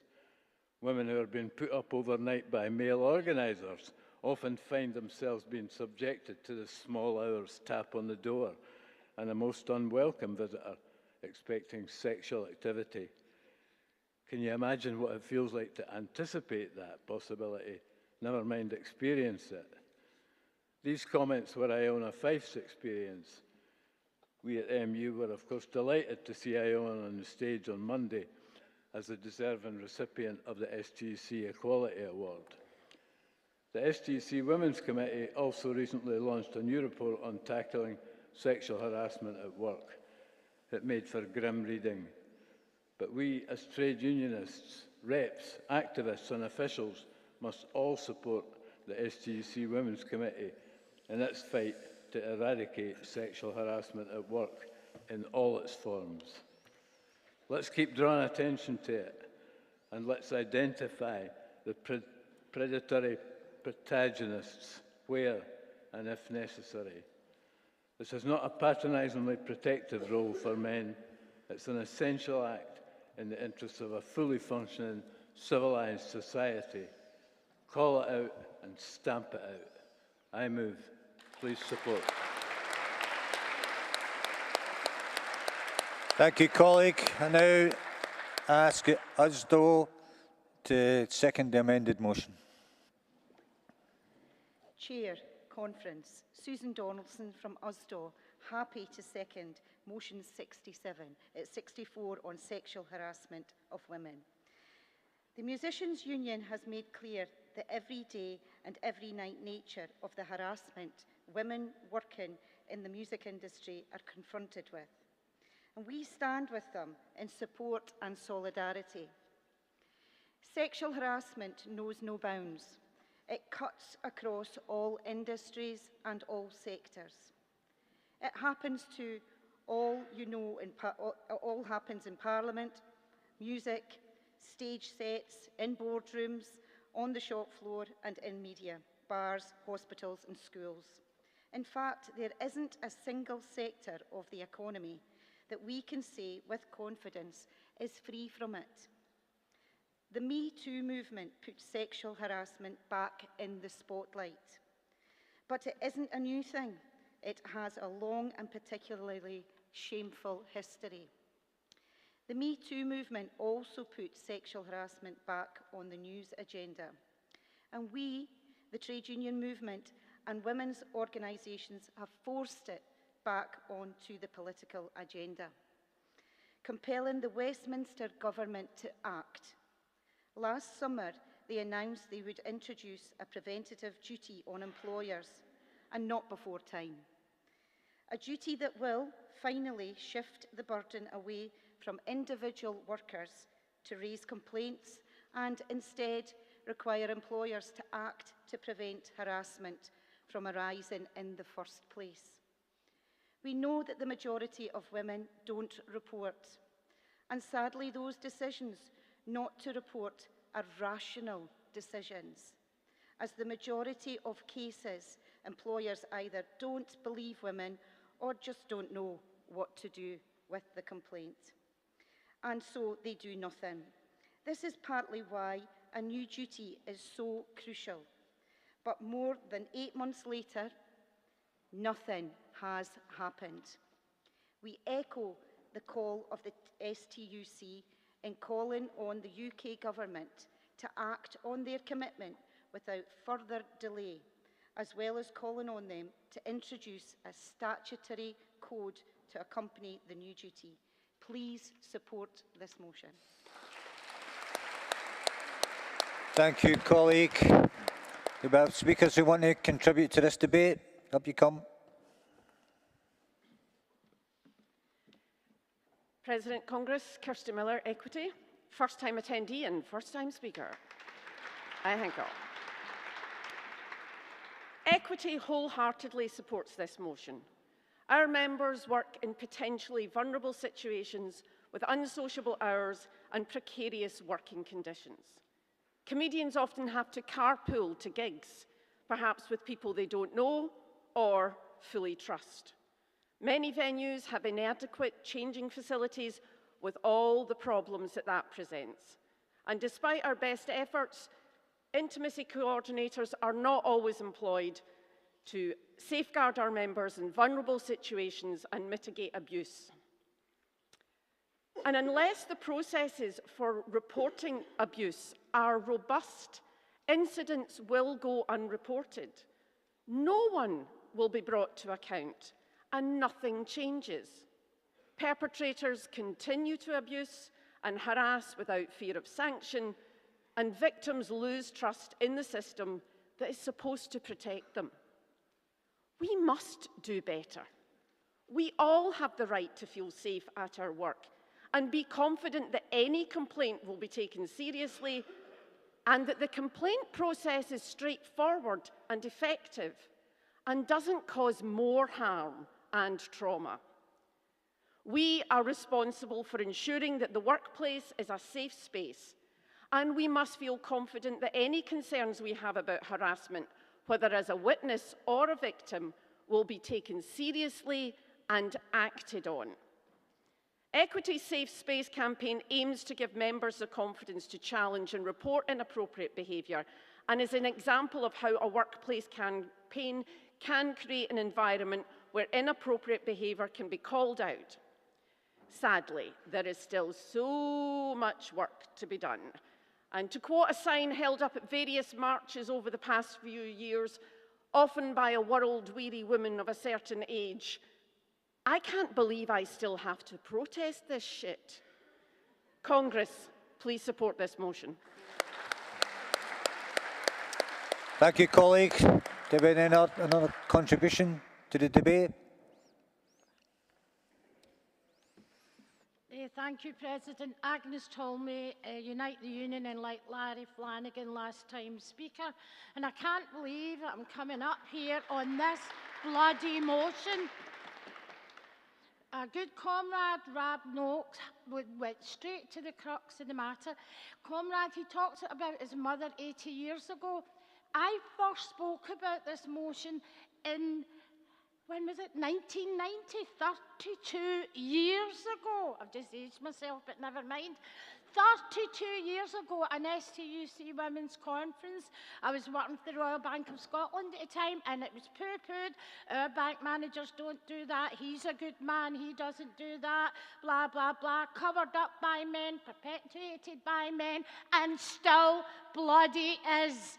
We've had enough of this. Our women, our young women are entitled to go about their daily lives without men having a go at them, touching them, muttering in their ears, frightening them, terrorising them, making them uncomfortable. We have solutions, we have policies, and we have sanctions, but you're still bloody doing it. You guys are, I'm not naming any individuals, so I point at you, just ignore me, but never mind. If you're out there, you know who I'm talking about. Get this bloody sorted. Come on, guys, you know who's doing it. You hear them, you see them, you're with them. Stop it. Our women and our girls are entitled to better than this. Come on, get it sorted. Thanks.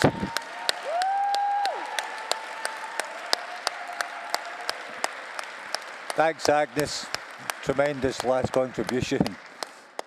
Okay, can I get another speaker coming up? Yep.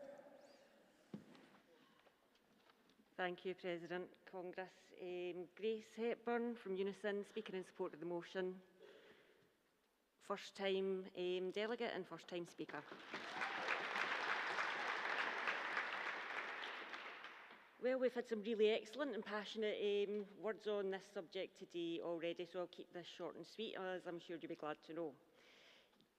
To echo my colleague earlier, sexual harassment is first and foremost about power.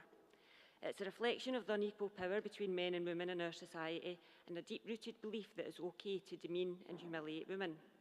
We know the problem is greatest in occupations and sectors which are male-dominated, but it's also far too common in public services, including the NHS, which are female-dominated but are hierarchical with large imbalances of power.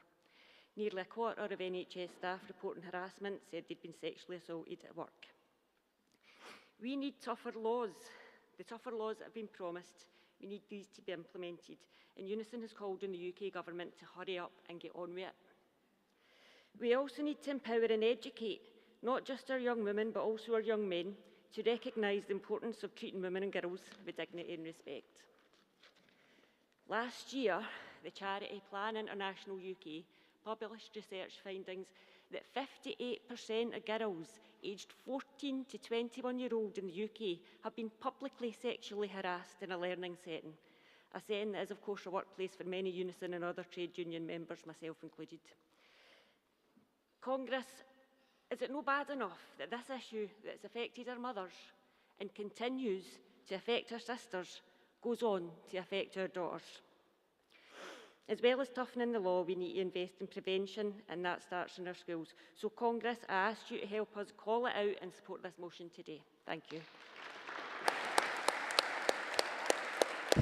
Thank you, colleague. Have another speaker?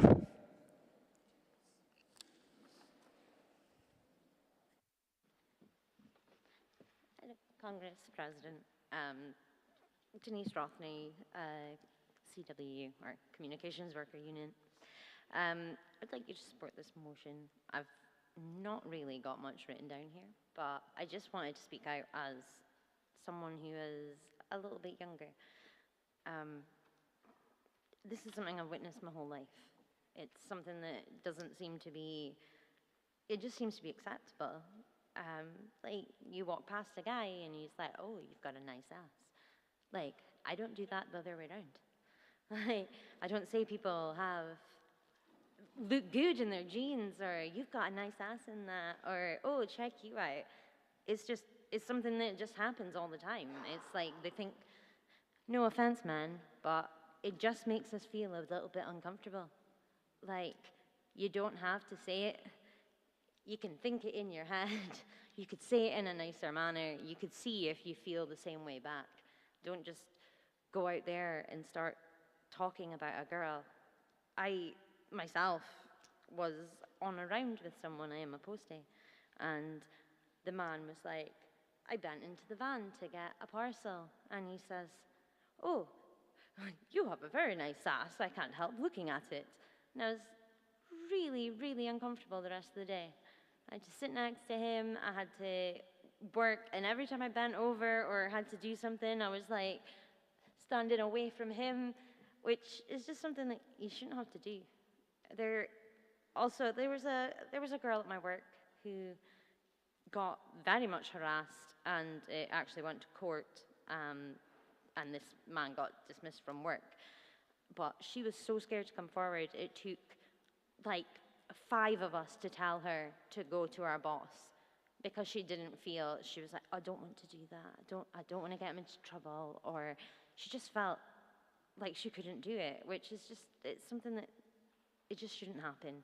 And yeah, just like everyone else has said, it's not acceptable. And to be in the 21st century and still be talking about this, like that woman said 32 years ago, she stood up. That's before I was even born.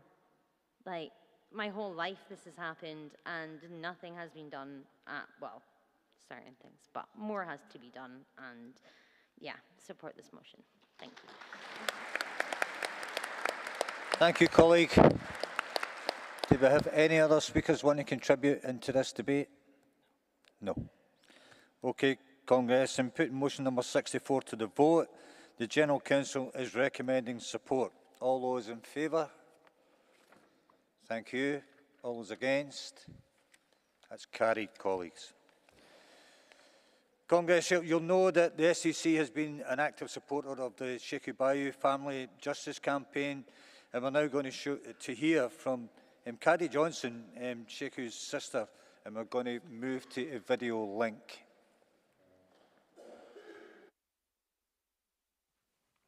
Hello everyone, my name is Caddy Johnson, and I'm Sheku Bayu's sister, who died on the streets of Kirkcaldy at the hands of police on the 3rd of May 2015. I extend my sincere apologies for not being there with you today. When I first met you in Glasgow in 2015, you promised that you would stand with my family until the end, and you have never gone back on your promise. Thank you so much for all your support in the fight for justice in the Sheku Bayu case. Sheku left his house in Kirkcaldy in the early hours on the 3rd of May 2015, when he was met by police officers who were responding to calls from members of the public. Initially, 4 officers confronted Sheku as he walked open-handed and unarmed down the road. They did not find him with any knife, so why did they not de-escalate the situation as they do every weekend outside the clubs and pubs with white young men on drugs or alcohol in their system? My family always said that if Sheku broke the law, then the police had the right to act. But any force they used had to be lawful, reasonable, and proportionate. My brother was unarmed. He was not violent to them. Yet, in the first few seconds, they used sear spray, pepper spray, and batons on him. He was brought to the ground. Up to 6 police officers were involved in restraining him on the ground. Sheku had the right to life. Some officers even claimed they thought they might be under a terrorist attack. Sheku was handcuffed and restraints applied to both knees and ankles. His body was covered with lacerations and bruising. He never got up from Hayfield Road alive. When they put my brother's body in the ambulance, he was still shackled like a slave and taken to the same hospital I was working in as a nurse. And there he was officially pronounced dead. Following Sheku's death, multiple versions were told to us by the police, including the lie that a member of the public found his body and that the police were looking for 2 individuals. The 9 officers involved were allowed to sit in one room together for several hours, whilst they refused to provide statements to the Police Investigation and Review Commissioner investigators, and failed to do so for 32 days. Following Sheku Bayo's death, he was criminalized, stereotyped, and smeared to justify his death. We will always be grateful to our amazing lawyer, Ama Anwar, and his team, who fought tirelessly for us to be granted the public inquiry. It will finally begin on the 10th of May, 2022. The inquiry is likely to last for 2 years. We, the family, need your practical support to continue to raise awareness, and we hope you will attend the first of many peaceful vigils, bring banners and placards to the public inquiry starting on May the 10th at Capitol House in Edinburgh. Last year, as a family, we were glued to our TV screens as we saw people in America rise up to fight for justice after the murder of George Floyd. Like George Floyd, Sheku was face down on a road pavement, fighting for his life, struggling to breathe on a Sunday morning. Whilst George Floyd had 1 officer holding him down, our Sheku had up to 6 officers holding him down. When I watched George Floyd lose his life, I felt like I was watching my brother Sheku die in that video. The whole world now knows George Floyd died as a result of asphyxiation at the hands of the police and not because of drug misuse. Why is it that when a black man dies at the hands of the police, it is always his fault?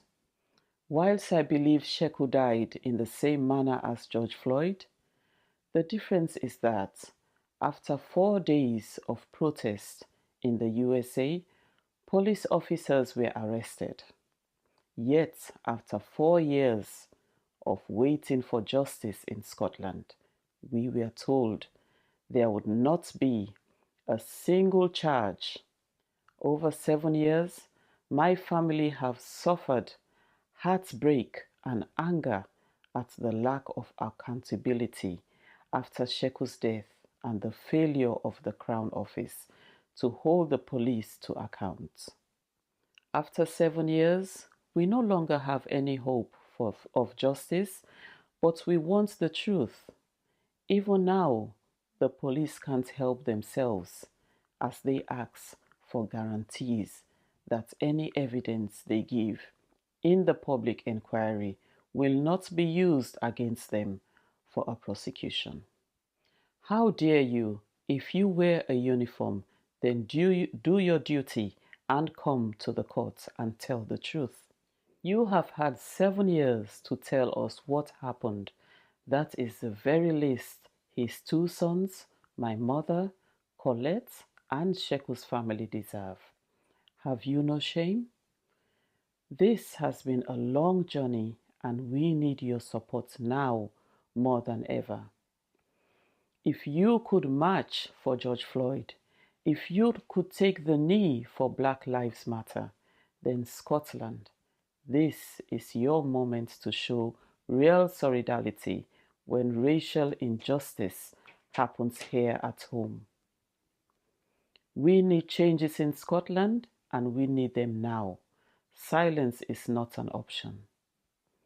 My brother Sheku cannot defend himself nor cry out for justice, but it is our duty to do so for him and for all those who have lost their lives in the hands of the police. On behalf of myself and my family, Sheku's mother, his 2 boys, sisters, and the rest of the Bayo family, I want to thank you all for your kind support. Justice for Sheku. Thank you.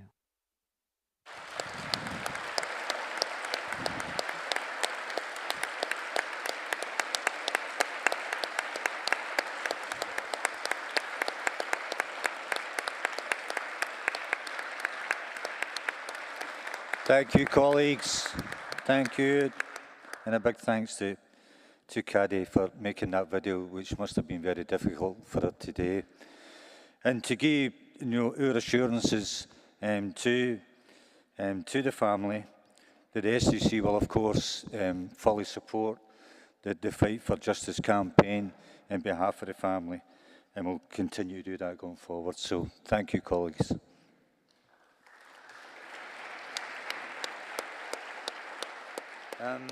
I've got an announcement here about the winner of the AXA raffle, Mary Ann Gillum. First prize for the Royal College of Midwives, and second prize is Wendy Smith. So if you go to the stall, you can get your prize. So thank you to all the exhibitors for the support at Congress. So delegates, this is your last chance really to visit the stalls this afternoon. So in leaving the hall, there will be a bucket collection for positive action in housing. And I need you back here at 2 o'clock sharp. I've got all night to do this, Congress, but if you're back here 2 o'clock sharp, we'll get away. Thank you.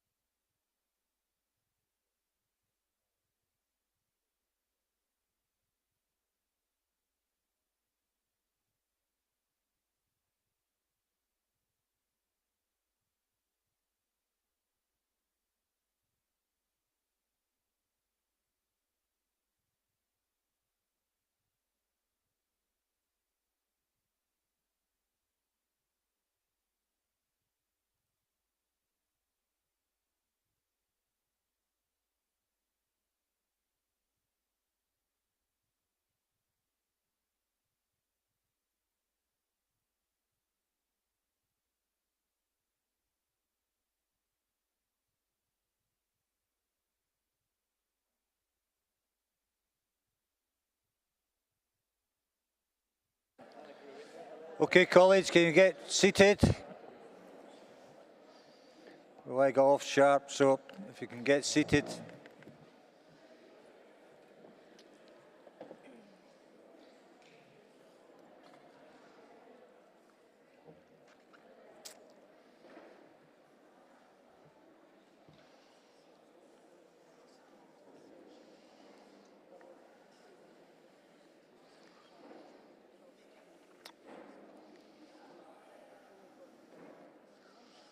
Okay, let's get settled down.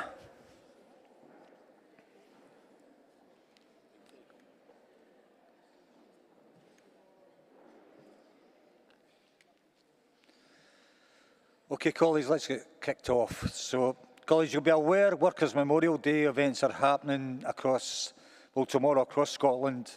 And on the slides overhead, you can see the details of those events. Glasgow May Day also taking place this Sunday, so anyone requiring a large poster for this can collect them at the reception. There's also tickets on sale for the Glasgow May Day Festival, Northern Soul event this coming Friday.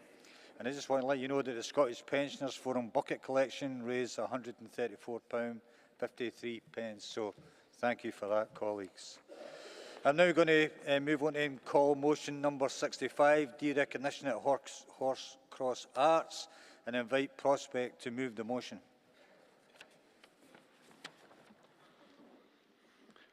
President, Congress, Tom Ingles from Prospect Union, moving motion 65. First time attendee, first time speaker.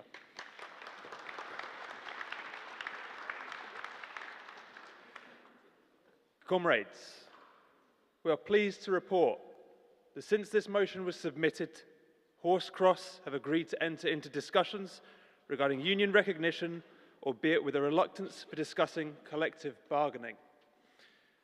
We'd like to put on record our thanks to the STUC for their ongoing support in helping persuade management to enter into these discussions, and that the basis for these talks is to produce a full collective bargaining agreement, and nothing less is acceptable.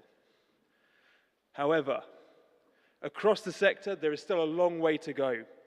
We're aware of other cultural organisations, either directly funded by Scottish Government or indirectly funded through Creative Scotland and Screen Scotland, where there is no recognition agreement. And their fair work practices and principles are being ignored. This leads to not only no recognition of the appropriate trade union, but also the continuing use of 0 hours contracts and not honouring the real living wage.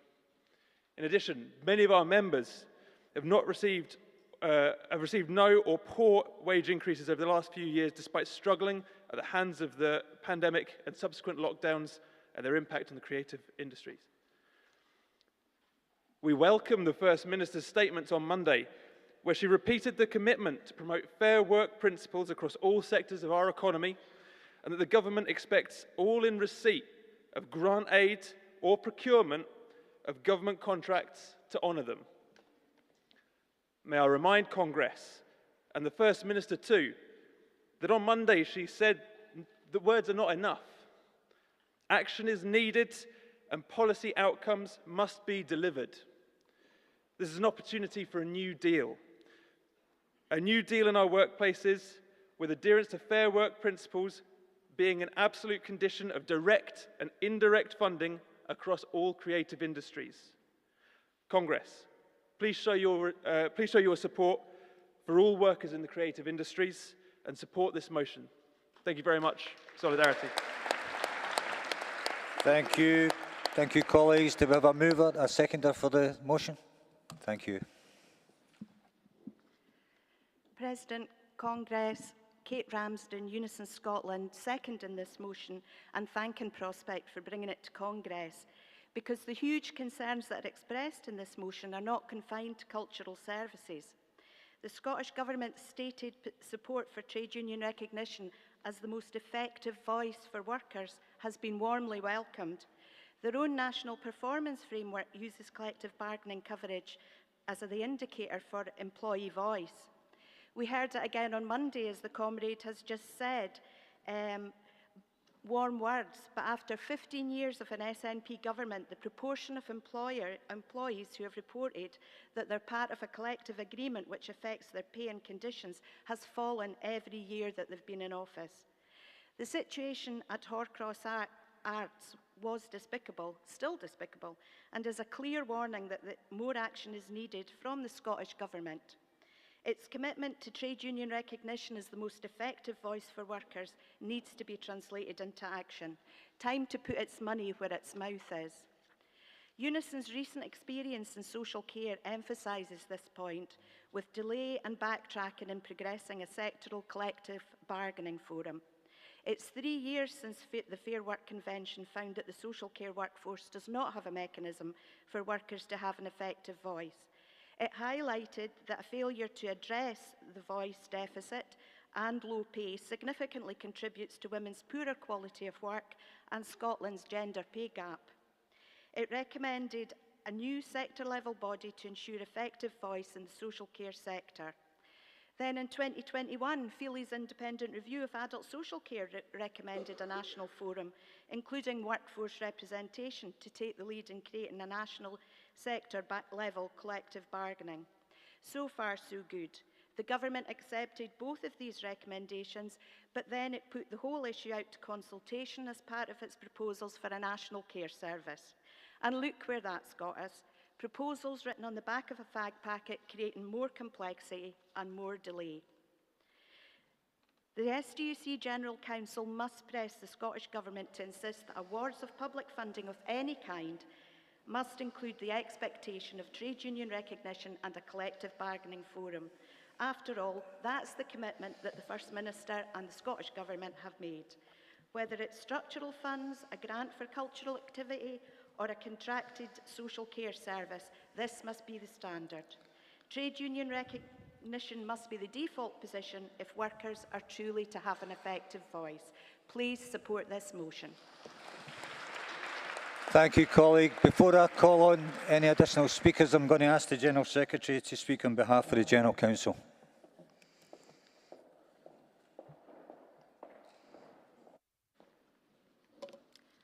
Thanks, President, and thanks to Prospect for putting this issue on the agenda, and also to the others supporting the seconding speaker from Unison for raising some really important issues that I couldn't agree with more in relation to social care in particular.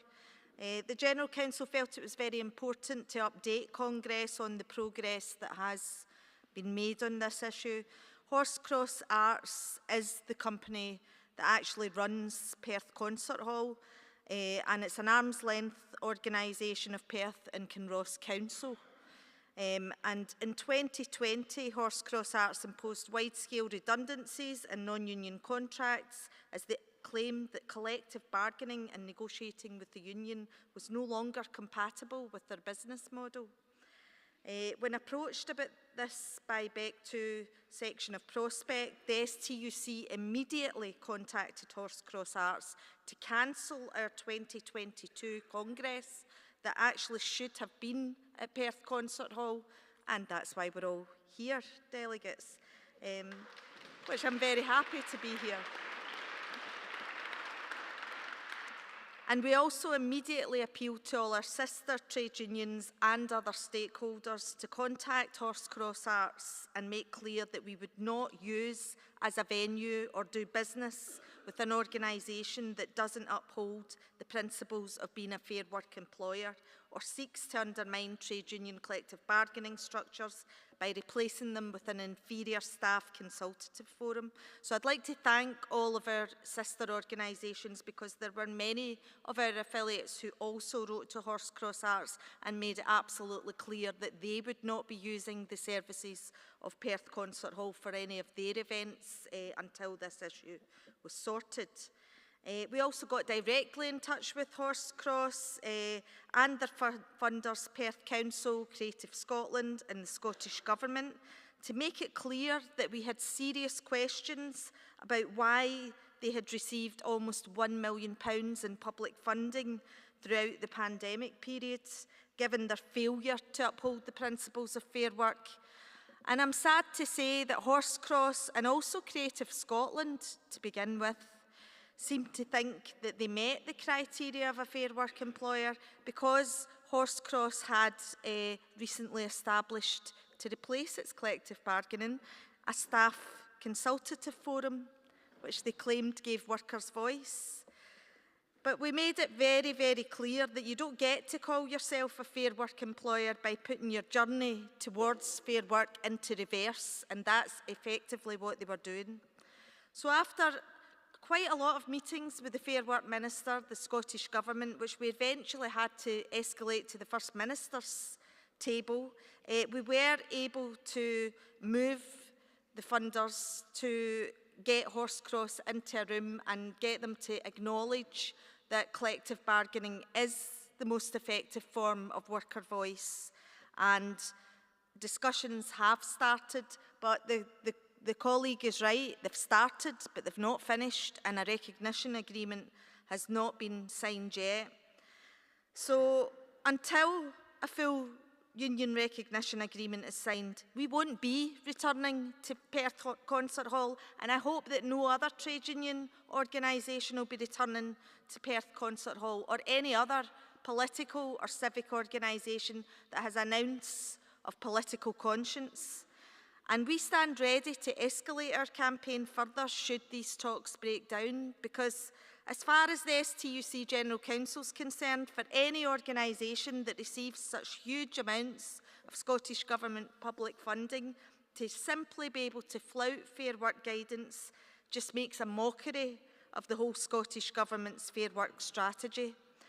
And we should expect nothing less than for the Scottish Government to ensure that this can no longer happen by making all public sector funding conditional on meeting strict Fair Work criteria, and that would include putting union recognition at the top of the agenda. Thank you, Congress.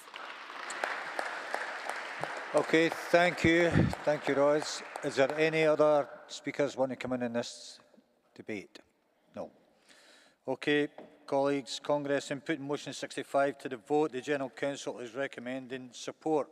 All those in favour? Thank you. Against? That's carried, colleagues. I now call amended motion number 66, Disabled Persons Employment Act 1944, and invite Aberdeen Trades Council to move the amended motion.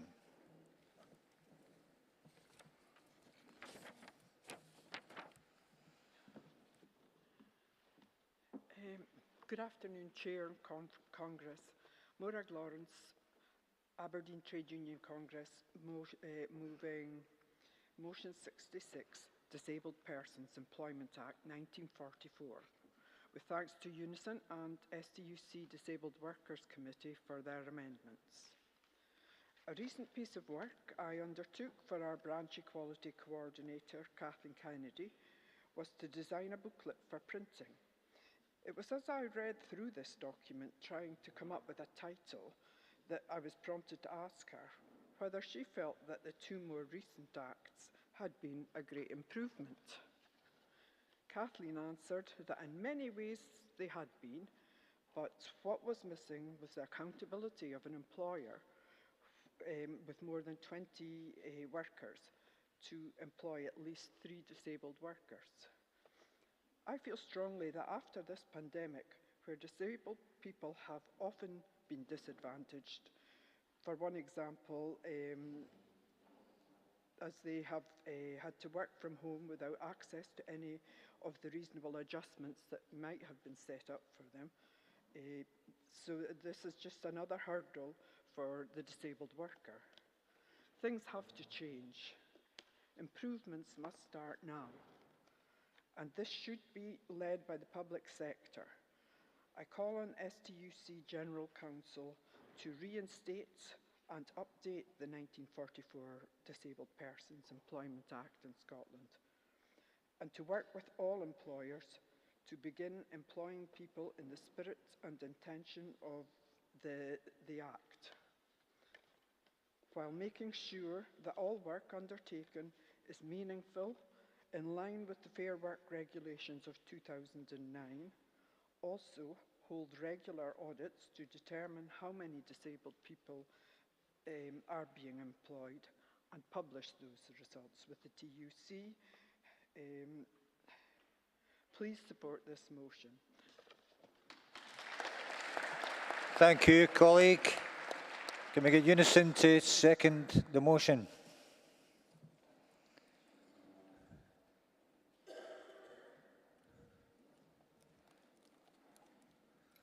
Is unison seconding the motion? No? Formally? Formally? Okay, thank you, colleague. Invite the STUC Disabled Workers Conference to speak in support of the amended motion.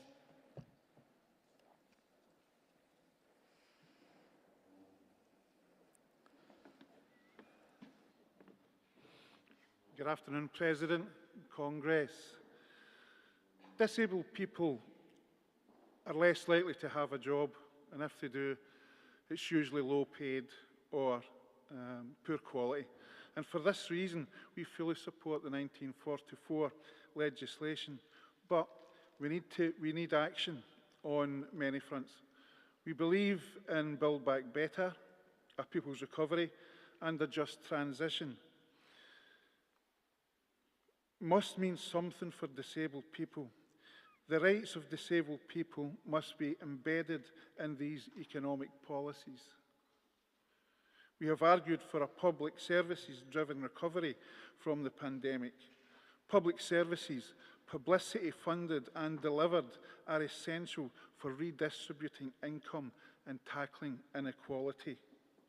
We can provide a direct way of creating accessible employment and improving the quality of job for disabled people in local communities. The Poverty and Inequality Commission says the government should fund disabled organisations to work with the employers to reduce the disability employment gap by addressing barriers and develop employees so they recruit and support disabled people. Over £5 billion of public money is being spent on 6 city region deals and 6 regional growth deals. Will this be inclusive of disabled people? Audit Scotland found the government had no way of assessing this. Delivering training, apprenticeships and quality jobs for disabled people could and should be woven through these publicly funded programmes. It should also be part of the economic planning. We need to achieve net zero and a just transition. Public sector control and public procurement are critical for delivering quality employment for disabled people.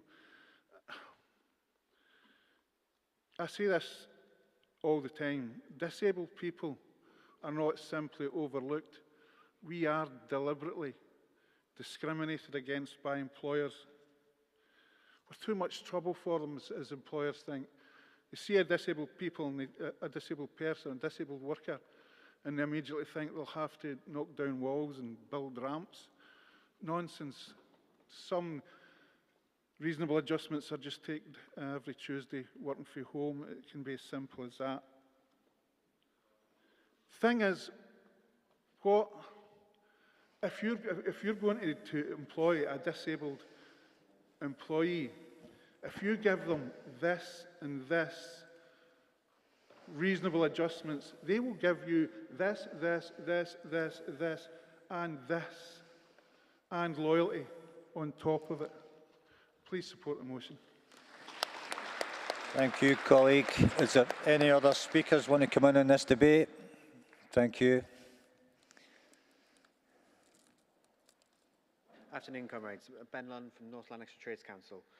I am very much in support of many elements of this motion, and as we've heard already, there are many disabled people within the workplace. As some statistics point out, for an autistic person like myself, our employment opportunities are, employment rate is somewhere between 5 and 25% employment for most autistic adults, which sort of shows the extremity of the problem that we have in relation to discrimination or the inability to actually meet accommodation needs within the workplace. However, having served on the TUC Disabled Workers Committee, this issue around auditing is a very big and important question, because with the lead up to the 1995 Act in relation to disability rights, auditing was removed from numerous reasons, but there is the main problem is, I'll essentially ask this in the form of a question, for our LGBT comrades or our BAME comrades or our women comrades in the room, would you feel you have a dignified employment if you are just there to tick a box or for an audit? If you are just there to essentially make the employer look good or meet their basic requirements as an employer? It doesn't necessarily mean the grounds to give you a dignified workplace, and that is sort of the key of the problem. What we need is to make sure that actually the workplaces fit us and allow us to be able to carry out the job like any other worker. And this is why the issues of auditing is such a big problem and needs to be discussed much more heavily. I think also as well, because of Motion 77, which we passed earlier today, I think that puts us in a much stronger position, because as we've seen in numerous cases, like with P&O, as we've heard numerous times today, the law is there for many different things, but it is not enforced. And that is what we should be doing as a trade union movement. We should be enforcing this. We should be making sure that our disabled colleagues are given the things they need to be able to work. Not because we need to pity them or we should be feeling sorry for our disabled comrades, but because they are also workers too. Thank you very much. Thank you, colleague. Is there any other speakers in this debate? Nope. Okay, Congress, in putting motion 66 to the vote, the General Counsel is recommending support. All those in favour? Thank you. Against? It's carried, colleagues. I now call on amended motion number 67, mental health at work, and invite USDAW to move the amended motion.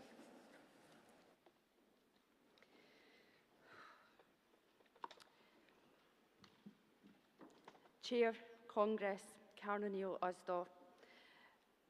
Moving motion 67, mental health at work. My union, USDAW, have been running a high-profile national campaign on mental health for many years now. But after a decade of campaigning, not to mention a global pandemic, we're still struggling to get some managers to do the right thing. In too many workplaces, mental health is still seen as a personal and individual health issue. Nowhere near enough attention is paid to how the workplace affects and undermines our mental health. Employers continue to focus on fixing us, the workers, as if somehow it's our fault that we're ill. As trade union reps, our focus is on preventing workers from being injured. And this means taking action that prevents injury to mental health just as much as to physical health. Injuries to our mental health caused or made worse by the workplace can't be seen. They aren't usually dramatic one-off events. Where somebody slips on a wet floor, it's easy to see how the workplace has damaged their well-being, but it's harder to see when it comes to the issues of mental health. However, the risks are there all the same. I want to spend the time I have talking about 3 risks. The first is low pay. Whilst it might be true that money can't buy you happiness, it's equally true that not having enough of it can make you ill. And despite recent improvements in pay in the retail sector, low pay remains a massive issue. My union ran a cost of living survey last autumn, to which 3/4 of those that responded said money worries were having an impact on their mental health. It's important to point out that low pay is one of the most stressful aspects of their job they do. The second is not having a lot of say over what you do. Sounds familiar? A key feature of poor quality work is a lack of control. Not only a lack of control over what you do at work, but just as importantly, when you do it. The problem nowadays for many workers, not just those in retail, is the rise of the so-called flexi contract. Flexible contracts mean short notice changes to your hours of work and cancelled overtime. This means your hours change from week to week, as does your pay. This might be good news for your employer, but it's bad news for your mental health. This kind of flexibility is toxic to your mental health. Before closing, I'd like to mention the third aspect of poor work that impacts on members' mental health, and that is not feeling valued or respected at work. In any job where you're regularly exposed to the public, there is the risk of abuse, whether it's verbal or being assaulted, and harassment. And despite all the recent talks of shop workers being key workers, which of course they are, and after all, without shop workers, nobody would get fed, especially through the pandemic. Society still massively undervalues the work shop workers do, which gives a minority of customers the green light to treat shop workers like they are just part of the shop furniture. Congress, my time is almost up. So I'd finish by saying employers need to focus on fixing poor quality, low-paid work, and not those of us working in it.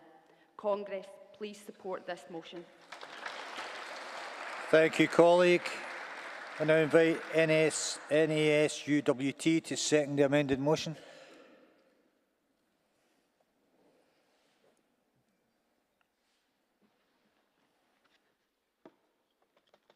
I always have the issue with masks and hearing aids. And then they fall down, and then my puppy grabs them and runs away and chews them. It's happened twice, I'm affronted. Right, Helen Auld, Scotland Vice President of the NASUWT, seconding the motion. The lovely Stephen Fry declared that 1 in 4 people, like me, have a mental health problem. Many more people have a problem with that. Sadly, the culture of silence regarding mental health, fueled by the embarrassment of the sufferer, employers, family and friends, results in both blatant and hidden discrimination. Conference, just because it cannot be seen, doesn't mean to say it doesn't exist. NASUWT research demonstrates that teacher mental health is adversely affected by increasing workload, imposed by inhumane and intolerant adverse management practices, not, as may be assumed, by the young people we are privileged to teach. The horrific impact of stress and professional burnout on teachers whose mental health and well-being is being destroyed and who are robbed of their professional dignity and are unable to be at work results in, firstly, barely functioning at work. Additionally, suffering silently as victims of bullying and workload increase, and inevitably admitting defeat. Inevitably, this has a knock-on effect on the quality of our young children's education and must not be ignored. Sadly, the government has created a culture across schools where any adverse impact on the mental health and well-being of teachers, particularly during the pandemic, is simply regarded as collateral damage. When a government fails to deliver on a life-saving promise of CO2 monitors and offers to replace their ventilation effectiveness by sawing off the bottoms of classroom doors, teachers who are being seriously disrespected have no alternative but to reciprocate that disrespect. The stress and anxiety I've felt because of lack of CO2 monitoring in a classroom with 30 non-mask wearing pupils has even stopped me as a supply teacher from working recently. The resulting loss of income, aside from the recent derisory pay rise, intended to preserve my mental health, is of course having the opposite effect. As a dedicated, hard-working teacher who really likes and motivates our vulnerable teenagers, my own mental health at work was almost destroyed by adverse management practices, such as excessive workload and a bullying management style. I worked 14 to 16-hour days. My professional ability was frequently and unjustifiably challenged. Paralysed with fear, unable to respond to the abuse and bullying, symptoms of sleeplessness and constant chest pain meant medication only got me through each day. Eventually, I cracked.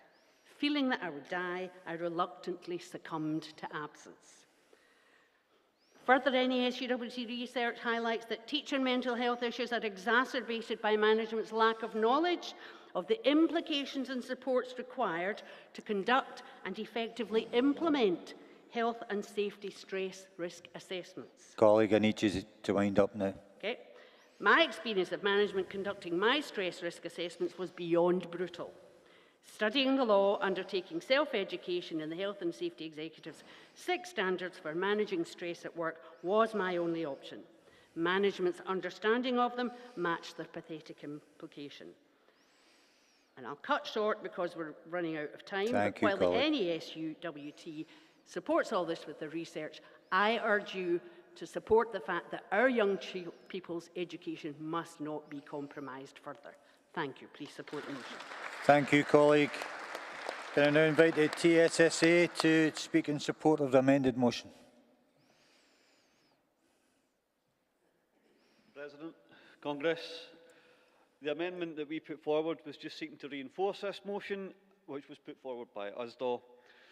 We cite in our amendment a survey that was carried out by the Rail Safety Standard Board during November of 2021.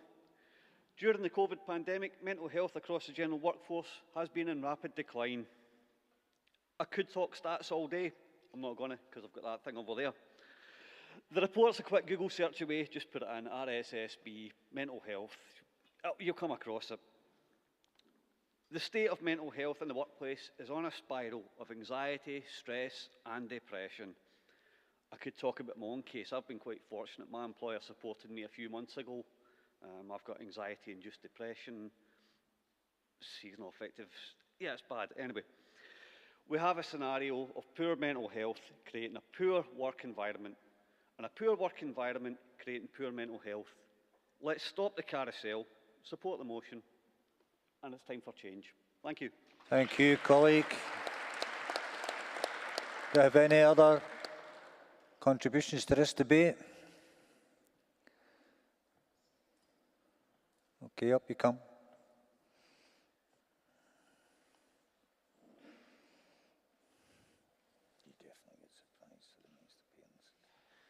Vivek Santayana, pronouns he, him, on behalf of UCU Edinburgh, speaking in favour of this motion. Congress, I welcome this motion and everything it stands for. The late Mark Fisher highlighted how capitalist realism holds mental health as a natural fact in our society. And in response, we need to politicize mental health and mental illness and the way these are categorized.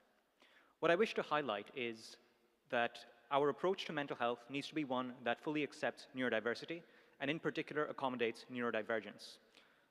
We insist that as much as we do need to acknowledge and risk assess for issues around stress at work, our focus on mental health at work needs to go beyond just workplace stress and consider ways in which the way we work might itself be incompatible with the way a lot of people think and perceive the world. Our methods of assessing for workplace stress needs to also acknowledge that the stressors in a workplace might go well beyond just the nature of work, just beyond the environment of the workplace, but the nature of work itself. The COVID-19 pandemic has demonstrated how the disruptions and changes to our work patterns caused by the pandemic and changes in work have had a massive impact on people with ADHD or autism or other neurodivergent people. In the same manner, we need to take cognizance of how neurodivergence itself can contribute to and exacerbate the stresses that people experience at work.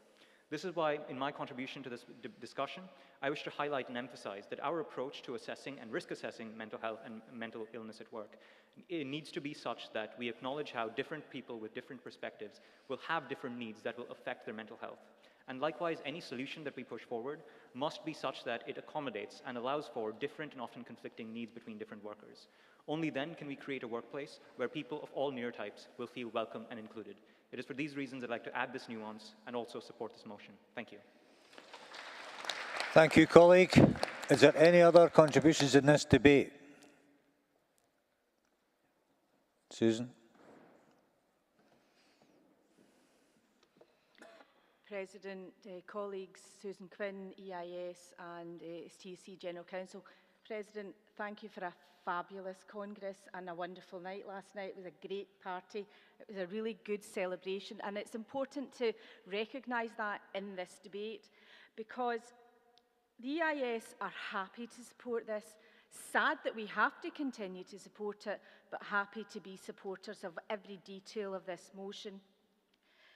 Before March 2020, we recognised within our educational establishments and within our members that stress at work and stress beyond our work was on the increase. 2 years into this pandemic and it's through the roof. And this we recognise as being something that has to be challenged, has to be properly addressed and has to be properly financed. In our recent survey carried out in the tail end of last year, over 70% of EIS members said that they were stressed frequently or all the time in the previous 6 months. 70%. Of that group, only 3% had sought support from their local authority employers. Now, that's not necessarily because there wasn't support available, but because for many of them, seeking support with mental health and stress is problematic. It's scary, it's difficult, and it can add to the problem that you have. We need to make sure that training is in place for managers, for reps, for people in any form of employment to make sure that mental health is given the proper support. We support this motion. Thank you, colleague. Any other contributions to this debate? No. Okay, Congress, in putting motion 67 to the vote, the General Counsel is recommending you support. All those in favour? Thank you. Against? That's carried, colleagues.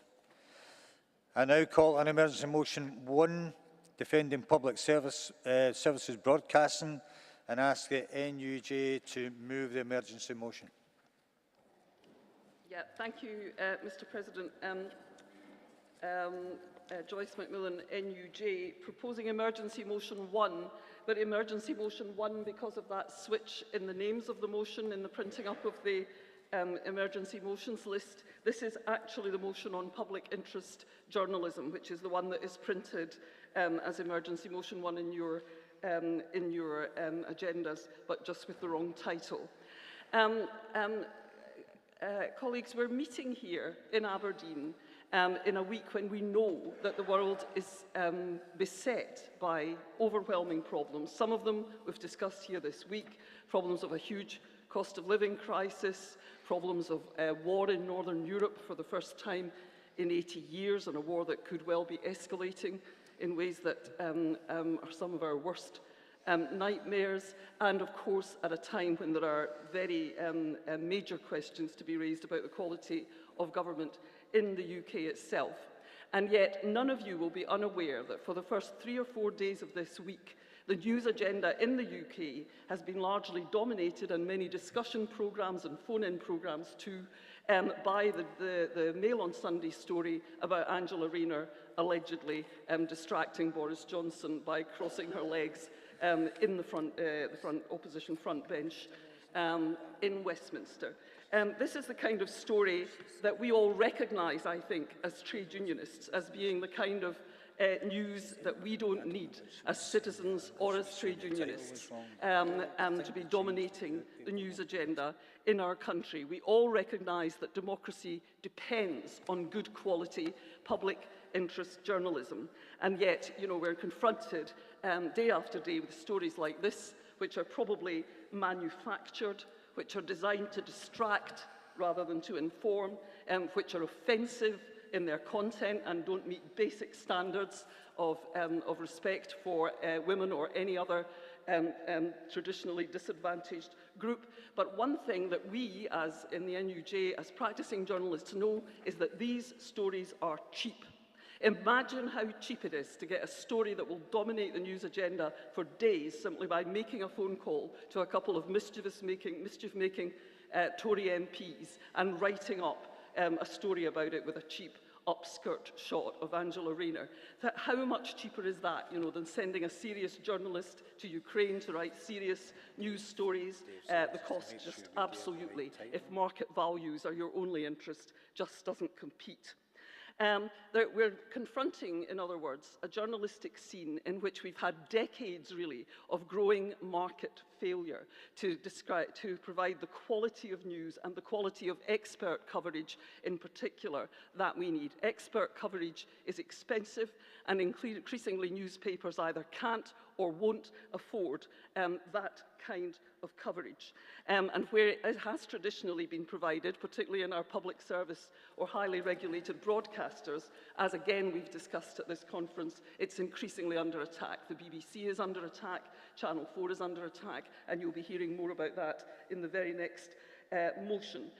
Journalism is in some instances becoming a game for the wealthy only, because people have to work for years on very minimal pay in order even to get into the profession. And certainly, as a freelance organiser in journalism over the last 40 years, I've seen people's incomes, real terms incomes, not only halved, but in some cases reduced by 2/3 or even more, including my own, actually.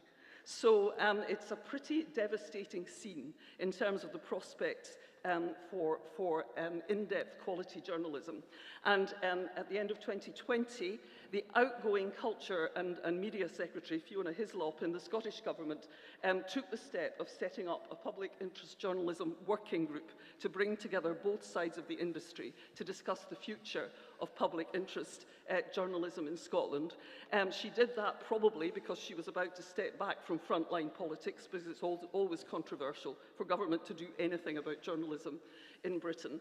But for the whole of 2021, this working group worked. It had an unprecedentedly strong NUJ voice on it. About 6 of its 18 members were NUJ members, but there were also representatives from all the big media organisations that we love to hate. And at the end of 2021, it produced a report which contains a few recommendations, fairly modest recommendations, about how we can move to try and begin to at least publicly debate and support the necessity for real, strong public interest journalism in Scotland.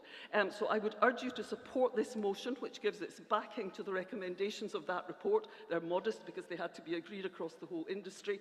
And above all, I'd like to say that if you want to further discuss this issue, the role of fake news and good journalism and bad journalism in the work that you try to do, then this is the moment to do it, because pressure needs to be brought now on the Scottish Government to look at all the international examples of ways in which public interest journalism are supported. Colleague, I need you to wind up now. Across Scotland and elsewhere. This is the moment to look at all those examples, to raise awareness of this issue, to discuss how we can guarantee a good future for public interest journalism in Scotland, and to put pressure on government and other bodies to act to make that happen. Thank you very much, and I'm sorry for overrunning slightly. Thank you. Do we have a seconder for the motion? Yep. You seconding the motion? No? Formally?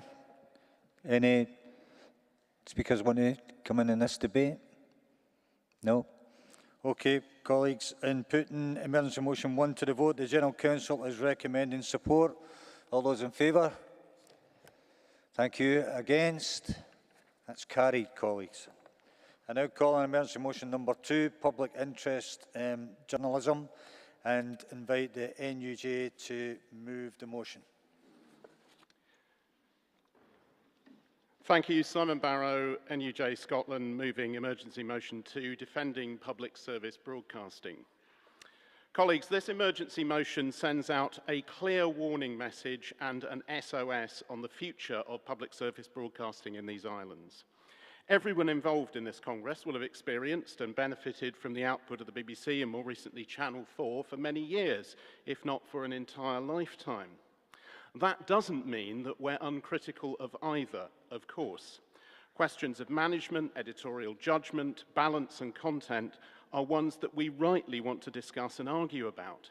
But that's only possible in the first place because we have national public service broadcasters, one funded and owned by publicly and the other financed commercially but operating with a public interest code and licence. The UK government wants to change that forever, privatising Channel 4 as soon as it can and eroding the BBC as rapidly as possible in order to head in exactly the same direction. If we allow them to succeed, our media landscape will be ever more dominated by a handful of billionaires, rich corporations, and the interests they represent, which are certainly not those of ordinary working people and communities. The privatisers say, Congress, that they believe in a free press and a free media. They don't. What they believe in is an owned media, with the ownership being fully in the hands of the very wealthy, who then use it to promulgate their own ideology, their viewpoint, and their financial hegemony. Do we need a debate about the future of public service broadcasting for Scotland and these islands as a whole? Yes, of course we do. But that has nothing at all to do with freezing and scrapping the licence fee, attacking jobs, and frustrating, defunding and destroying publicly funded and publicly accountable media. Congress, this motion sets out the facts about the BBC's reach and role, not least in the context of the war in Ukraine and elsewhere. It also explains how the principle of universality is vital and how a subscription service will exclude and penalise the poorest. But let's not forget Channel 4, whose news and current affairs output covers many of the issues that we are passionate about most. We need a vibrant and varied media, and the plan to privatise Channel 4 will irreparably damage that. And this, of course, is the aim. In 2020 alone, Channel 4 spent £19 million in Scotland, but privatisation means that money will disappear from supporting media jobs and creative industries and instead go straight into the back pockets of shareholders, many of whom will have political contacts with those who are trying to get the privatisation through in the first place. The outcome of these attacks on public broadcasters will be a poorer service and the further undermining of democracy which is facilitated in and through the media. Congress, please support this motion and reject any attempt to hand yet more of our media over to privatisers and global corporations operating in the interests of the rich and powerful. I move. Thank you, colleague. Do you have a seconder? Formally? Thank you. Anybody, speakers want to come in this debate? No? Okay, colleagues, in putting emergency motion number 2 to the vote, the General Counsel is recommending you support. All those in favour? Thank you. Against? That's carried, colleagues. Now call on emergency motion number 5, Seafarers and the National Minimum Wage, and invite the RMT to move the motion. President, Congress, Robbie Wyness, OLC Branch Secretary at the RMT, move in emergency motion number 5, Seafarers and the National Minimum Wage. Conference notes with alarm that the UK Government stated on the 21st of April that the national minimum wage cannot be applied to all seafarers working in the offshore renewable sector of the UK continental shelf. Conference is shocked by this betrayal of the seafarers, trade unions, fair work and the concept of a just transition for the maritime workers in the supply chain of Scotland's offshore wind and other renewable sectors. Conference commits to campaign for the living wage to be the floor wage for all seafarers working on any ships serving the renewables energy installations and up to and beyond the 12 nautical mile limit. UK ministers told the RMT and Nautilus International that the 2020 regulations extending to the NWM to seafarers would apply to all seafarers working on the UK continental shelf. The 2020 regulations were based on recommendations of the UK government for a legal working group on seafarers, and that the NWM was reconvened following RMT's campaign against sea-struck vessels working in the Northern Isles contract and crews being paid around £4 per hour. In 2018, the legal working group, which contained RMT and Nautilus as well as ship owners, recommended to the UK government that the NWM to be extended to cover all seafarers, regardless of flag of ship on domestic routes. That explicitly included seafarers working all ships servicing offshore wind and offshore gas installations in the exclusive economic zone and the continental shelf.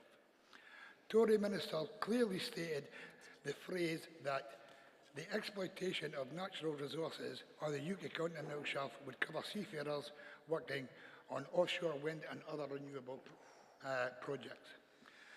Tory Shipping Minister Robert Coates said on the 21st, in response to an ALPA MP, Kenny McCaskill, that the NWA cannot be applied to seafarers working in the offshore renewable sector.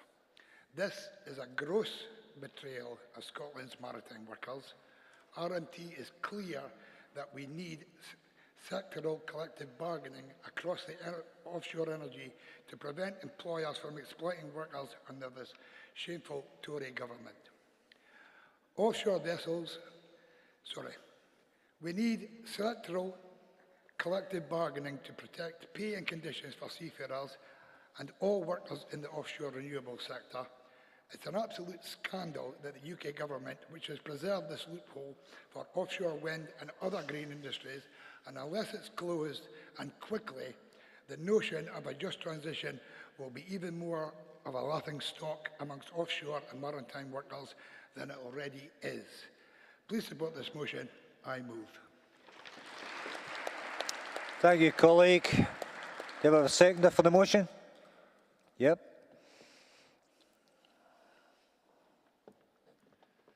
President, Congress, Martin Gray, Nautilus International, unexpectedly moving to second the emergency motion 5 about seafarers and the national minimum wage.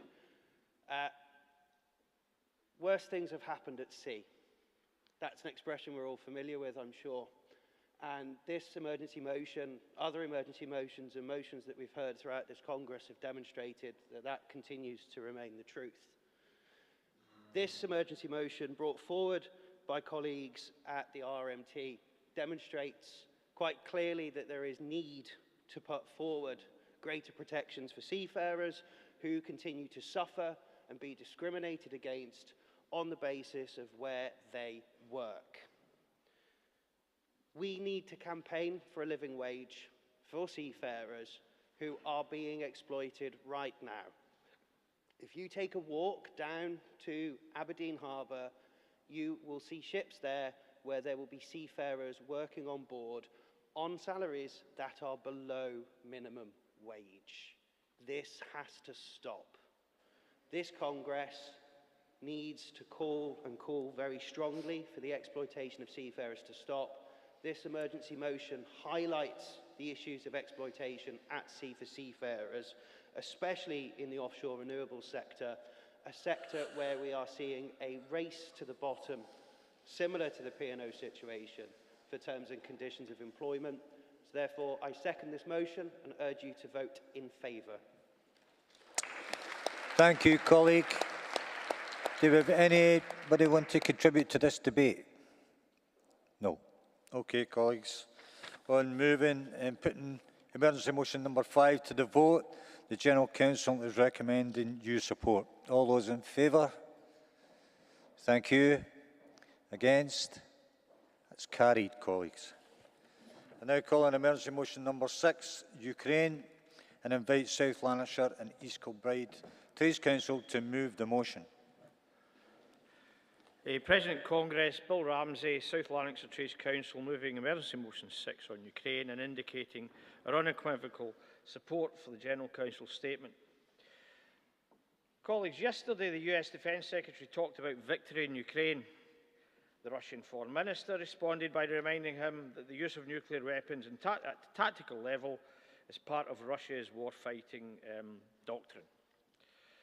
Years ago, Des Brown, while Defence Secretary, I didn't know him, but I knew his brother, once speculated about what victory in Afghanistan might look like. Maybe we need to do the same regarding Ukraine. President Putin and others have backed President Zelensky into a corner. So he must fight, he has no choice. The West has decided, understandably, to help him get out of that corner using military means. Generals turned pundits with directorships in the arms industry are fond of quoting the following dictum: professionals do logistics, amateurs do operations. And tragically, Congress, today probably, Ukrainian rail workers are learning precisely what that means. Last night, one of our junior defence ministers chose to inform us and the Russians that UK personnel may soon recommence a military training mission in western Ukraine. He also signalled with carefully nuanced language that if there are casualties, it won't trigger an Article 5 with NATO. Now, if that's not mission creep, I don't know what is. And to conclude, Congress, some retired nuclear analysts whose day job was to assist the formulation of US nuclear strategy are now being ignored. And they have concluded that we're closer to nuclear war than we were in 1962 at the time of the Cuban Missile Crisis. Please support the motion. The Ukrainians are entitled to it. But above all, brothers and sisters, please support continued civilised life on this planet too. Thank you, colleague. Do we have a seconder for the motion? Yep.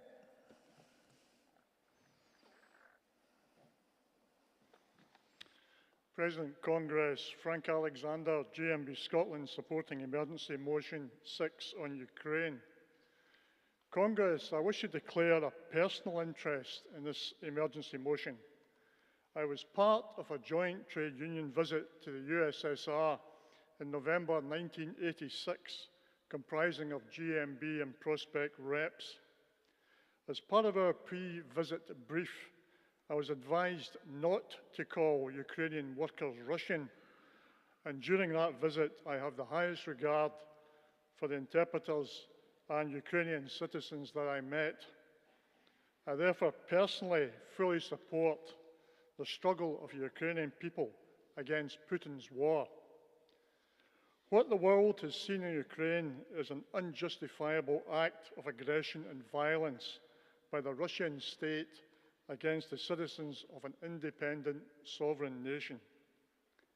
GMB has and will continue to support our trade union sisters and brothers across Ukraine. They, like all across Ukraine, are in our thoughts, hearts and prayers. They have our complete solidarity.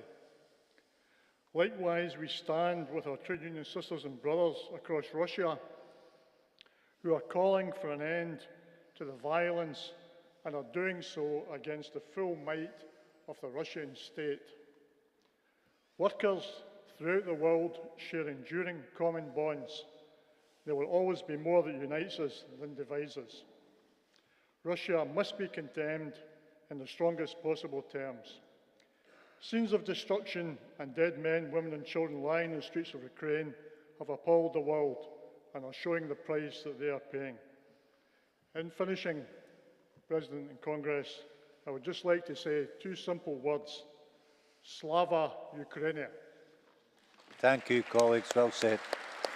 Well said. Do we have any speakers who want to contribute to this debate? Yep, up you come.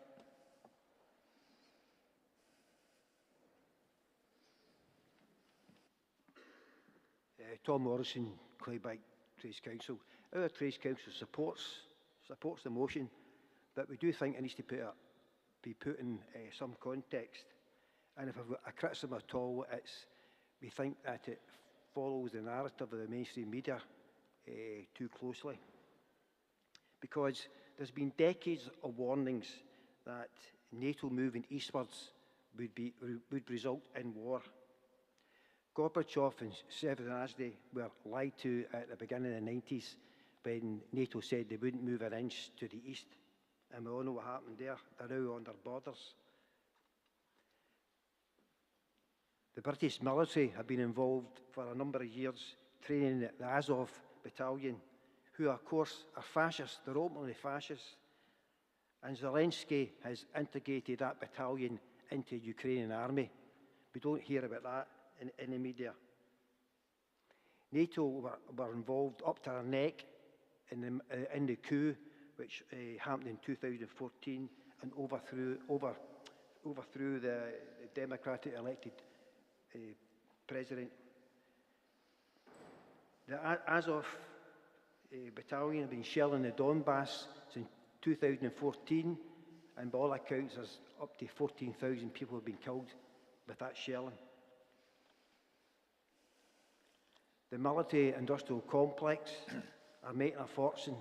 They're feasting on the death and destruction of what's happening in Ukraine. And of course, they want to escalate it because there's profit there.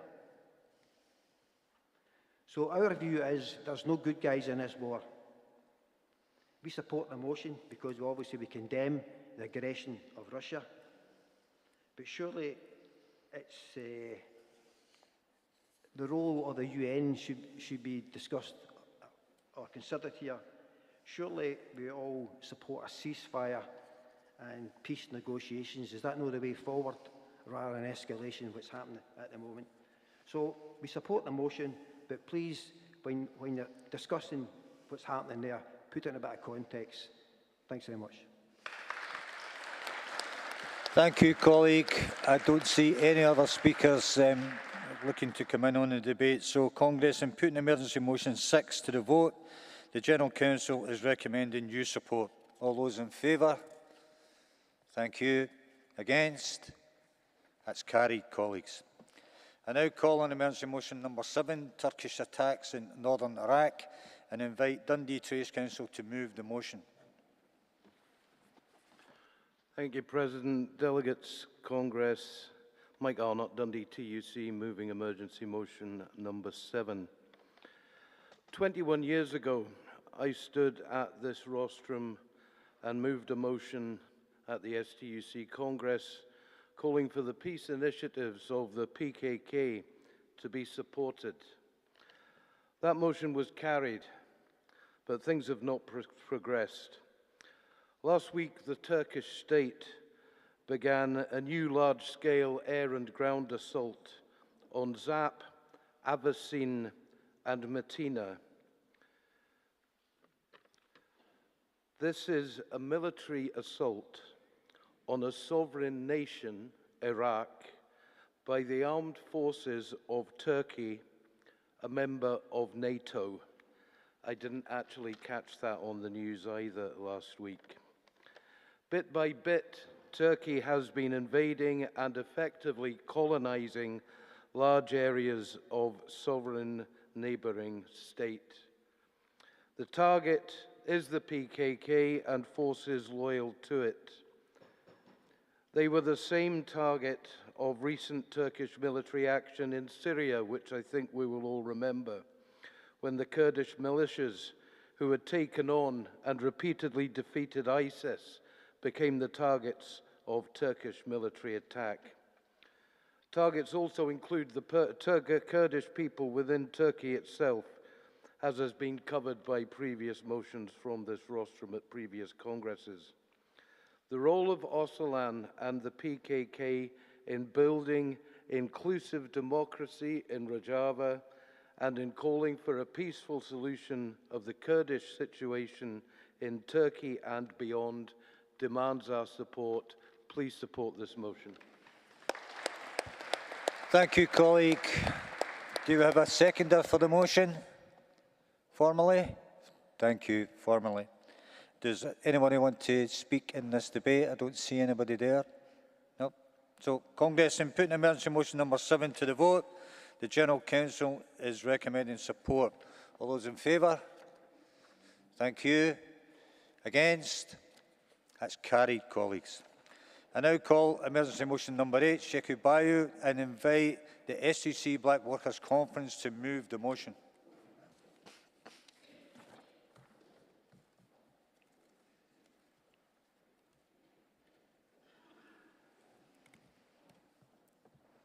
Hurry up.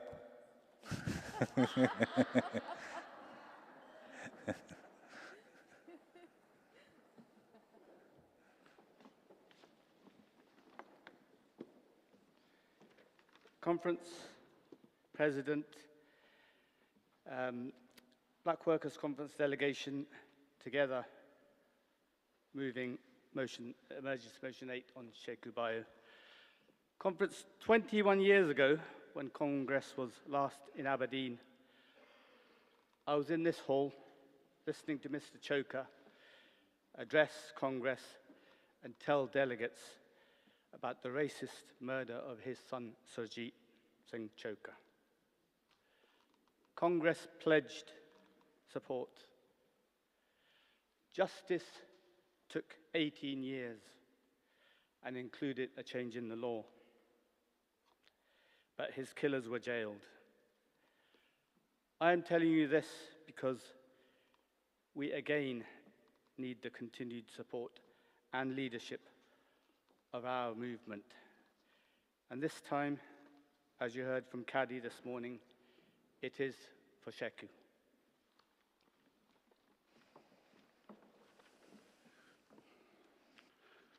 Tony Adams, STUC Black Workers Conference.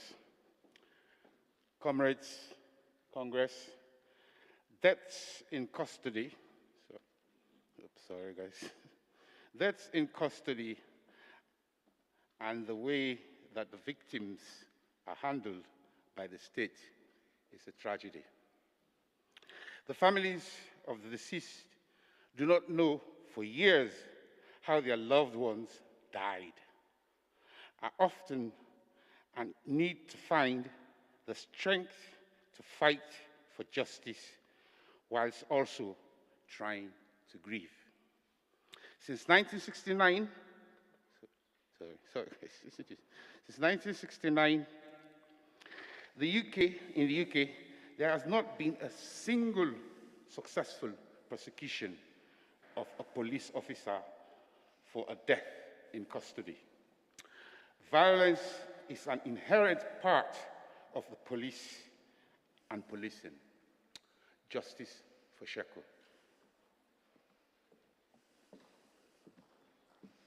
The police is always at work to preserve its legitimacy. It's constantly reinventing, inserting and reimagining itself into new roles. But the fact that propaganda must constantly be created suggests that they too are vulnerable to public pressure and organising. Hope lies in a vision of a world where we have everything we need to live with dignity and where public safety is not achieved by the needless death of someone. As Sheiko's sister, Caddy, said, the time for justice has passed, but the time for truth hasn't. Congress, 21 years later, for Sheiko, for Badedrin, and for the 122 people who have died in custody or fallen in contact with officers in the past 7 years, please support this motion. Thank you, colleagues. Well done. Excellent. Now calling the UCU to second the motion. President Congress, Mary Senior, the University and College Union, seconding emergency motion 8, Sheikhu Bayo. And first, I'd like to thank the STUC Black Workers Conference delegation for submitting this really important motion. And also to thank Caddy for that really powerful address to us here before lunch this morning. And like Satnam, I too was in this hall 21 years ago as a very young GMB delegate, listening to Amar Anwar and listening to Mr. Choker talk about the brutal race-hate murder of his son, Surjit. Congress, it's utterly intolerable that we are here 21 years on from that commitment to support the Chokers, 29 years on from Stephen Lawrence's murder, because another black family in Scotland has suffered such appalling loss and injustice. We have to challenge and change a state which is institutionally racist, where those who are supposed to keep us safe are harming black people, a system that strip searches 15-year-old girls without parental consent, a state that criminalised the Windrush generation, an immigration system that ignores 70-plus calls for help of a vulnerable refugee seeking asylum in Glasgow, a government which plans to offshore refugees and migrants, a country that allows a black man to be killed in custody in Fife. Congress, our solidarity and support has never been more critical. It's a simple ask that black people are treated as humanely and fairly as white people, a basic right to racial equality. Congress, none of us can rest until this justice is secured. So it's our duty to stand with Sheikhu Bayo's family and friends, to support the vigil on Tuesday the 10th of May in Edinburgh and provide practical, financial and meaningful support to the Sheikhu Bayo campaign. But also to ensure that our colleagues and comrades, members and activists, family and friends understand the pernicious and brutal institutional racism that continues to pervade our country and join us in tackling it head on. Congress, no justice, no peace. Support the motion and support the campaign for justice for Sheikhu. Thank you, colleague. Does anybody else want to contribute to this debate? No? Okay, Congress. In putting emergency motion number 8 to the vote, the General Counsel is recommending you support. All those in favour? Thank you. Against? That's carried, colleagues. I now call on emergency motion number 9, Amnesty International, and invite Aberdeen Trades Council to move the motion.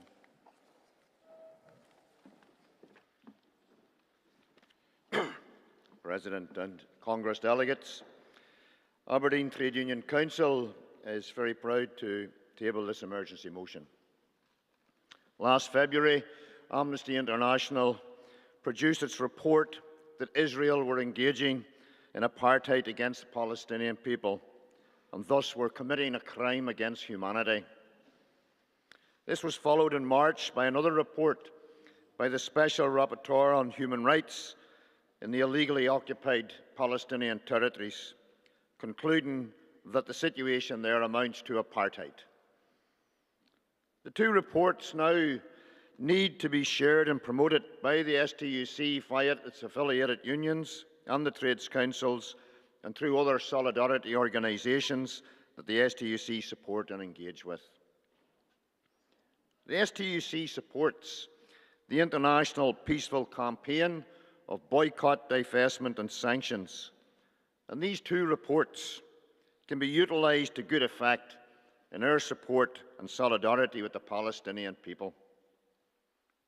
The STUC has a very proud record of opposing apartheid and played a very active role internationally as well in helping to bring an end to apartheid in South Africa.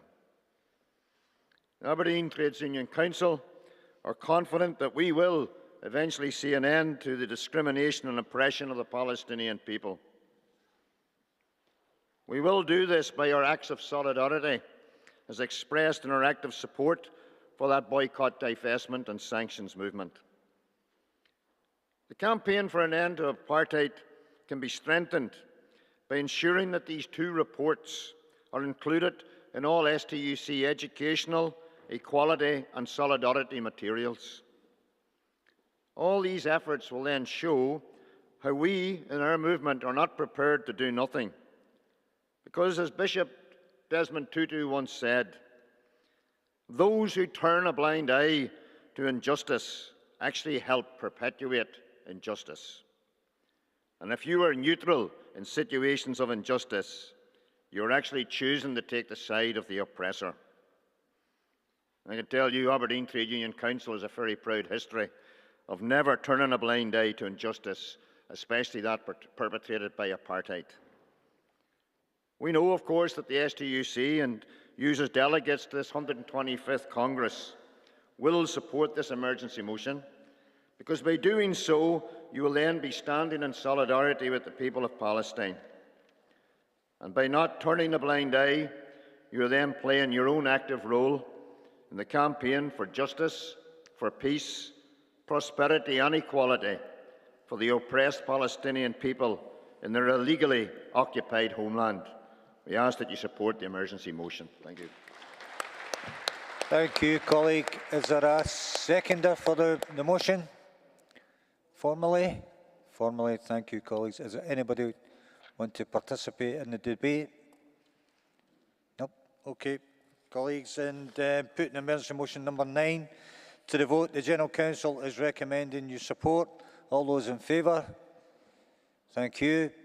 Against? That's carried, colleagues. I now call on emergency motion number 10.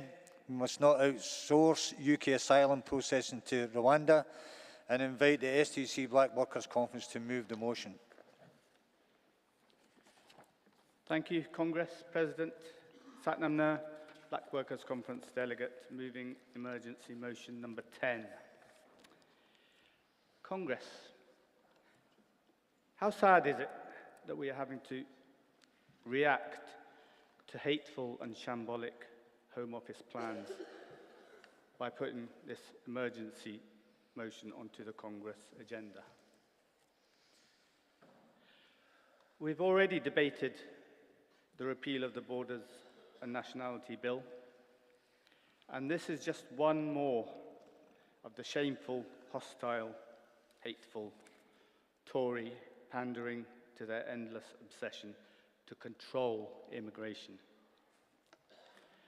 But we are seeing more and more erratic and extreme behaviour from the Home Office. And this is dangerous. It's dangerous because it normalises far-right behaviours that give a green light to racists.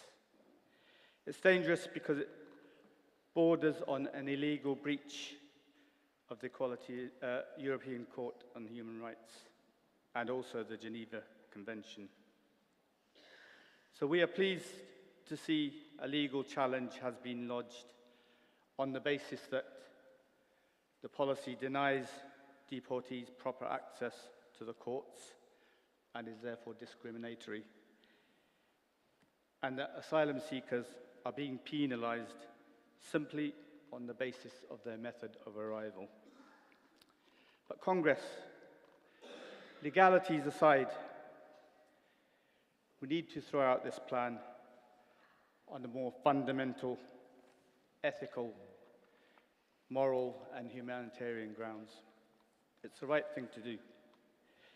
It's right to welcome and support distraught, vulnerable asylum seekers.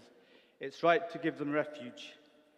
It's right to help them settle, to integrate and contribute to our Scotland. Such humanity will enrich this nation, so please support this motion.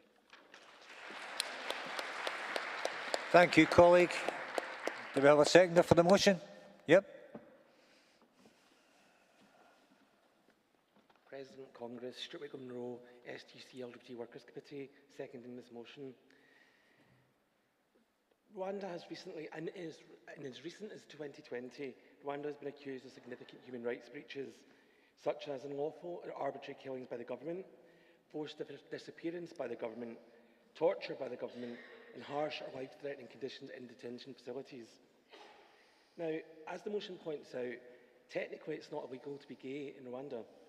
However, it is incredibly taboo, with elderly citizens dealing with harassment, blackmail, and arrest under the laws regarding public order and morality. In the UK, we have certain protections under the law. We have the right to marry, the right not to be discriminated against based on our gender or sexual orientation. There are no such provisions in Rwanda, so why then would you support moving asylum from the UK to Rwanda? The 120 million it's costing would be better spent updating the UK's own asylum processes. This has improved somewhat in recent years, with people no longer having to provide video evidence of their sex lives and answer demeaning questions.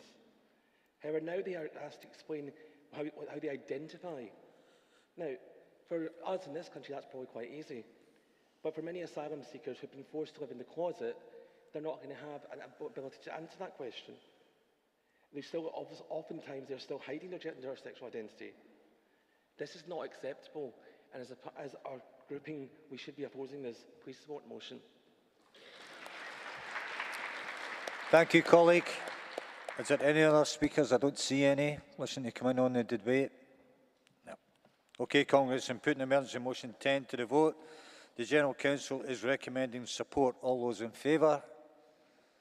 Thank you. Against? That's carried, colleagues. I now call on emergency motion number 11, DWP closures, and invite PCS to move the motion. President Congress, brothers, sisters and non-binary friends, John Jamieson moving motion EM 11 on DWP closures on behalf of the PCS. Congress, PCS members and the DWP worked through the pandemic, ensuring the insufficient safety nets provided by the benefit system were supported by all who needed it. The pandemic has been a time of crisis for many people who lost jobs, many unemployed for the first time in their lives, forced to turn to benefits like universal credit. DWP workers ensured those people could avoid destitution by making sure they received benefit payments, coping with unprecedented increases in claims at the same time. Members are proud of the service they provided through the crisis, where the UK Prime Minister even described them as miracle workers. DWP workers employment should actually be secure, since this period of economic and employment turmoil is far from over. Yet on the 17th of March, DWP decided to celebrate St Patrick's Day by announcing the closure of 41 offices, 8 of those in Scotland. Thousands of members facing redundancy. Perversely, the department responsible for helping people into work, kicking its own staff out of work. Members are angry, upset and shocked by the treacherous and disgraceful actions of the employer. Earlier in the pandemic, clapped, now scrapped. Ebury House in Aberdeen, a stone's throw away from this Congress, has been targeted, where the employer won't relocate staff because there are no local civil service offices after the closure of Revenue and Customs in Aberdeen. These jobs don't just belong to our members, they belong to and are part of the public sector infrastructure. They belong to and support the local community, as well as jobs and income to the local economy. Civil servants locally who make decisions on claims and appeals where they understand the economic circumstances in the community are best placed to make the most positive outcomes for those claimants. We really can't afford to lose that expertise. With no equality impact assessments, PCS is demanding DWP reverse its decision on closures or find suitable accommodation in the community to relocate staff. PCS is determined the DWP should not be allowed to create unemployment by throwing its own staff on the scrap heap. PCS will do whatever it takes to stop this and have already raised questions in the House of Commons, taking this up with the Scottish Parliament, where we are receiving a lot of support from politicians. But importantly, we need action from the trade union movement. PCS are asking Congress to circulate our petition against closures. We believe Scottish Government can help by reflecting their own policy on access to devolved benefits locally, by facilitating accommodation in its own or local authority estates, where DWP workers can be located and continue servicing local communities. Congress fully support the emergency motion and campaign. Don't let the UK Government further remove the benefit system from local communities. Congress, I move. Thank you, colleague. Do we have a seconder for the motion? Formally? Formally. Thank you, colleagues. I don't see any speakers there coming in on the debate. So, in putting emergency motion number 11 to the vote, the General Counsel is recommending you support. All those in favour? Thank you. Against? That's carried, colleagues. I now call on emergency motion number 12, freedom of information, and invite South Lanarkshire and East Kilbride Trades Council to move the motion.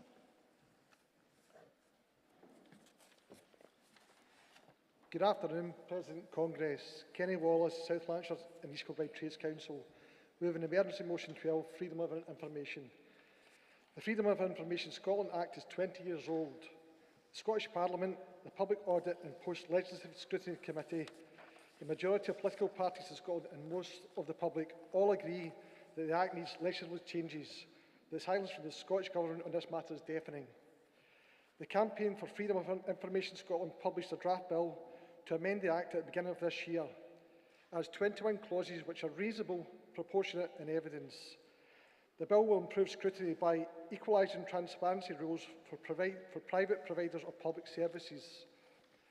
A Scottish Information Commissioner poll in 2019 reported that 80% of those who responded agreed that any private sector company working on contracts for the public sector should be subject to the same freedom of information laws as those of public bodies.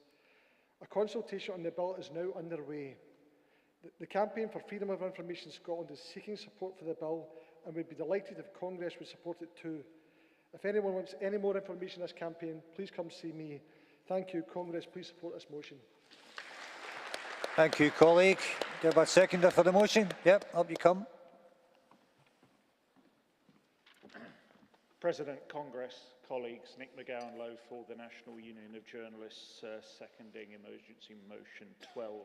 The NUJ has been a strong supporter of FOI legislation in all its forms, and it's been our policy for well over a decade now that it's brought about a profound change in our society for the better. It has been essential in the way that the public understand how decisions are made in their name. It's essential in how journalists hold power to account. You don't need to look far from even today's headlines to actually find evidence of how FOI is keeping people informed through the work of journalists, through the work of activists, through the work of researchers.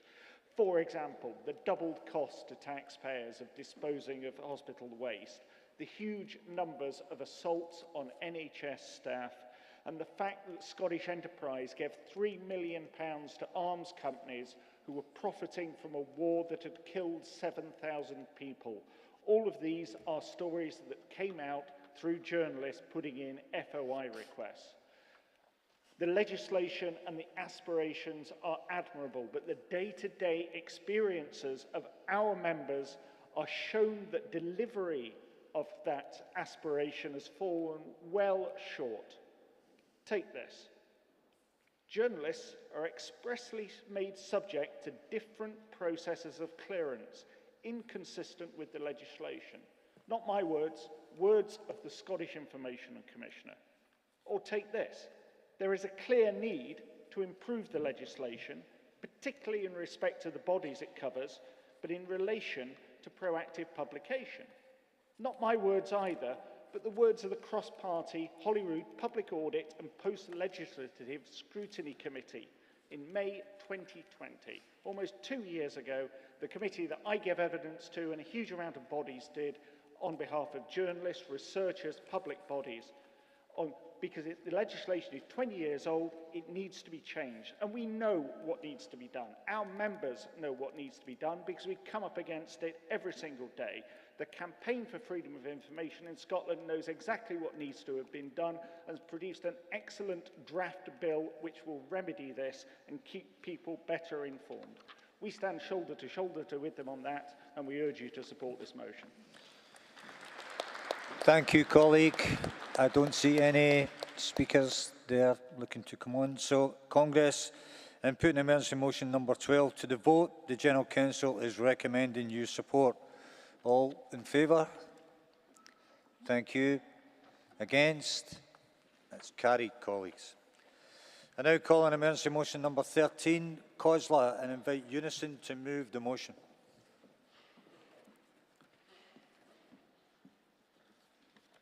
President Congress, Mark Ferguson, Unison Scotland, move an emergency motion COSLA on SJC pay.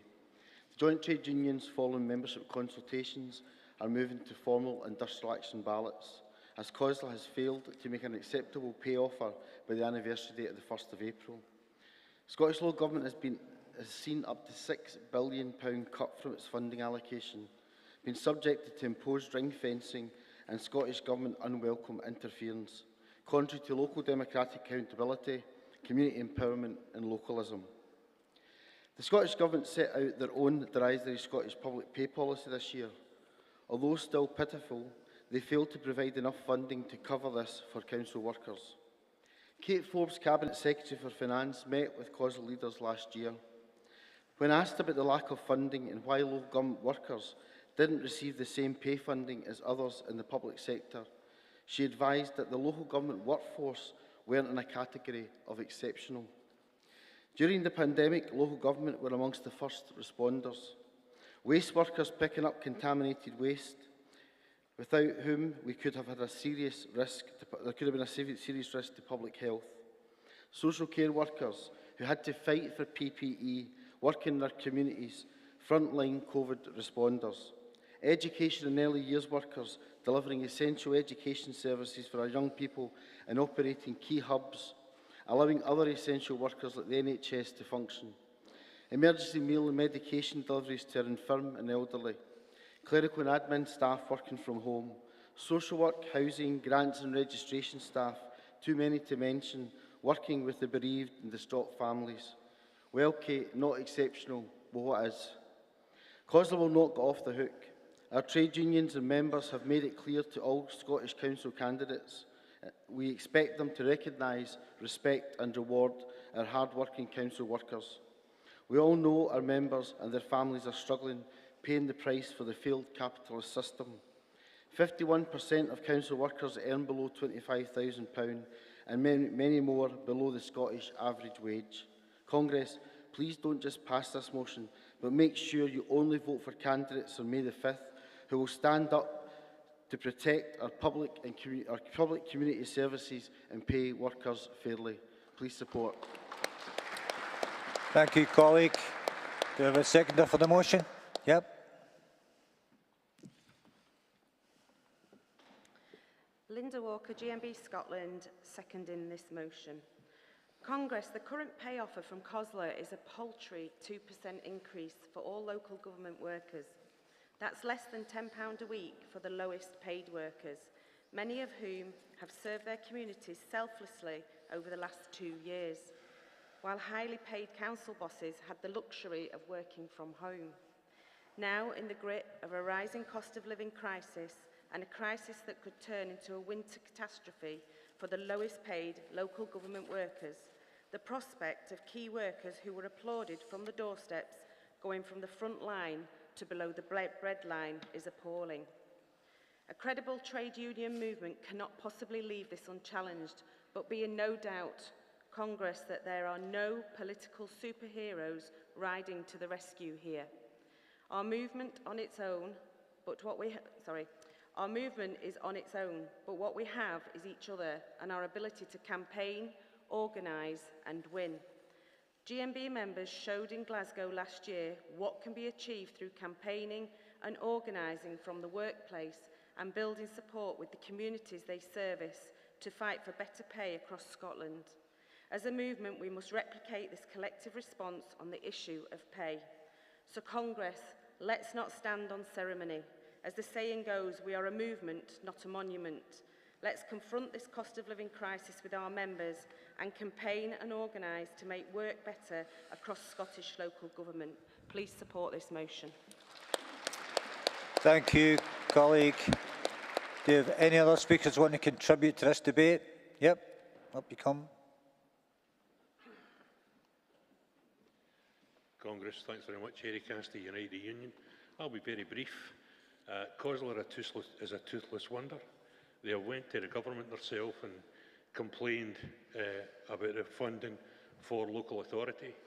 Yet they sit in judgment over the workers in local authority, and they have sat in judgment over them for the past 10 years, watching the decline of their wages, decline of the amount of people who actually work in local authorities, and expect people in local authorities to pick up that extra work. It's totally unacceptable. What's also unacceptable is a Scottish government who sits back and tells you when they're campaigning on behalf of anti-austerity and then cut the budgets to local authority by more than 4 times the amount the Tories are doing in England. Now, it's unacceptable. I really hope that you will support this motion, and I will hope that you will remember who it is that's cut the budgets to every single local authority in Scotland when the elections come up. Ask your councillors why they're voting these budgets through, not putting in their own budgets. It's totally unacceptable. Please support this motion. Thanks. Thank you, colleague. Is there any other speakers want to contribute to the debate? No. Okay, Congress, in putting Emergency Motion 13 to the vote, the General Counsel is recommending support. All those in favour? Thank you. Against? It's carried, colleagues.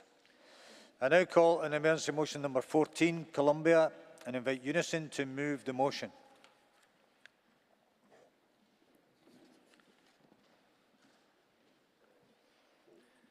President, Congress, Tony Cleary, Unison, proposing Emergency Motion 14, Columbia.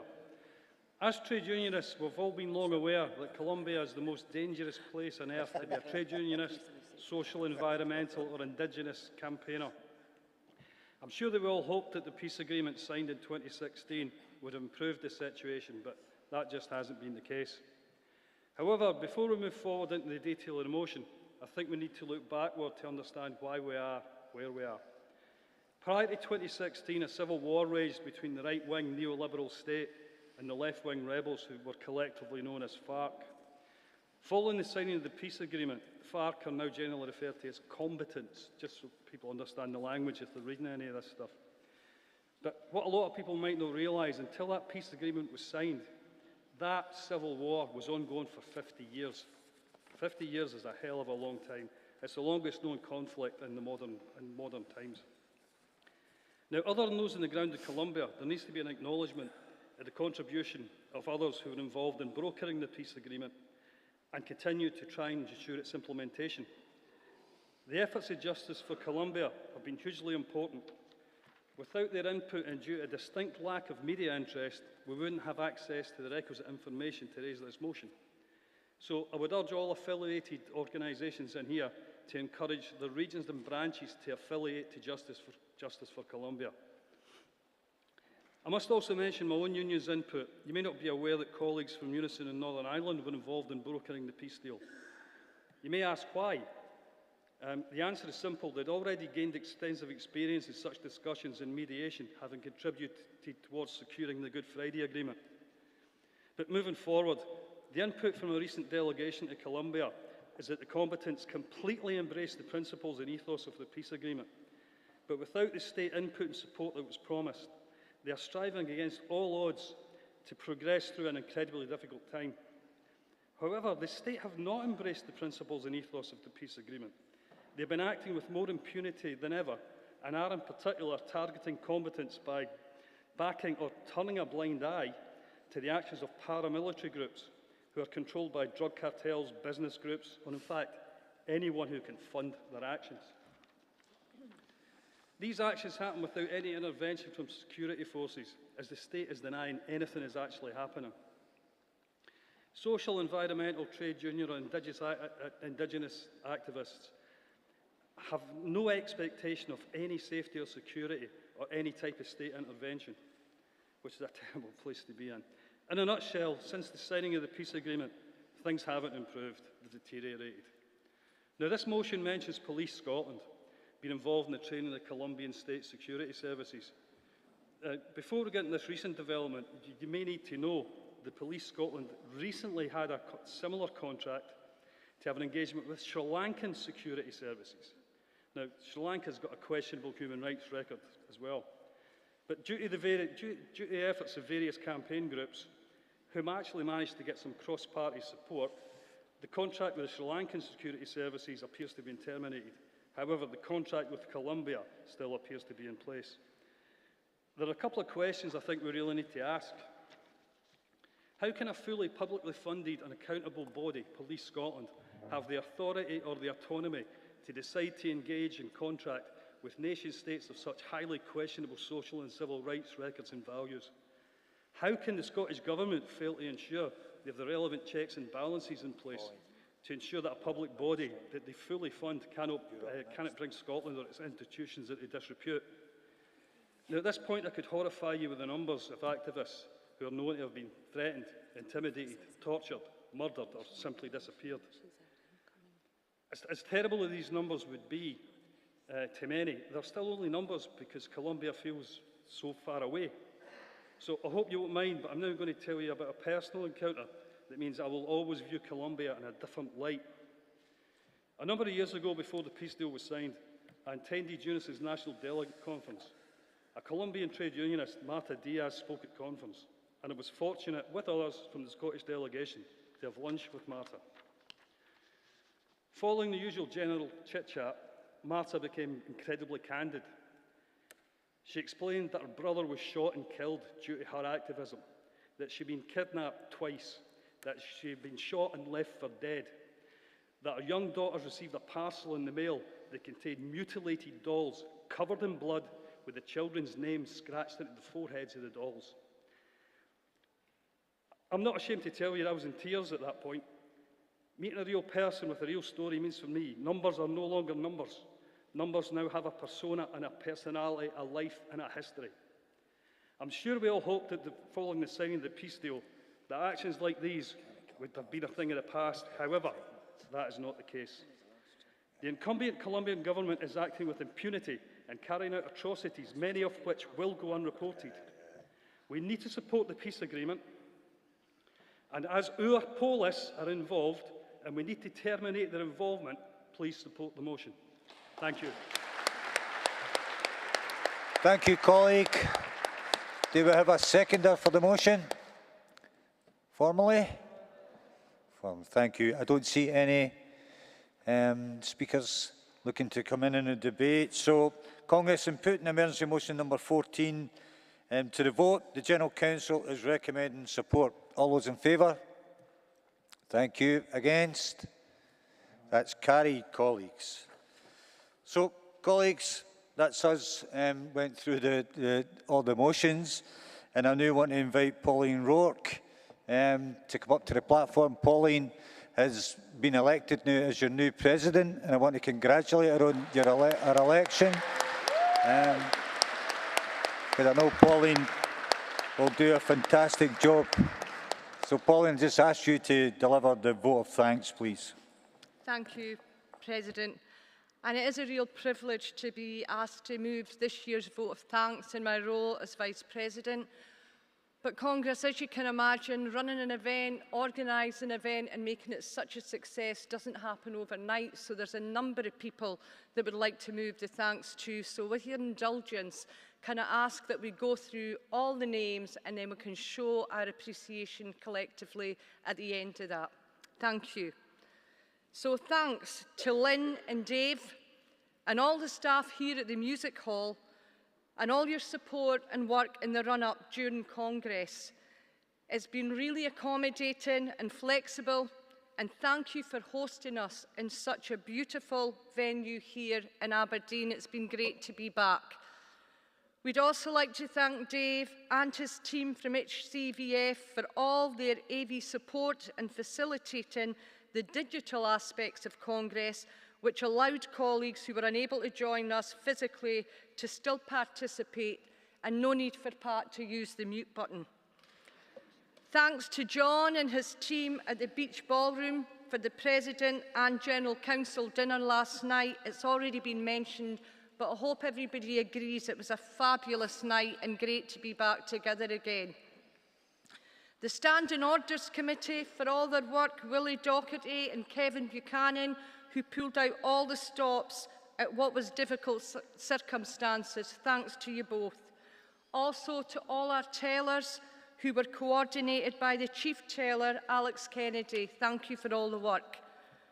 Our photographer, Fraser Brand, who's here 24/7, doing such a great job, and I just hope he's got the airbrush ready for next year. Thanks to all our exhibitors, several of whom are joining us for the first time. I hope you all got time over your lunch times or a coffee break. There was a huge array of exhibitors out there. It was great to see them all again. And all the organisations who arranged the fringe meetings, and to the venues and their staff for facilitating these meetings. To our international guests who came along these last few days, and a special thanks to those who joined the international panel on a just transition, and special thanks to Robert Hardy from the General Counsel. I think it was exceptional chairing in such special times. Thanks. To our signers, Leslie Crerar and Margaret Krinsman, as always, inspirational. Thank you for all your hard work during Congress. To our live captioners, Mel Coulter and Andrina McNamee, as above, another fabulous job. And a very special thanks to the STUC staff who have organised Congress while working from home at difficult and challenging times over what has been significant organisational changes. Congress, the dedication and commitment of these individuals really goes above and beyond. It can't be understated, so thanks very much to you all. A big thanks to Caroline, Pat's secretary, for her assistance in preparing for Congress. A massive thanks to Ros Foyer, our GS, for leading us over the last 12 months and being front and centre the last 3 days, making it quite clear the direction we are travelling in. And also to my colleagues on the STUC General Council for all their support during Congress, and for arranging and arriving at the meetings early and getting us through the business.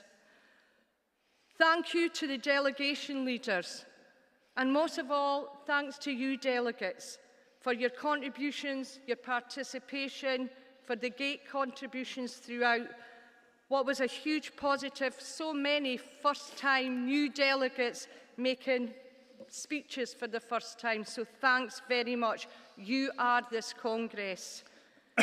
And finally, thank you to our President, Pat Rafferty. Pat, your integrity, the relaxed manner, sometimes too relaxed with the bell, but it's just resulted in what I think's been a really welcoming, relaxed, fabulous few days, and thank you for that. And would now like to make a small gift and presentation to you, Pat. We couldn't get the lazy boy chair up the stairs, but would like to give you this instead. Thanks, everybody.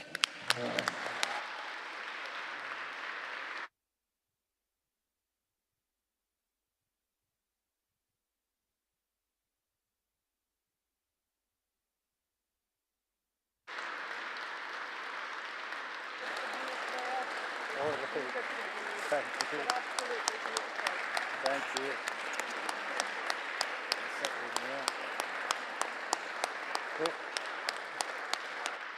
Good colleagues, thank you. Just in closing remarks for me, I mean, one of the most important things for Congress that I've always felt is that your voice is heard as delegates. That's what Congress is all about. If it's not that, then what's the point? So I know if Willie had hair in his seed, he'd probably be pulling it out for the first couple of days because we're letting you go on quite long. But that's what it's about, in my view. It's about you making sure that you get your voice heard at this Congress. And I hope I've gave you that chance over the past 3 days. And I thank you for all your support, and I hope you have a safe trip home and look after yourself. Thank you. Mind the banners. Oh, and mind your banners.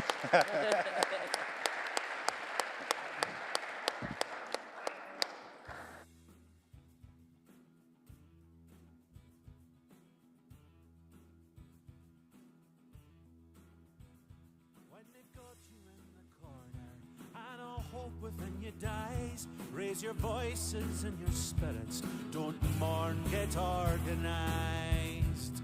The shop worker is weary, she's always on her feet. So she joined the union and won herself a seat. They're full of puff and promises when their reward becomes ours. Yet there's not enough to go round. When the smoke of battle clears, the capitalist accuser, his hands wet with the blood of all the toiling workers who want only warmth and food. Raise the standard for the worker. Raise your banners and march on. Draw a line and stand together in the union. We are strong. They're voluntary partnerships, deregulation in disguise. When you take power from the people, all that trickles down is lies. And they'll always blame the union from their mansion on the hill. But they won't feed your family or pay your wages when you're ill. Raise the standard for the worker. Raise your banners and march on. Draw a line and stand together. In the union we are strong. The government take our money, the bosses take our time.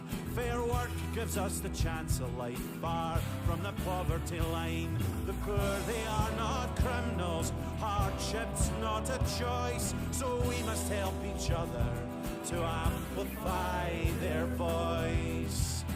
Raise the standard for the worker. Raise your banners and march on. Draw a line and stand together. In the union we are strong. The future may look harder as the costs of living rise. Don't let the rich get richer, it's time to organise. We'll build a bigger table, demand a better deal. We'll fight the 1% till there's equality for all. Raise the standard for the worker, raise your banners and march on. Draw a line and stand together. In the union we are strong. Raise the standard for the worker, raise your banners and march on. Draw a line and stand together. In the union